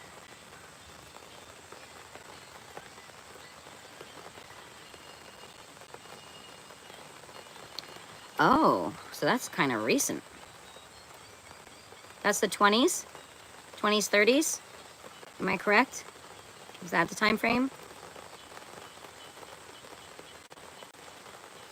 Terrible with history. They had land in the Balkans, Africa, and Asia. Oh, the Balkans are islands, right? Islands or mountain ranges? Oh, earlier. Okay. Oh, these are more like rulers. This isn't like...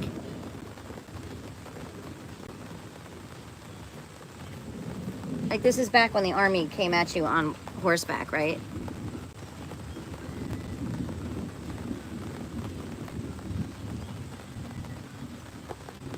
Ah, this is like 8th grade history textbook.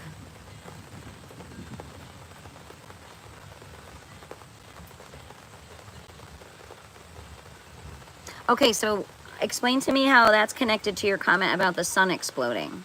Because that's where you kind of lost me when you made that connection. It was a theory that was derived from that time period? Question mark?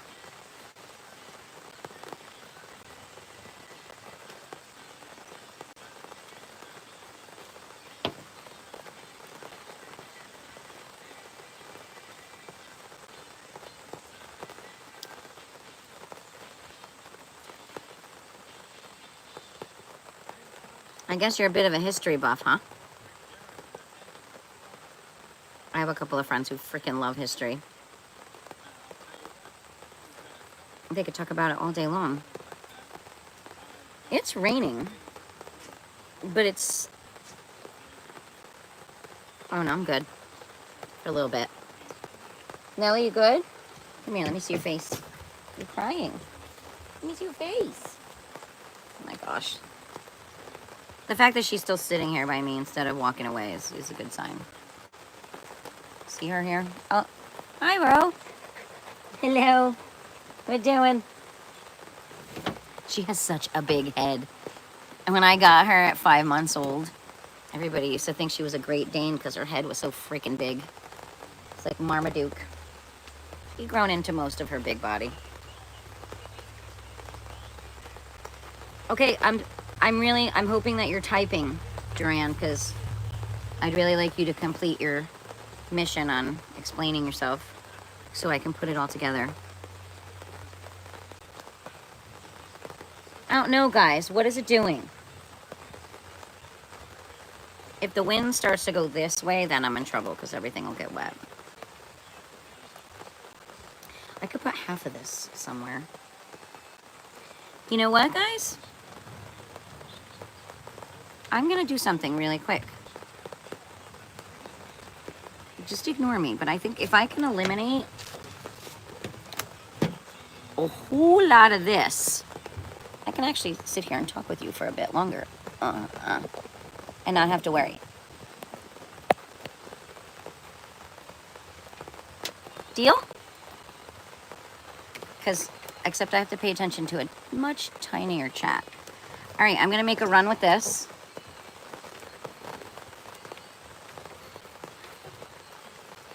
Boop. And then I'll be right back.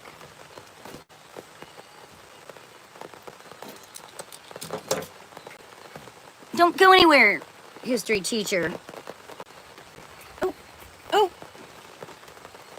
Which way should I go? Oh, this is a really nice, refreshing rain, girls. Where's that coming to later?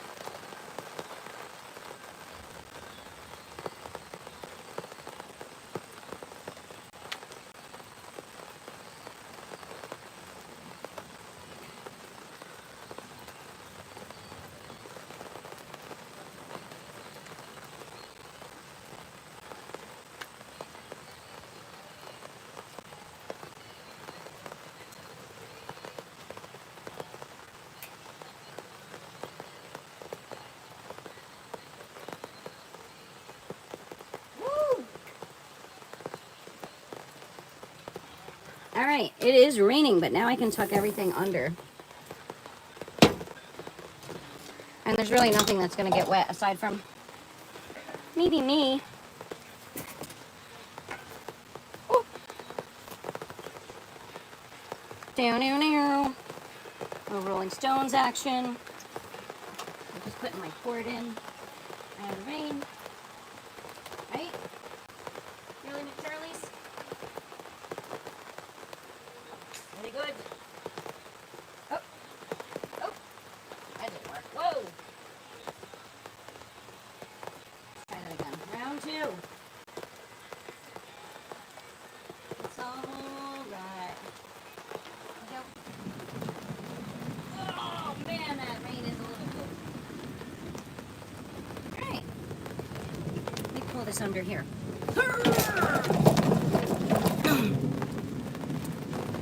Okay. If I can position myself under. All right. It's not a pretty view of the house. Here, we'll get a little tree in there. Are you still there? I lost everybody, right? Did I? Oh, now I have raindrops on my glasses. And dirt all over me from the All right. I might have to run real quick and grab something. But it's really beautiful and cool out here now, so I'm gonna chill. Well, my phone's got battery, why not? Why not? I got nice company.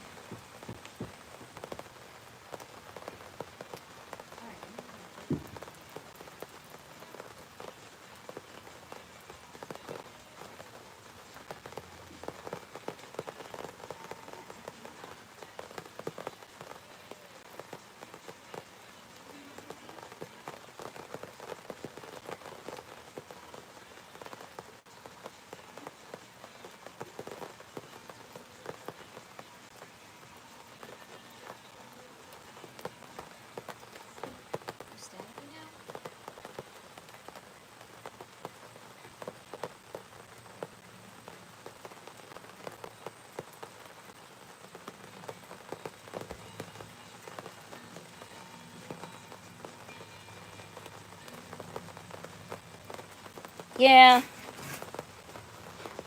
I think it's gonna be just fine.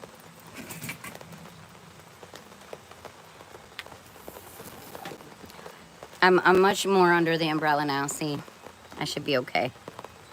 And I put anything that will electrocute me away. So I'll just chit chat until my phone battery is like, go inside. Although it's nice now, it's cooler. Dogs are not happy. Did you think I was gonna go inside? Huh? Hi. You don't mind the storm. Maybe the thunder will get really loud and you guys will hear it. Rain conversations with neighbors. Yeah. Yeah. Look, my sunglasses are wet. I don't know about rain conversations, but if I had to sit and wait for rain during the summer, we would never talk. Ruby, you gonna stay outside with me? Yeah? They're like, what are you doing? We're going in. I'm like, no. They should know better. They know I like to sit outside no matter what. But, okay, that's better. I had all sorts of rain. A little bit. And I grabbed myself some chips. Like, I'm hungry. What are you gonna do? Anyway,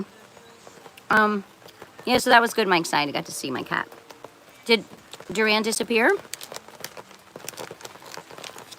That was very interesting. You never know what somebody's going to talk about. And for some reason, I kept hearing like Byzantine Empire. I don't know why that kept coming to mind when he was talking. I don't know. Like, my brain connects the weirdest shit. It probably has absolutely nothing to do with it, but that's what I kept hearing, Byzantine Empire. No matter what he typed about. If there's any connection to that, it's probably the next chapter in my history book. Well, you never know how your brain stores information until you have to retrieve it. And then you just have to get lucky that you hit the right trigger, right? Yeah. I think this is nice. I'm glad I didn't go inside or get off. What time is it in Puerto Rico? How about rain conversations with Mike?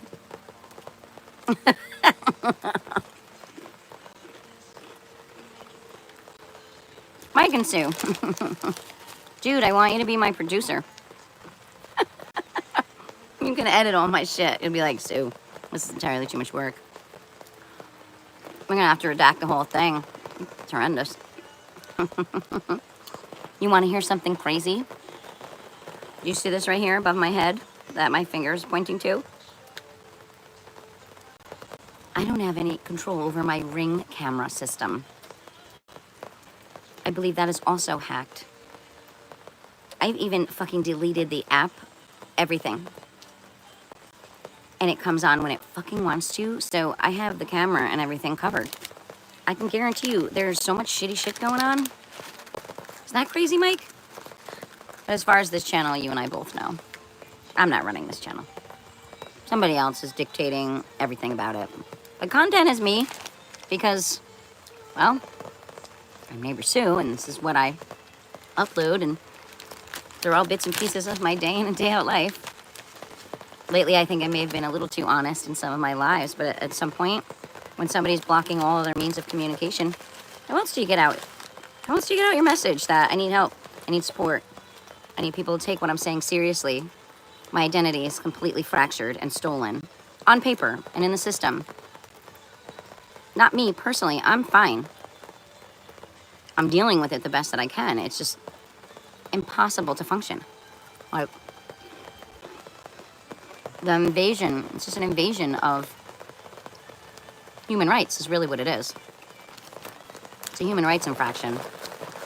Now I know why that one, I want to say what he did for a living, but I can't. I'll give it away. But he literally said to me, do you have any idea how many of your rights that they're breaking right now? And I said, I'm aware of a few. But because he said that to me, I looked into that stuff. And I know that what is going on with me right now is so fucking illegal. But when it's a government entity and a community full of businesses and everything else that's involved, and a bank, what the fuck? They don't give a shit about you. Whoop. You're a way for them to make money. I don't care. They think I don't know, but I really do. And it's really heartbreaking. Mike's side, it's really heartbreaking. I hope this never happens to anyone else. Like, I wouldn't wish this on somebody that I even dislike very much. Frustrating. Are you still working? What are you working on? I can't believe that other guy was like, yeah, I worked on a debate for, what did he say? Something like 6-7 hours. And I was like, what was the topic? And then he disappeared. Talk about leaving somebody hanging, right? Not nice. Well, there's 4 other people in here. Who are you? Make yourselves known. And if you have a topic, a conversation that you would like me and Mike to share, I'm volunteering you, Mike, because you're such a cool dude. And super friendly. And you're almost my age, but not really, so I'm sure we can relate on some stuff. We both like cats. What's your thought on dogs, Mike? I think dogs in Puerto Rico are not necessarily owned, right? Don't they just kind of hang out wherever they want? No? I don't know.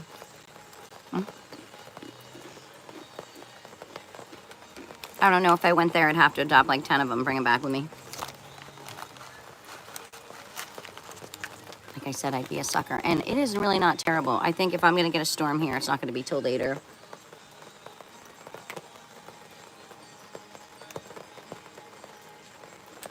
My neighborhood is very quiet today. Not always this quiet. I was just going to say, and it's such a cliche, this must be the calm before the storm. Sorry, that was so not necessary. I can't help myself. I like words, except those really hard ones that Mike Side puts on my screen to try to pronounce. Those are the worst. But once you practice them, they become the best. Ubiquitous. See, look. Ooh. Now I have to start figuring out how to use it in a... Look, all 3 of my dogs gone. A little rain scared them in. What are some topics that you would suggest, Mr. Side? Are you more to like the left or the right?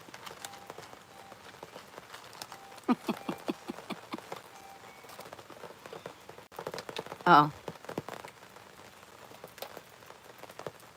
The radio just shut off. Like, completely.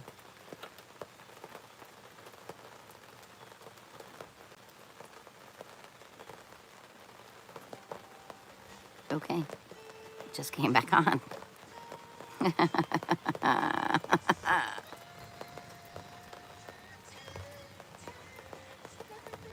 Summertime! Hear it? Yeah, that was weird, huh? No such thing as coincidences.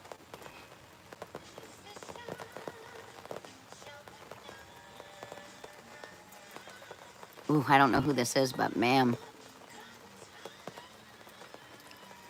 I should know who this is. It's a very well-known song. The calm before the storm. Mr. Side, what are you editing right now? What kind of work you doing? Oh, there you are.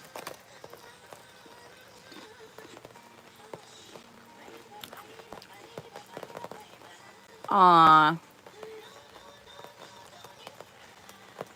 What are you doing? Oh my gosh, on here it's so tiny. Kittens, so I am mainly... What does that say? Right now, an Instagram reel for a local coffee shop. How cool is that?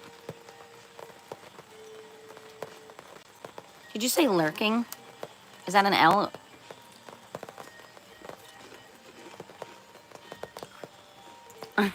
And then what is that, a basket?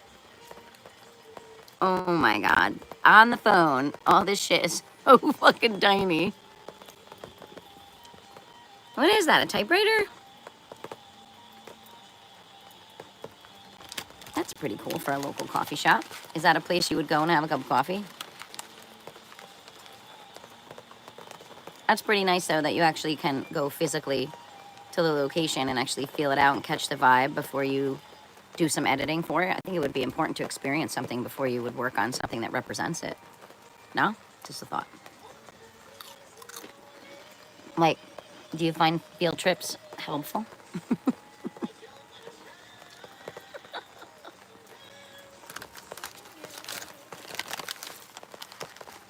I do. I love field trips. Oh, is this,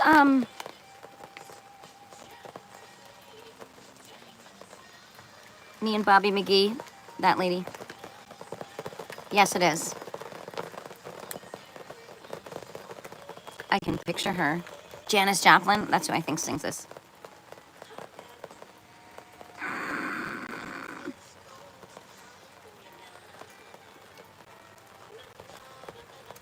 I'm really curious what he meant about the sun exploding. I might have to look that one up. What is nice is you can go back to these chats and you can reread stuff. So if you miss something, at least you can go back and catch it. It doesn't get like lost in the universe somewhere. It records the chat, which is great.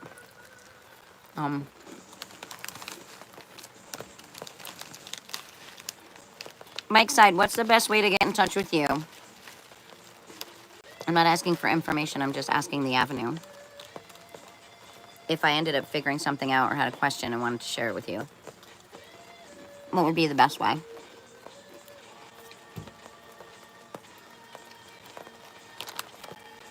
Well, right now all my emails are being rerouted, so even if I tried to use your channel's email, it probably wouldn't work.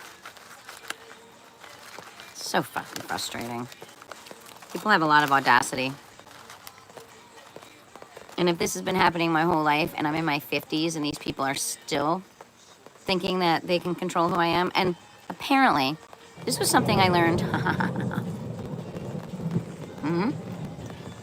This is something I learned maybe 3 years ago. I can't say my first and last name on here, but there's someone else in this very small area here that apparently has my first and last name that everybody seems to know.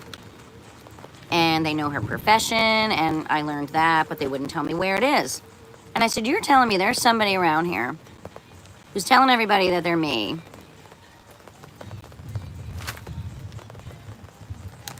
This is what I'm trying to tell you. This is pretty fucked up. Like, the more I learn, the weirder it gets. I feel more like a Twilight Zone, Alfred Hitchcock kind of episode than I do a real person. Or the Truman Show. And this makes it even better if I get on here and talk about it. Yeah, that's what we're going to call me. We're going to say Truman Talks with Neighbor Sue. How do you like that, Mike Side? Truman Talks. And people will right away be able to connect that to that character. I don't know if you're familiar with that movie.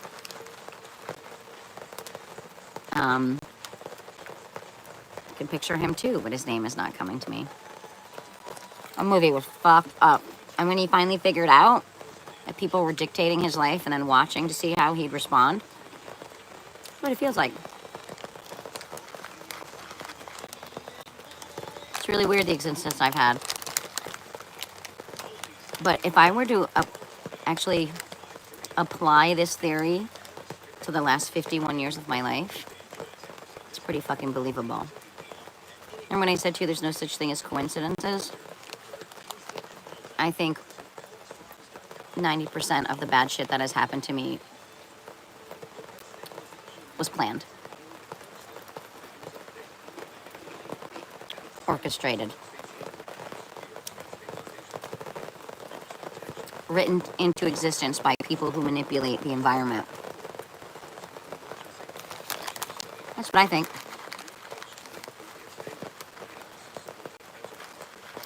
That's what I think. And because I'm more or less a very easygoing, people think I'm like naive and stupid. I'm not. I just don't get all fucking razzed up about what everybody else gets razzed up about.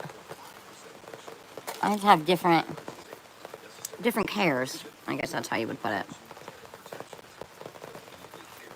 Doesn't make me unaware. It's a choice sometimes to be aloof. You know that? It's a choice. It's a survival skill. Everybody should learn how to do that.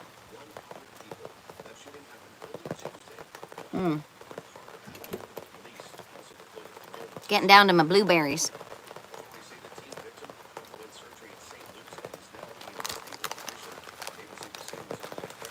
So what are you doing? Are you just editing like their homepage, putting information on? Like, are you basically a graphic artist? What exactly do you do?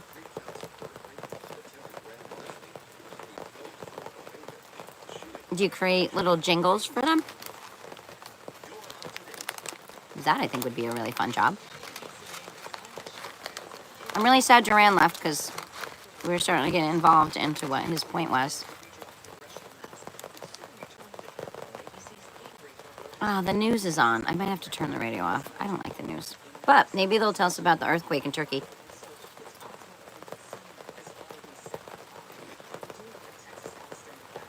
Oh, we're talking about politics. You know what that means? We don't have to listen. Talk about scripted. Politics is like a really sick soap opera.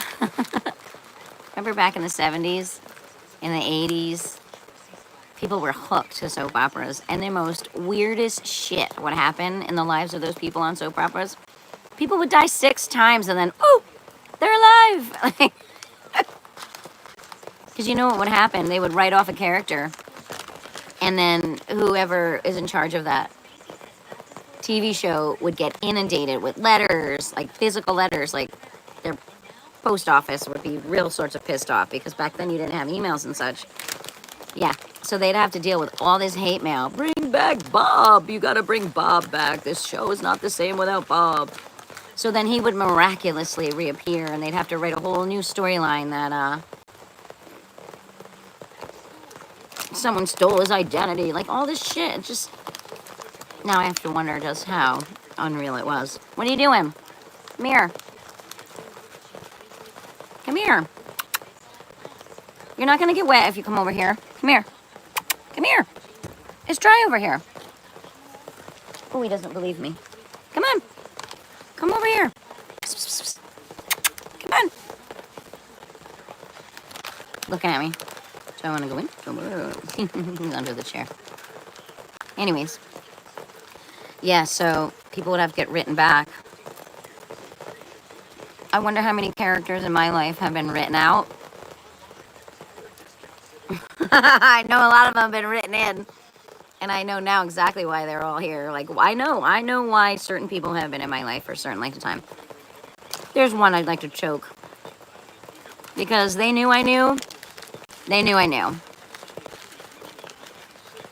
And they wouldn't admit it. Because I've had this funny feeling for a very long time, just so you know. I'm gonna tell you what. There's a handful of these people. Whether it was scripted, whether it was circumstance, you know, like by happenstance, maybe that's the saying, or a planned interaction. There's got to be at least 2 of these people. And all of these people figured out very quickly that I'm as real as you're saying, Mike's side. That's why I don't really have any enemies. That's why all of this behavior that these people are doing right now to me makes no sense. I'm not mean to anybody. I don't really have any resentment towards anybody. There's 2 people who, and that's a one-on-one issue that from the last 51 years, but there really isn't. I can't imagine why so many people would be comfortable with how I'm being treated right now. It's blowing my mind, unless they're involved or they're getting a cut of it. You know what I mean? So, that concerns me. I think what makes me most sad is I invested in these people. You know, I invested my own time and energy and love, care, even frustration. You can even throw the negatives in there. It was still an investment made from me. And to them, it wasn't real. To me, it was. Might as well make me a backup actress for the rest of my life, because then it'll at least be appropriate that everyone around me is pretending to be somebody they're not. How fucking appropriate would that be? Right? Who said hi? Almir Ronaldo? Hi. I have a hard time seeing the words on here. I had to put away the screen I was using, that everything was larger because it's raining now around me and I was outside. So if it takes me a minute to figure out what it is that you wrote, because it's like super, super tiny, bear with me. How are you?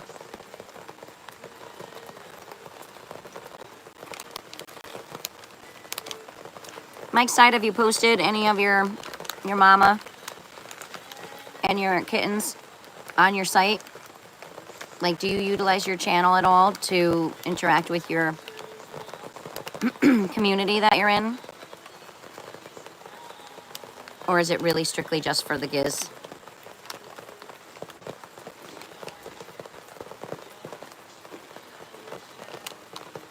Because I bet you could find quick homes for those babies if you put it out there. There's a lot of music lovers who like cats. Look, even our gentleman from Turkey was like, I have a cat. And I know what kind of cat he's got. I bet it has orange eyes and like super smoky gray fur. I mean, I could be wrong, but that's my guess. They're really cute. They have like really tight faces.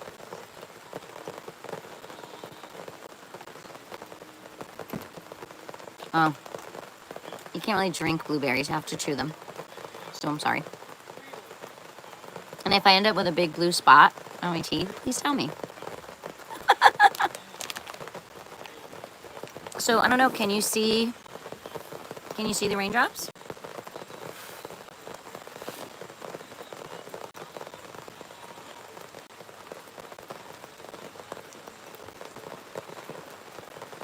Yeah, Mike, if you actually do have the time and you look back at my channel, considering you know what you're doing, if you look at my titles, my descriptions, the kind of gist of what the actual short is about, and especially the music, you're going to hear about all of this. I kind of squeezed in a lot of messages, and there was a period of time where I really didn't feel safe. I mean, I got through it. They were definitely trying to give me PTSD. They were trying really hard to scare the shit out of me. And I was putting like SOS, and I don't know, from what I understand, pizza, funny that you said you ate pizza 3 times, but pizza is a code word for help in a domestic violence situation. And I was even using the word pizza very inappropriately. I mean, out of context with what else I was putting on there.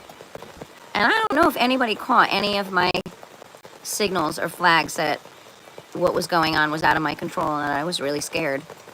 And nobody reached out. Nobody asked me if I was okay. So I have to wonder, did all those code words and all those signals that, you know, people used to use, are they still using them? Like, what happened? I thought, like, safe language surpasses generations. I thought it was just kind of understood thing, but nobody stepped up to help me in this area. So that also concerns me.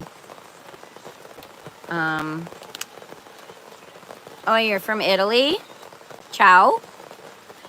I'm dropping crumbs and they're driving me nuts. The music beat. Hi. Mike Side is a music buff. Music beat. Do you know King Gizzard Lizard Wizard? That's a band Mike Side and I both really, really like. Just curious because your name is the music beat. I don't know how worldly you are. David, what's happening there in Italy? Funny, we were just talking about pizza. You guys make, like, it's not like the pizza we know. You make, like, real food in Italy. I would think, like, American pizza is insulting to Italian food. I don't know. I've never been to Italy, but I bet it's lovely. I bet anywhere is lovely as long as you find nice people. Yeah, so, music beat. Where'd everybody go? See, why say hi if you're not even going to get to the second word? But I love that he put his little flag in there. We did a lot of geography in our classroom, and one of the things that the children could do was to reproduce the flag of a country. So if they worked on a map, and we had very, oh my God, sorry, I'm just crummy. After they would do, like, say, a continent map, and they would create a continent map on paper where they would trace around all the puzzle pieces of the countries, and they'd label everything and color it. Then all around, I used to invite them, you know, to take little paper flags, and we would do the research in books. And they would color them appropriately to the countries, and then they would use a straight ruler and draw a line from that flag to the actual country that it belonged to. I mean, it just showed, it wasn't even just a geography lesson. I mean, it showed that there were cultures all around the world. Like, you're in America, American flag, everybody, you know, knows what it is. You have to respect it. Well, you have to respect other countries' symbols too, and you should be able to recognize them and know, you know, the connection and have that same level of respect when you're in that country. So I really like that, incorporating that in those lessons in the classroom, because you have to remember, kids who are 3, 4, 5 years old, and then the lower elementary, which is like 1st, 2nd, and 3rd grade, they only have up to 9 years of life, you know, and so everything that you are putting around them has to better them for the rest of their life, and has to make them stronger at appreciating all the different opportunities and adventures they're going to have, right? So to, like, not feed them with information that is recognizable when they go someplace else on this planet, to me is a disservice. It would be a disservice not to give them the opportunity to learn that. And there were so many kids who loved doing the flags, and making that flag connection is why they remembered that continent and that country and the rivers and the oceans that are around that place on this planet. Like, very cool. I mean, I always looked at it as so much more than it actually was. Now we got a pet lover. Hello. You just missed it. You missed the dogs and the cat. But if you're looking for a kitten, Mike Side is right now assisting a mama and 5 babies. He's up ahead of you in the chat. I'm not sure if you're looking for a kitty or not. Mike. We just want to make sure that... What do you got? Cool. Yeah. Yep. I think there's more animal lovers who chatted with us today than not. I even got asked what my favorite animal was by a young lady. She didn't stick around to find out the answer. But that's okay too. So yeah. Cool. Where are you? What's up? How's your day? I could chit chat till my battery goes down. I had to put everything away that fueled this silly little live, because it's raining now. And I insist on sitting outside because it's summer. Although I was kind of expecting it to like drop the temperature, but it's still humid and it's still hot. That's how I know I'm not in the storm. This is just the outskirts of a storm. Because usually the temperature will drop if you're getting a good thunderstorm. Even though we heard it, it wasn't near. Okay. That's better. Hey girl, how's your day? Drive by Amanda. How's your day? You know what, I'm actually, honestly, someone popped up in my chat who I had experienced chatting with from a different channel, and it was a really nice surprise, and I've thoroughly enjoyed my time on my live today. It was an absolute pleasure to like reconnect with somebody who I used to kind of more or less chat with on a looser basis through somebody else, and a lot of nice people popped on today. It's been a very positive day. Oh no, what happened? Your car got, why? Why? Why? Too many tickets? What causes that? What repos a car? You didn't pay your insurance? Help me understand why that happened to you.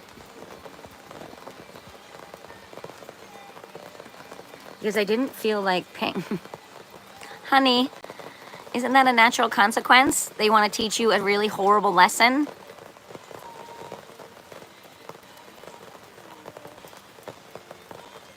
I'm really sorry that that happened. That's a major inconvenience, but that is a natural consequence to not, I guess, paying your car bill. Have you talked to them? Did you have a plan on getting it back? Because I imagine you're a little frustrated now that you can't get anywhere.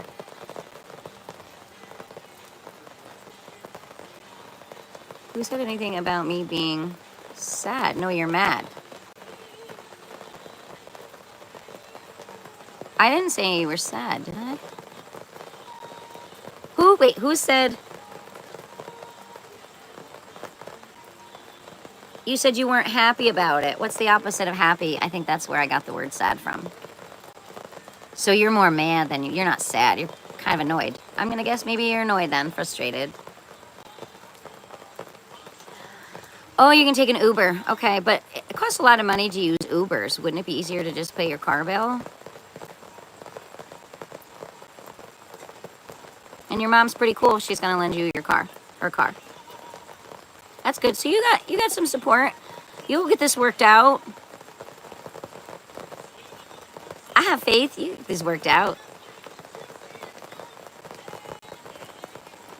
Short on cash right now, so I'm just going to get a man to pay for my Uber.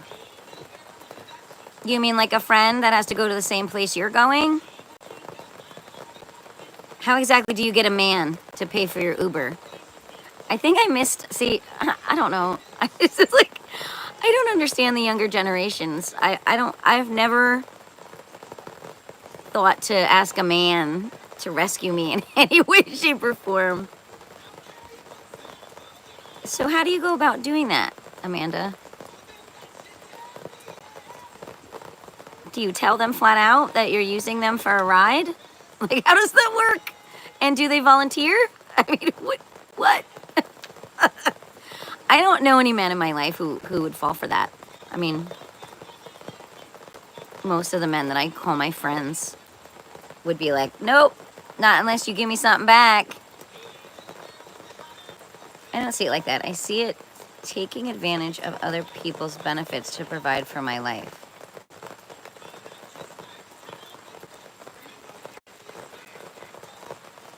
Well, what if somebody used you for something? How would that make you feel? I don't know. I don't know. You're making me question, like, I don't know. I mean, has it worked for you in the past? Is this something that you utilize regularly? I guess everybody has their own way of life. And I would imagine if a man did that for you, they would have hopefully genuinely liked you and they were doing it because they were a nice person.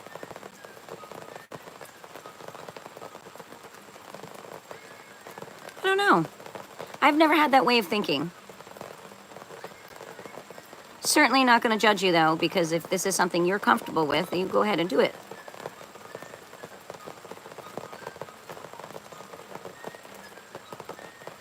I mean, what if you had a friend who lost their car and you had yours, and every day they asked you to bring them somewhere, but they never offered to put gas in your tank, or, hey, let's go to the drive-thru and pick you up a meal or a snack.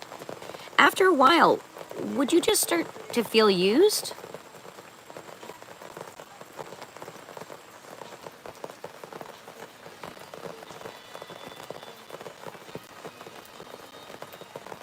Yeah, I hope so. Mike side, I hope so.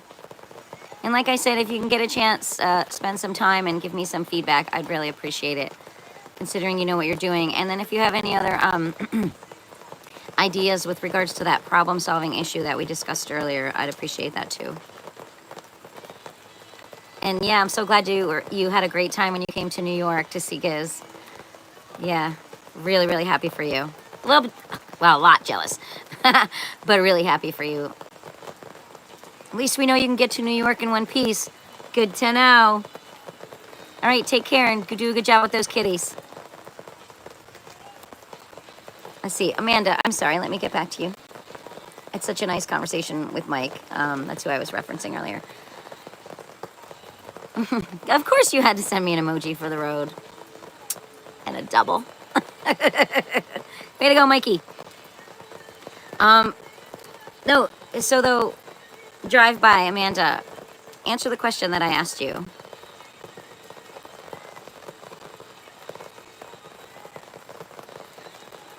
Oh no, I would never want to live in the city either. It's a great place to visit. I don't know, I'm a little too attached to like the natural world. I'm not really impressed with buildings.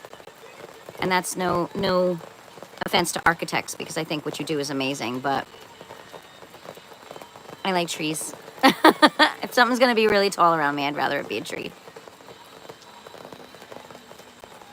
Hi, so Amanda, the question where I asked you if I gave you a scenario. If you had a friend who lost their car and they asked you every day to drive them places, like I said, they never offered to put gas in your car. You would go through a drive-through, they would pick up dinner, but they wouldn't offer to get you anything. Meanwhile, you're carting their ass everywhere. You're gonna tell me that wouldn't make you feel a little used and abused and underappreciated? Because I feel like when you kind of explained what you were gonna do as far as like having a man Uber you, I would think that's how they might feel. I don't know. I try to think about how other people feel.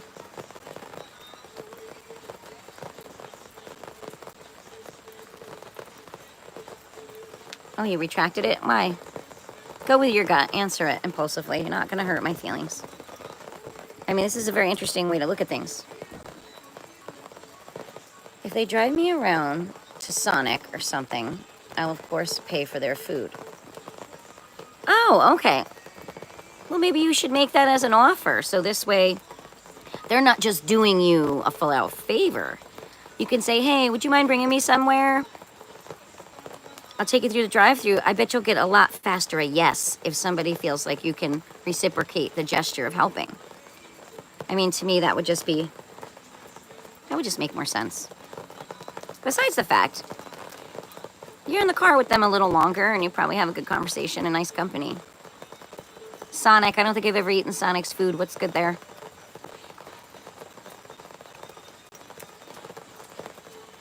Yeah, I couldn't live in New York City either. I think lawnmowers make too much noise and weed whackers. Could you imagine me in the city? Woo! And I'd be that asshole who feeds all the pigeons and you're not supposed to. New York City would be like, get out! Because I don't think you're allowed to, as far as I understand.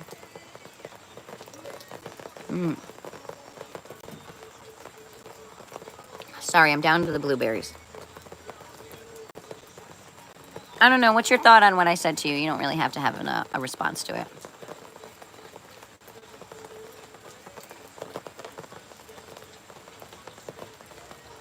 My life's up in the air right now. I can't really put my finger on anything that I could possibly tell you that would be interesting. Unless you asked a direct question. Hopefully I'll be working again in September. I didn't volunteer to have the summer off. I was kind of forced to have the summer off. Because every avenue I tried to facilitate work, it got blocked. So, you know, funny time in my life right now. I don't think we should go there. We need to sort out your car payment. Do you not want to have the responsibility of a car yet? Because maybe you might want to make a big decision like that. Keep the car, take it off the road until you decide it's something that you'll do. You know. I don't know. I don't think I could ask somebody to like Uber me around. I'd feel weird doing that. But you have to do what you have to do.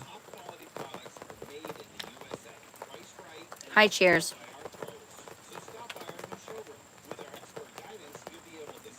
United States.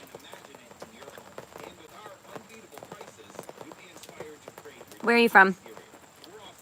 Drive by, I have to assume with your comment about the city that you're also here in the United States. Yeah? Yep. Commercial answered you.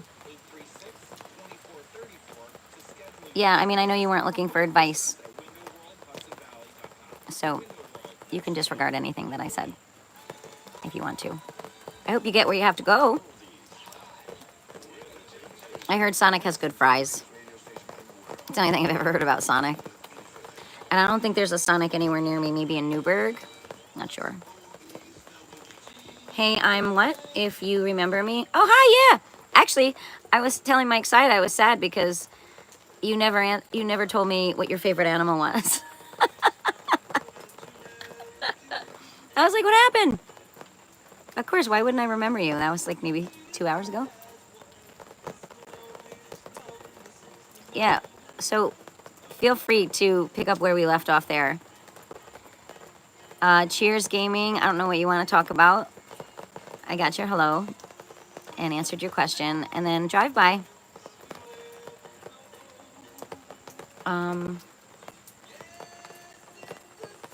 Oh, nice. I hope you had a good time.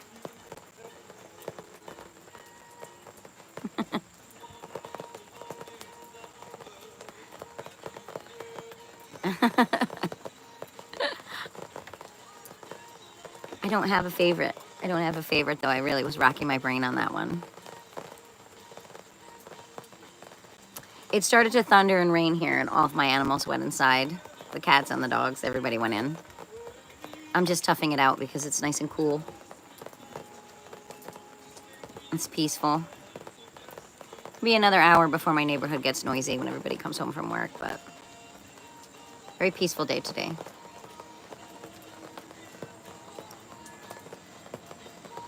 Hey, Sue. Oh, hey, guy with the guitar. You're back. Looks like you're keeping on. You know what I'm doing. Today ended up being a really good day. A lot of really nice, cool, laid-back people, and even someone that I used to chat with from the other channel that I used to be on popped on. And that was super fun to talk to him. He was just recently here to see a band that we both really like. So that was a super opportunity to find out what his experience was here. And he's back where he lives, but he had a great time. And I was a little jealous because that was a particular show and place that we were all at last year, but I didn't make it there this year. But he said it was fantastic. How are you?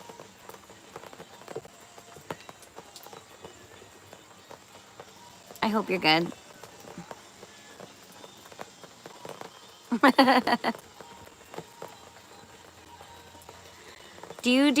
I know that you post a lot of your artwork and your creations like in the moment, but do you have any where you're just playing music?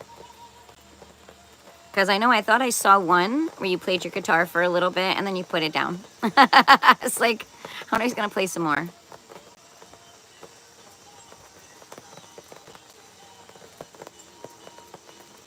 Oh, thanks. These are just cheapy readers. Oh, yeah, taking care of everyday life. Absolutely. What else can you do? What else can you do? So wait, ooh. Hey, drive by Amanda. I appreciate you coming on and chatting for a little bit, and I hope you get things sorted out. And I hope that guy and you make it to Sonic. It'll all work out. It's supposed to, right? You already had problem solved it several different ways, so I think you'll figure it out. Like I said, I got faith in you. And then, let's see. Okay. And thank you, Island Girl. You're full of very sweet words, but did you tell me what your favorite animal was? Everyday life today. Can you give me like 2 things that fall in that category? Guy with the guitar. I forgot what your first name was. I think I read it somewhere on your thing. Doesn't matter. It's okay. You're the guy with the guitar. Really so funny.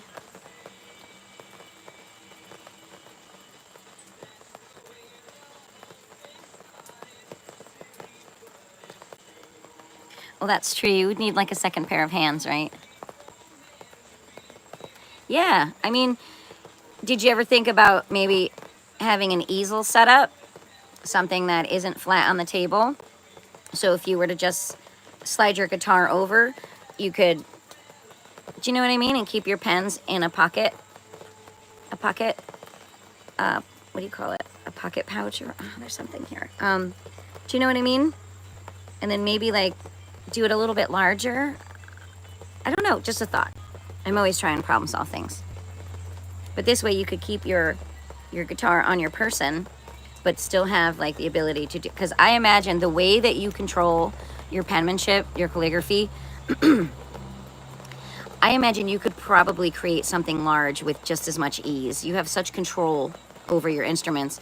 And even when you go, oh, like you didn't intend to make like a loop too big, you don't see it as a mistake. You work right with it. And then the next thing goes right underneath it. Like, it's really fascinating watching you create. I've watched a few of them through. And I'm just like, wow. I'm like, he has so much confidence in his pen. You know, sometimes you go thicker or thinner, larger, smaller. And somehow you manage to, your ability to like maintain your spatial awareness is phenomenal. When I said you were talented, like, you have a lot of interesting skills, like skills that I think people rely on computers for nowadays. You've got it right in your hand. And then I was like, oh, he plays guitar too. What's your like style of music that you play? What's that? Emoji face? Can't see anything when I take my eyeballs off. Let me see, what does it say?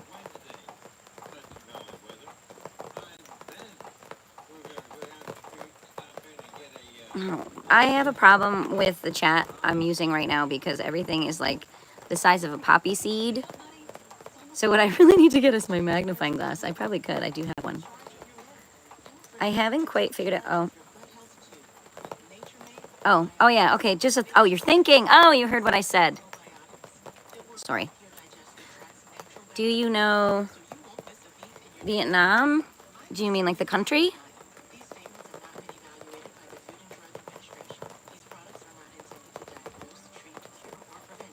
And I don't talk slow, and I also talk nonstop. Just a warning to you. If I talk too fast, I don't know that I can talk much slower, and I jump from topic to topic because that's just what my brain does. But Island Girl, what's your favorite animal? You were supposed to be prepared. You were going to come back, and you were going to tell me what your favorite animal was.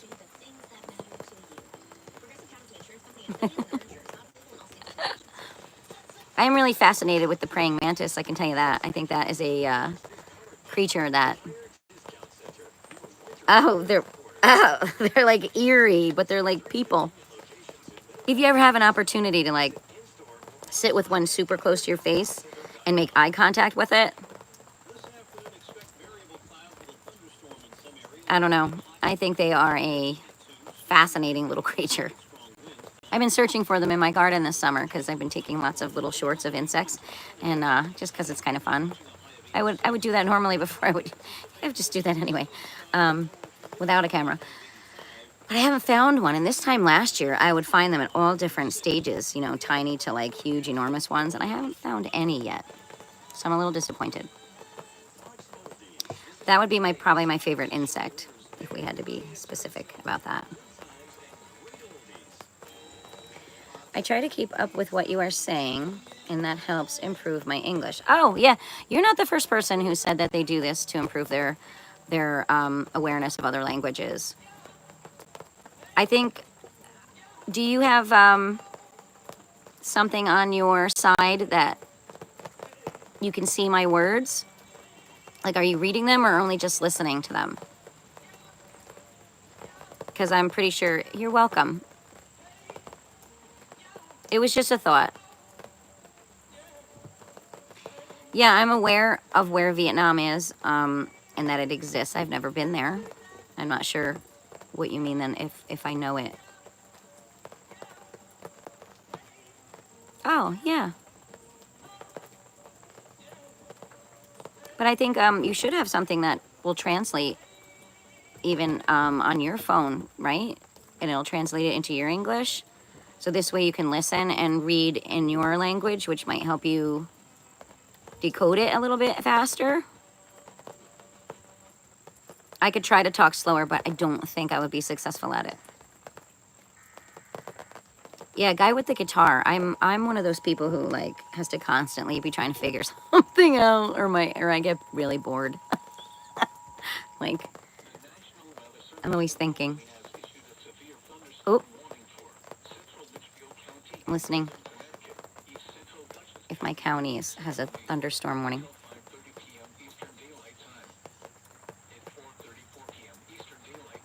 No, I think it passed to me. Yeah, I think we're good.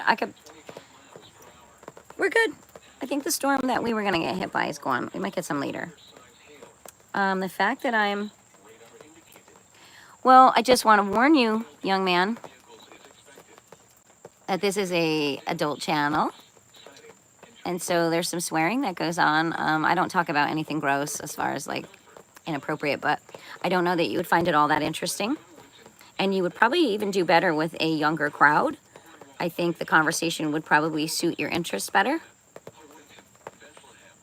But whatever you do, get a translation thing for your phone so that you can, combine different facets of your brain so you can learn it faster. But the fact that you're 16, you probably shouldn't be on here. So I probably would have to politely ask you to not be on here. Only because I don't want to be responsible for anything that's said on here that you partake in, because I haven't really given you permission to do that. You know what I mean, Jellybean? Just looking out. I personally would not want my 16-year-old son chatting with somebody anywhere in the world much, much older than them, unless it was hobby-based or educational to some degree. So yeah, you might want to consider saying farewell for the day here and logging onto somebody else's channel that is more appropriate for you. Yeah, I'd appreciate that.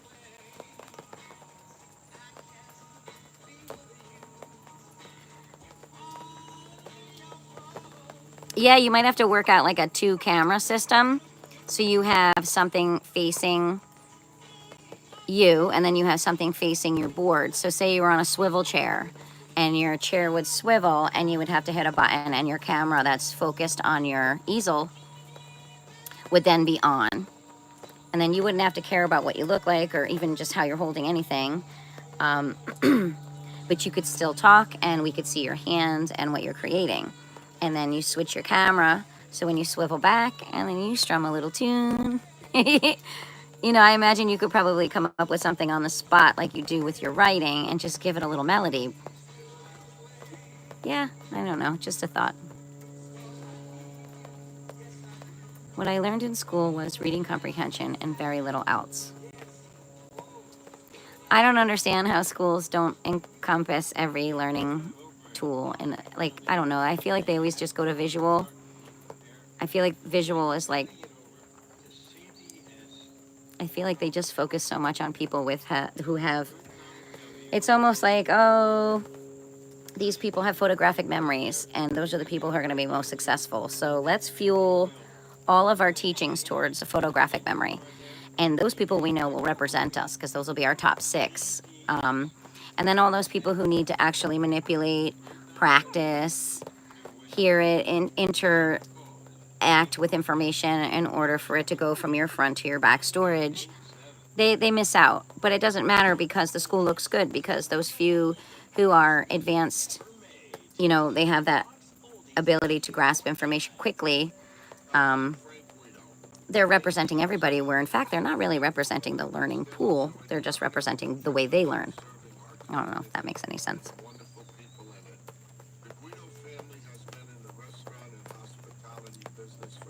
Well, I lost Amanda. I kind of really wanted to hear what she was going to do. I don't know, guy with the guitar. Let me ask you. She was very cute. I think she was just trying to figure some stuff out. I also think she was much younger than she should have been on this channel. Cheers Gaming, you really should not be on this channel. Ixnay yourself. I don't want to get you in or me in trouble. But she said to me that she lost her car due to not paying her bill. And so I said, well, how are you going to problem solve that? And she said she'll just ask a guy to bring her places. And I said, oh. Or an Uber. And at least you pay an Uber. But then she said that she would pay for fast food or something like Sonic if he took her somewhere, which I thought was very cute. I think as long as you reciprocate the gesture, it's cool, because that person can always say no, you know. Hi, my friend, would you like... Does that say quote? You're going to share some happy words? Is that what you're asking? You're welcome to share something positive. Guy with the guitar and me will judge it. I'm just kidding. I'm just kidding. I don't know, guy with the guitar. I'm really curious to see what you do. Or if you even try it, you're probably like, oh, Sue, that's just way too much going on there. I mean, just do some shorts with you just making music. I mean, people who enjoy your writing, if you create little melodies to go along with some of your more lengthy poems, because I see them as poems, and you turned certain phrases in your poems or the catchphrase or the main lesson as a chorus, and then you just did a couple little lines with the chorus with a really sweet melody, then a couple more lines, and then the chorus with the melody, I would watch that, and I would probably thoroughly enjoy it. The good person refers not on the judgments of others. Okay. Ba-da-ba-ba-da. A good person relies not on the judgments of others.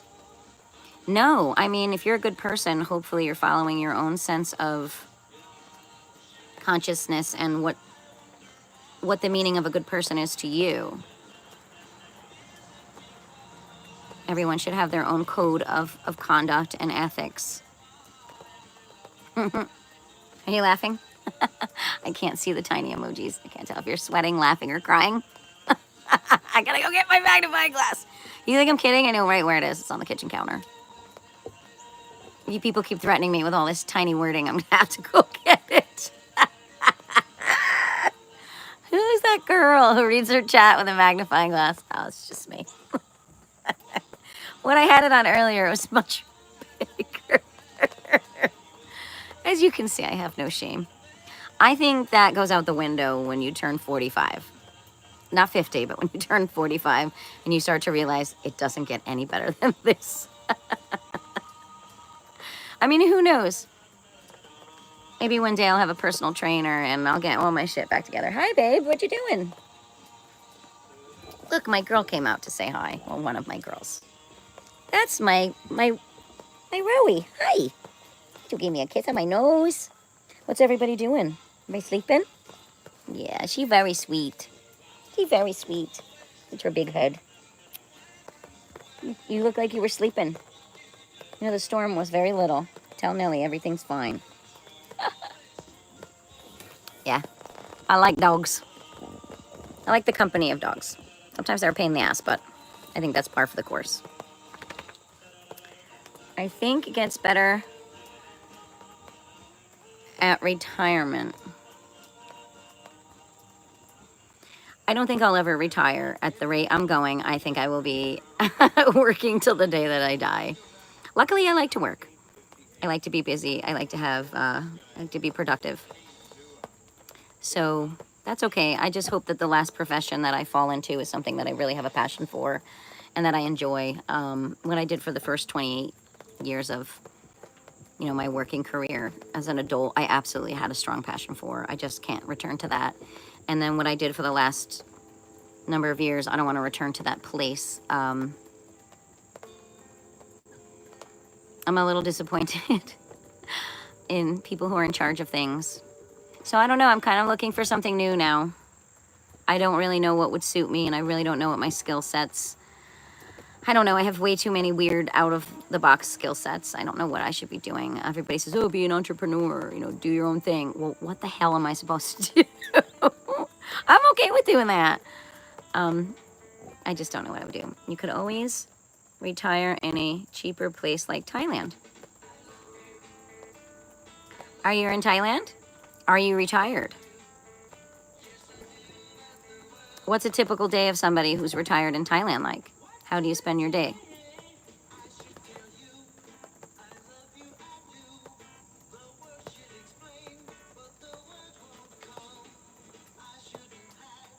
Wow.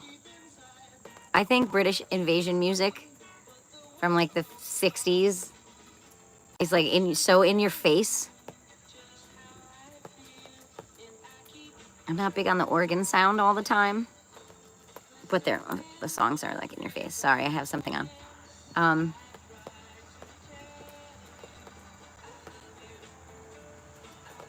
But yeah, I don't know. Why did you say that about the whole judgment thing? There's a good chance I'll respond to anything anybody puts here. It doesn't necessarily mean I'm going to agree or disagree, but came out like left wing. And I'm really glad that young man at 16 chose to leave the chat. I hate to tell him what to do, but at the same time, if it's a not for kids channel, they really shouldn't join. I mean, luckily for him, there's nothing going on my channel that's really inappropriate. I just like to follow the rules. He was very sweet though. I thought they made all those kinds of language flip-flopping things, you know, in cell phones and stuff. The way Nellie, hi Nell. It's okay, the storm's over. It's another one of my dogs. But like, I would think he would be able to, I don't know. And why would he want to sit and listen to older people talk anyway? I don't know, when you're a kid, don't you want to be surrounded by your peers? And I don't know. And that island girl, she's so cute. She said hi, and then still didn't tell me what her favorite animal was. And this was her topic. She's also, I think, too young to be on my channel. Sometimes it's cute. Conversation styles are very cute with people. And you know damn well that girl's going to get a ride from somebody because, if anything, she exudes confidence, and most people have a hard time saying no to people who exude confidence. And that's what she radiates, whether it's kind confidence or not. She radiates confidence. Therefore, if she calls somebody up and says, hey, I need a ride. Can you take me so-and-so? The person on the other end of that line is going to say, sure, what time you need to go? I'll pick you up.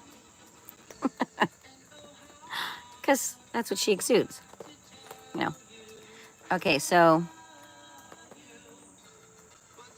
yeah, I don't think retiring is really in my future anytime soon. But like, I hope I do stumble across. I hope I get an opportunity for a job I've never done before, that will allow me to utilize all the weird little skill sets that I've acquired over my 51 years of life. I mean, I definitely belong in an interactive setting. Like, I need to be around people or animals, or like, you don't want me at a desk all day long. That's not gonna happen. Like, please don't make me do that.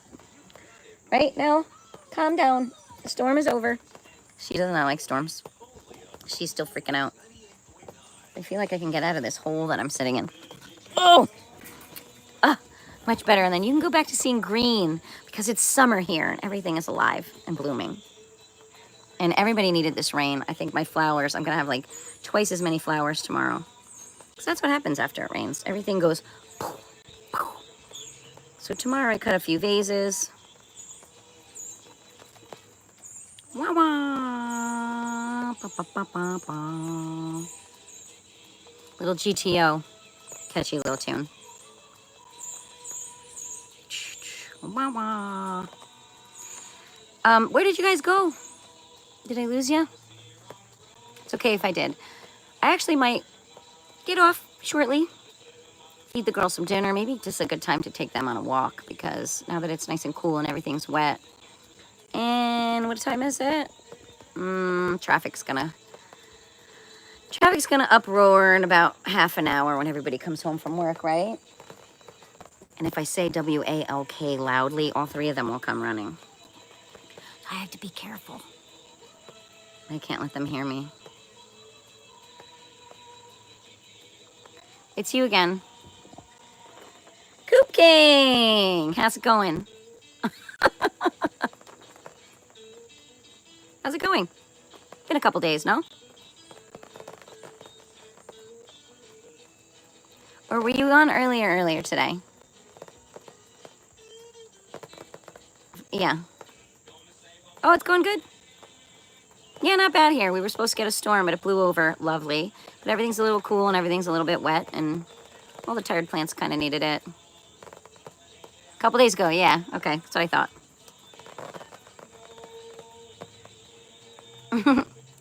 Yeah, life just keeps happening, right? Can't stop time. That's why you gotta keep it rolling. Right, guy with the guitar, you gotta keep it rolling. Show some gratitude. Say thank you to those things you don't have any control over, right?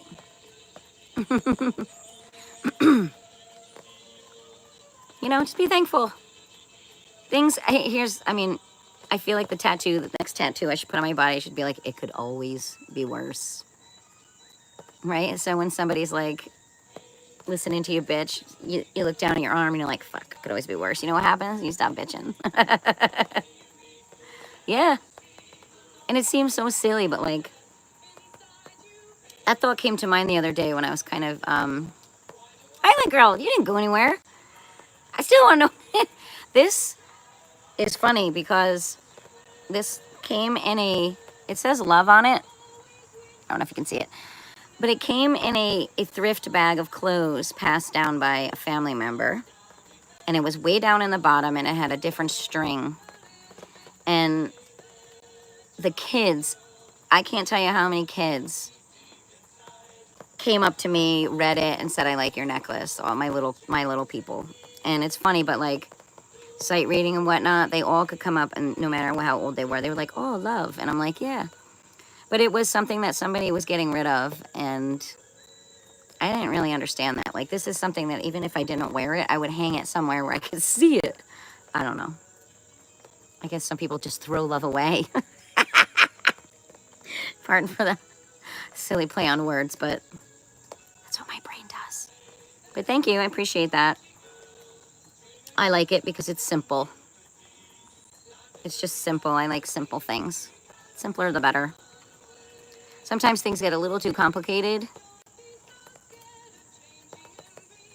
Oh, listen, this is my song about my future job.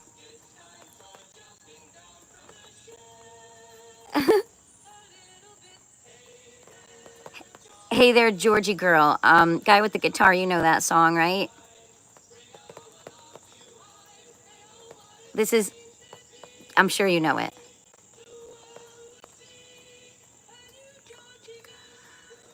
It's gonna be a new neighborsue. We're gonna turn it into my song. Coop King, I saw you, my dear.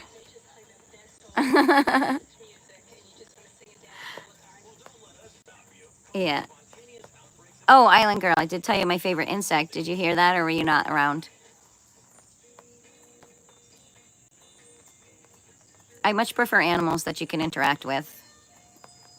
But I don't believe in personifying animals. I hate,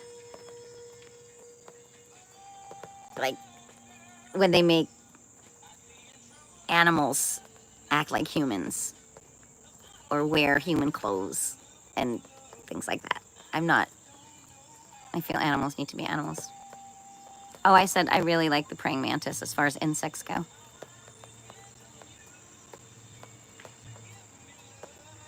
I like cats. I didn't open up anything, and on here it's really too small. I can't really see your profile picture. Like I said, I can get my magnifying glass out.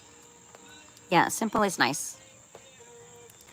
Simple is nice. Reciprocation of simplicity is probably like my favorite. Yeah. Easy to please. I don't, I'm not picky when it comes to food. Like, easy, easy, easy. I just have to have somebody who's got mad skills in certain areas where I don't have them, and then everything's just fine. If I can rely on somebody for those kinds of things. What are you doing? Are you singing Eminem? You know what? That's really funny that you brought that up. Who's the real Slim Shady? I said that out loud the other day, that I was going to walk in somewhere and I was going to say, who's the real neighbor Sue? Oh, Court. I think that I had like a whole, like envisioned a whole, funny that you say that. Out of all the Eminem songs, that's the one that I was going to pick. Because I don't know if you've ever seen the video where there's like 1,000, they're all dressed in like the same outfit and you don't know exactly who is the real Slim Shady. Well, there's only one of me, but apparently there's more of me. Isn't that great to know? But anyway, yeah, I kind of envisioned that I would go into court and I would say, all right, this is the song that would come on. Wow, that's funny. What were you doing? Reading my mind? Who are you, Coop King? Who are you really, Coop King? Who are you really? Since nobody's ever who they say they are anymore. I squished a blueberry. Now I have a blue spot on my arm. Seriously, Coop King, where did that come from? So bizarre that you picked up on a strange thought I had this week. See, guy with the guitar, you're the kind of person that I would invite into my classroom, and I'd be like, dude, you have an open door, you have a swivel door. And I would ask you to come in at any point in time of the day and walk around like a minstrel, play your guitar, and have beautiful conversations with children about what they're doing. And like, because I feel like that's the kind of stuff kids need to be surrounded with. And after watching your demeanor on your things, you're very chill, like super chill. You almost have like that a cross between, and don't be insulted. Like a cross between like Willie Nelson, who I absolutely adore, and I'm talking about his personality type, like, and delivery, to who's everybody's favorite neighbor? Mr. Rogers, is that who? Super quiet temperament, really important messages, and his delivery is very relaxed, no pressure. And if you don't get it the first time, you casually repeat it and you reinforce it by saying it with yet another phrase. You know, I hope you're not insulted, but like that's how I picture you. A cross between those two. Willie Nelson's cool as fuck. I'd love to hang out with him and his son. His son sounds exactly like him. It is so creepy. I don't know. Just something I discovered recently I thought was kind of cool. Yeah. Oh no. I told you about the time when people start showing face in this neighborhood.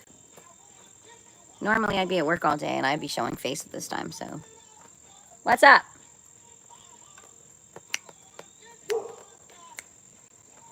Does anybody have music on where they are right now? And if you do, what are you listening to? Rowie, come on. Thank you. What you barking at? Nobody wants to hear you bark. Nobody. What? You smell something? Yeah. She got her whole sniffer going. She's a good girl. Now I can't get that Eminem song out of my head. Thanks a lot, Coop King. Except I'm going to put my own words in it, though. I'm not kidding. I'm not kidding. I had a full-fledged, like, whole little scenario that revolved around that song. And I don't know a lot of Eminem songs, but I think that one was, like, 90s, like early 90s, maybe he came out with that one. Because I believe he's my age. He's got to be 50, at least 50. I think we looked him up once to find out how old he was, and I believe we're peers. So I think he was doing that shit in the 90s. That song came out. I'm not sure. I could be wrong. That's the other tattoo I should put on the other arm. I could be wrong. Because you know what? If all you want to do is be right every day, all day, you're going to fucking stress yourself out. Oh, good. I'm glad that you took that as a positive. You're very welcome. And the little girl that I nannied, her and her mother used to call me Miss Sue. I like MS, Ms., but not Sue. Use my last name. Because that, I get you, Miss Sue from Alabama. Like, there's a whole little funny little saying. And, of course, everything with Sue in it, I got teased with. Like, you know, name songs do that. Except A Boy Named Sue. I'm sure you know that song. That song is funny. Where the father named his son Sue. So people would pick on him and really, like, you know, pick on him and beat him up his whole life so he could learn to be a tough guy. And when he found out, when he finally met his father, I'm the son of a bitch who named you Sue. And then he got in a fist fight with his dad. And then he's like, but I'm going to name my kid anything other than. Like, I don't know. I'm sure you know it. But you're welcome. I meant that as a true compliment because those are two, what I see are two very genuine gentlemen. And I grew up with Mr. Rogers, and I thought he was absolutely lovely. I think deep down he was a Montessorian. It's just how he approached stuff. And I think Willie Nelson has maintained who he is throughout time and hasn't changed who he is. And if you ever watch any of the interviews that he does, he's a fucking riot. And he doesn't try to be. He simply just states the obvious, and he speaks very, like, right off the cuff. Very honest, very down to earth. And I like that in a person. I'm not too big on people who come across rehearsed. That's too much work. Then you feel like your responses have to be rehearsed, and that's not fair because they're prepared and you're not. It's like going for a job interview. Oh, they know exactly what they're asking you, and they probably have prepared themselves for 6 different responses, and then they're like, we don't like her. We're going to respond with this question. If we like her, we're going to open the door a little bit more and ask her this question. Like, come on. You know how they do that. Because if they can rattle you, then they know when you walk out the door, you're not going to be surprised you didn't get the job. But if they can engage you, they're basically telling you, you might be our kind of people. You might be who we want around this office or whatever. You know how people do that. It's just all mind. This whole world has become one big mind manipulation. So when you come across people who are down to earth and speak off the cuff and don't really, like, I love impulsivity. I love that in people because they're not thinking before they're speaking. They're speaking off of how they feel, not of what they think they're going to need to know to get through the conversation. Another reason why I like hanging out with a group of kids. Except kids are getting way too fucking smart for their own good.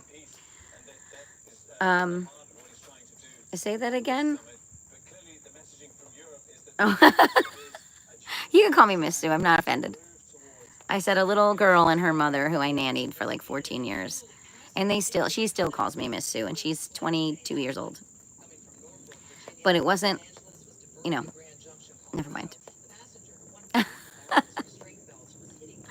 I prefer MS and my last name. Like, that's how or Miss. Yeah, that's not true. I did use Miss, but with my last name as a teacher.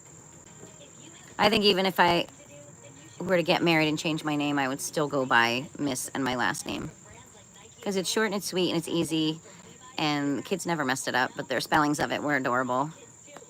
Yeah, I'm not easily offended. You know what I don't like? I don't like ma'am.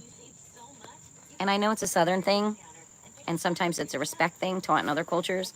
But I feel like, I don't want to be I'd rather be a lady. Like, hey, lady.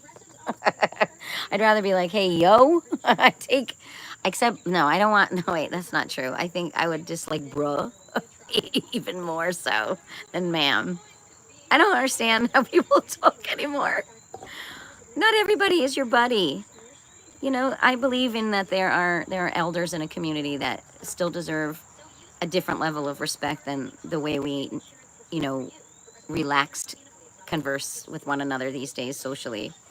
I don't know, I was raised to never call, my who I would consider an older person in my life by their first name. It was always a Mr. or Mrs. You know, and even my neighbors who I grew up with, who fed me dinner like 4 nights out of the week, even as I became a young adult and an adult, I still called them by Mr. and Mrs. And they would be like, just call us this, call us that. And I'd be like, nope, never have, never will. You know, so there are some things that get ingrained in you, and, you know, and it's not a level of disappointment to like the younger generations, but I think so much of respect has just been lost, you know, due to the speed of technology. And I don't know. Respect is weird now. And sometimes you get looked at funny if you say something that you think is respectful. Like, nobody's expecting you to be respectful. What? Like, it's worse if you're respectful. People are like, what the hell? Who does she think she is? Oh, just being respectful. Like, I have no hidden agenda. But anyway, I don't know if you come across that guy with the guitar, but, you know. And not to say that I was never disrespectful to my parents growing up or anything like that. You learn those lessons. But they taught us well. They beat it into us. That wooden cooking spoon, man. Yeah, see? You know.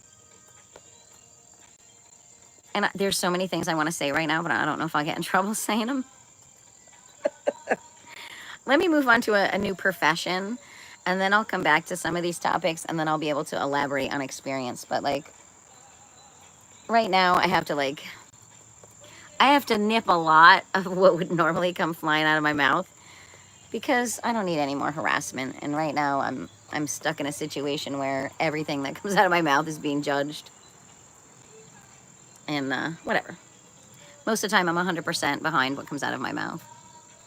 But I have a lot of like opinions about things that I've been exposed to, and I don't think right now anybody needs to hear my opinions. And that's okay with me too. It's not going to change them. Not going to alter them. And it's not going to make them disappear. So you can't, like I started to explain to somebody, you can't steal somebody's joy. You can't steal that kind of stuff from people. You can bully them, and you can alter their environment, and you can impede their growth in certain areas, but you can't take them out of them as long as they know who they are. And I think that's what they're realizing. They're realizing, holy shit, we picked on the wrong person. We really picked on the wrong person. This person knows who she is. She knows what she likes, what she doesn't like. She knows what she's worth. Just because people choose to abuse her and take advantage of her and exploit her, it's not a reflection of how I feel about myself or how I treat myself. Unfortunately, I think a lot of people assumed that because certain people do certain things that I allowed it, or I okayed it, or I'm comfortable with it. No, most of the time I would just rather walk the other way. I don't really want to get in a fist fight with anyone. But there's a few people I'd like to knock off. That could use a good knocking off. Oh, you do understand? Yeah. But I am, like I tried to tell you in that text or whatever, I was like, I have never been pushed so much in my entire life. And if somebody down the road goes, oh, that was just supposed to make you stronger. That's the one. That's the one that's going to get this part of my hand. No. You don't torture people for them to learn. I pity the fool who has that comment to me. I really do. Because I'm liable to say some mean things after that one. And I'm not really known for being mean at all. Really have a lot of mean in me. I'm moody and snappy when I don't feel good, but who the hell isn't? And I'm also old, so that gives you an allowance to be grouchy every now and then, right? Well, you know, it could be older. See, this is how you have to look at this again. It could be worse. I could be 70. And I'm not. So, we have to retract that and go back to being happy. See how that works? Yeah. If you're conscious. See, my big lesson in life that I had to learn was listen to what comes out of my mouth. Because I have such terrible ADHD and my focus is everywhere, I would often have a hard time remembering what came out of my mouth. And I'm kind of philosophical in a sense. Like, a lot of people always ask me shit, and I have like these really like in-depth explanations. But if they say, could you repeat that? I often can't, because I didn't often listen to myself. Now I listen a lot more to myself, and I can do a much better job of reiterating something. But, you know, when I was younger, I just flew through everything. I still stand behind 99.9% of what came out of my mouth. I just didn't have a very good concept of repeating it exactly the way it came out the first time. It's like making a meatloaf. You know, tastes great this week, and then next week it's like, what the fuck did I leave out? Like, never make the same meatloaf twice. You know. Even if you follow the same. Aw, it's another good song. What are you eating over there? Look at her watching you. I can see one, but not the other, and she's like... See, I think oldies music was made for slow dancing. I don't know if you can hear the song that's on the radio in the background, but the music alone, it wasn't meant for singing. It wasn't meant even for listening. It was meant for slow dancing. But I don't know if people even do that anymore. Right? Do people do that? Hey. Hey. Hey. I love how you love me. She's like, can you give me dinner? Hey, Rowie. Rowie. Rowie. You. Hi. Yeah, she's really sweet, so I do love you. I love how you love me. Dogs are cool like that. As long as they know who the boss is. And sometimes she knows.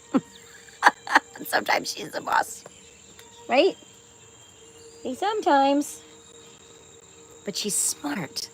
Like, even when I'm disappointed in her, all I have to do is, like... And look.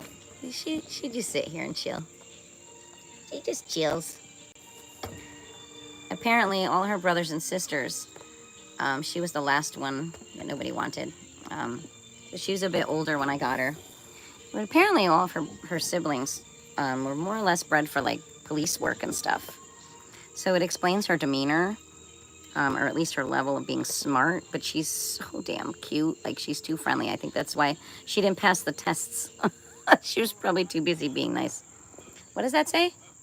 Moody? Yeah, when you're sick. I'm not a moody person in general. I have to not feel well to be moody. Most of the time, I'm in a great mood. Right, girls? You can ask them. You can hear me in my shorts. Like, you don't change those. And those are like videos that I take that none of it's overlay. I think I tried it once or twice and it sounded like I was shouting. So I didn't really like it. Usually I just take a video with no intent to use it as a short. And then I'll figure out, and I kind of just go off the goofy language going on. Like the ones I posted today, I was cracking up here with these 3 dogs because every time I have a paper towel roll, I have to be obnoxious. This one gets all super excited. Nellie's ears curl out funny because I don't know if she's a sensitive dog.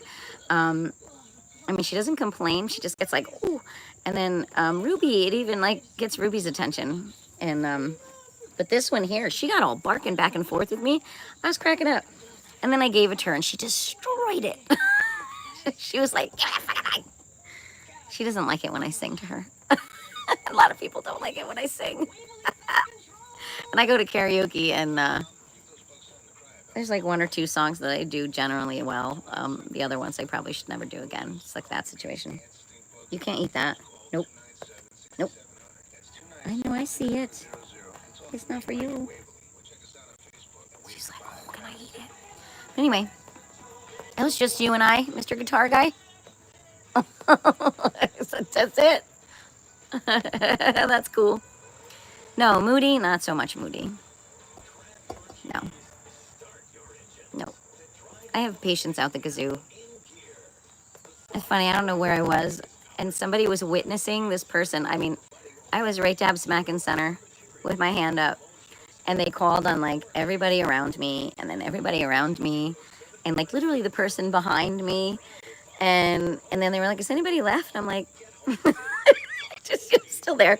And he took the information, and then this guy from, like, sitting over there, he's like, damn, he's like, are you always this patient? And I'm like, I'm not going anywhere. Whether he calls on me now or 25 minutes from now, I'm still going to be here. But But yeah, I'm one of those people who could stand in a grocery line for hours. I could care less. You know what I mean? I'm okay in any which moment. You know? I sometimes, like, I worry about those people who you are online with and they're starting to get fucking antsy. Like, I'm always like, here, go ahead of me. Because I don't want it. I don't want it around me. I don't want that craziness. So I'll always let somebody go ahead of me. I'm not in that much of a fucking hurry. I'm actually never really in a hurry. My mom taught us to go everywhere early. So I tend to set myself up so that I don't have to rush. I just talk fast.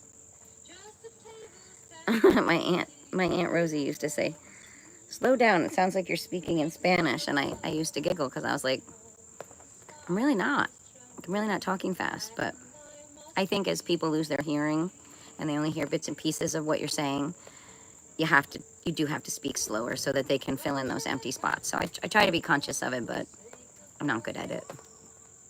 I don't know who's singing right now, but guy with the guitar, can you hear the music that I have on way over there in the background? I don't know that you can hear it. She's definitely a folk singer, whoever this is. Her voice is gorgeous. Listen to that. Listen to that. It just kind of like... Do you recognize it? Can you hear it? I can't tell you. I can't tell you. You can ask the group of people at karaoke. I think I do a good Stevie Nicks, Dreams. The karaoke guy always picks songs for me, and he often picks that one for me. That one, and I like Leather and Lace, if you know that one. I really like that song. I don't know, I just recently started to do more like little duets with people. And that's really fun. And there was a lady the last time I went who could sing like a bird. And she knew how to harmonize correctly. So, for example, if there was a song where, you know what we did? We did the Mamas and Papas song. She asked me if I would do that with her, and I really wasn't familiar with the words, but I knew the song, like I knew of the song. And so she did like the background, like the echo, and she could really draw out her very pretty voice. She was blowing me away. And so I did that with her, and I was able to do like the main part. Once I get singing a song, I start to remember it better. But it was really nice to be able to sing with a singer, you know, like, and her voice being exceptionally feminine and really high pitched, and she could hold her notes out long. Like, you could definitely see the difference between a singer and a karaoke singer. You know, like, I'm not meant for that. And I like a song that Linda Ronstadt does. When Will I Be Loved? I think it's a Linda Ronstadt. I know that's who it is, but I don't really know the name of it.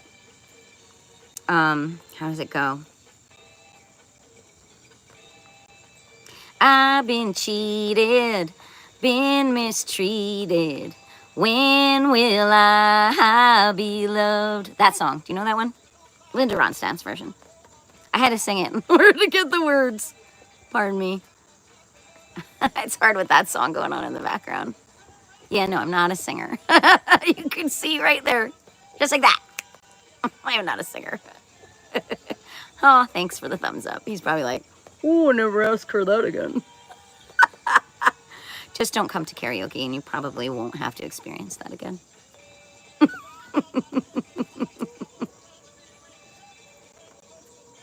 You think you could hear that?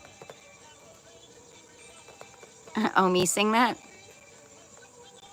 Well, karaoke, you really, honestly though, where I go, there's some beautiful singers who come in there, and some men. There are some men that come in there and they sing so, I mean, they're so proud of themselves too. Like, they get up there and they get all, like, they sing like all velvety and stuff. And then these are guys that, you know, practice. I mean, these are practiced singers. I don't practice a damn thing, and the DJ picks songs for me. You know, I'd rather dance around, which I also do at karaoke. karaoke. And I often get a bunch of people out of their chairs because that's what I do. I'm a rallier. I'm a good time rallier. And if you ever watched the reaction channel that I used to be on, I got out of my chair and danced around then too. And I don't know who would embarrass, but I don't care. I don't know. I don't know. It's been a rough couple of months. I haven't done a lot of what I really love to do, and I'm kind of hoping that things get better soon. Only because I miss what I thought was my life. I don't think I'll ever go back to the life that I had before all this craziness occurred.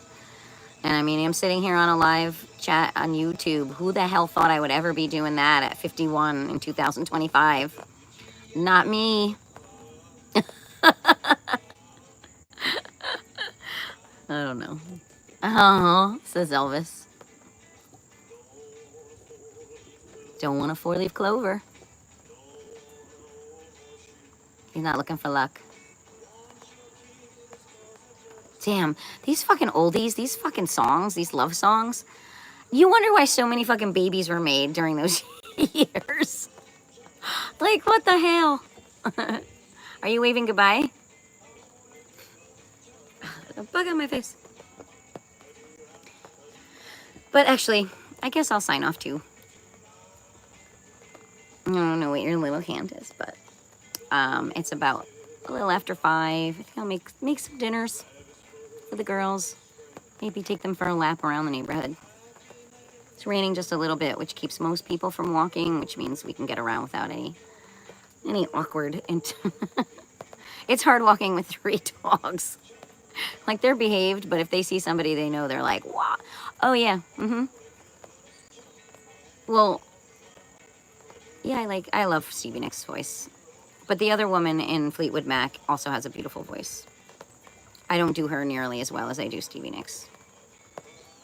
But I don't try to do Stevie Nicks. I just sing the song the way it's sung. It's my voice, but I don't know. People don't usually get annoyed when I sing that song. That's why I think it's probably one that I sing good. But Leather and Lace, I really like that one. I just like I like the lyrics. And I would hope somebody would walk into my house and not want to walk out. You know what I mean? Like, what a cool song. Like, I don't know. Music is good. Music needs to exist on this planet forever. It always has, and it always should be. And I think it started out with nature, and we borrowed it, and we stole it, and we turned it into all the things you hear now. But back then, it was for communication purposes, and, you know. Yeah. I don't know. But Guy with the Guitar, really nice of you to pop in. I had some really nice conversations today. I was a little hesitant to even go live today because I wasn't sure if it was going to go well. I mean, you never know. This shit's like potluck. You just never know. To the top. To deluxe. I'm on the wrong line. Pot in the kitchen. On the grill. Just to get up the hill. What the hell? It's another one of my theme songs.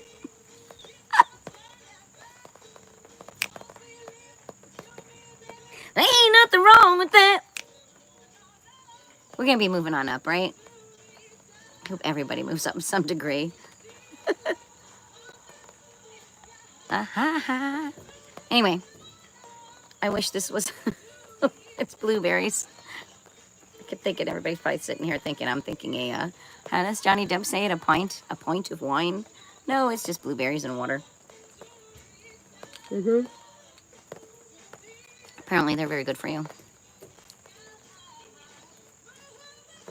But all right, I think I'll say adieu. Giving me a hand. Thanks.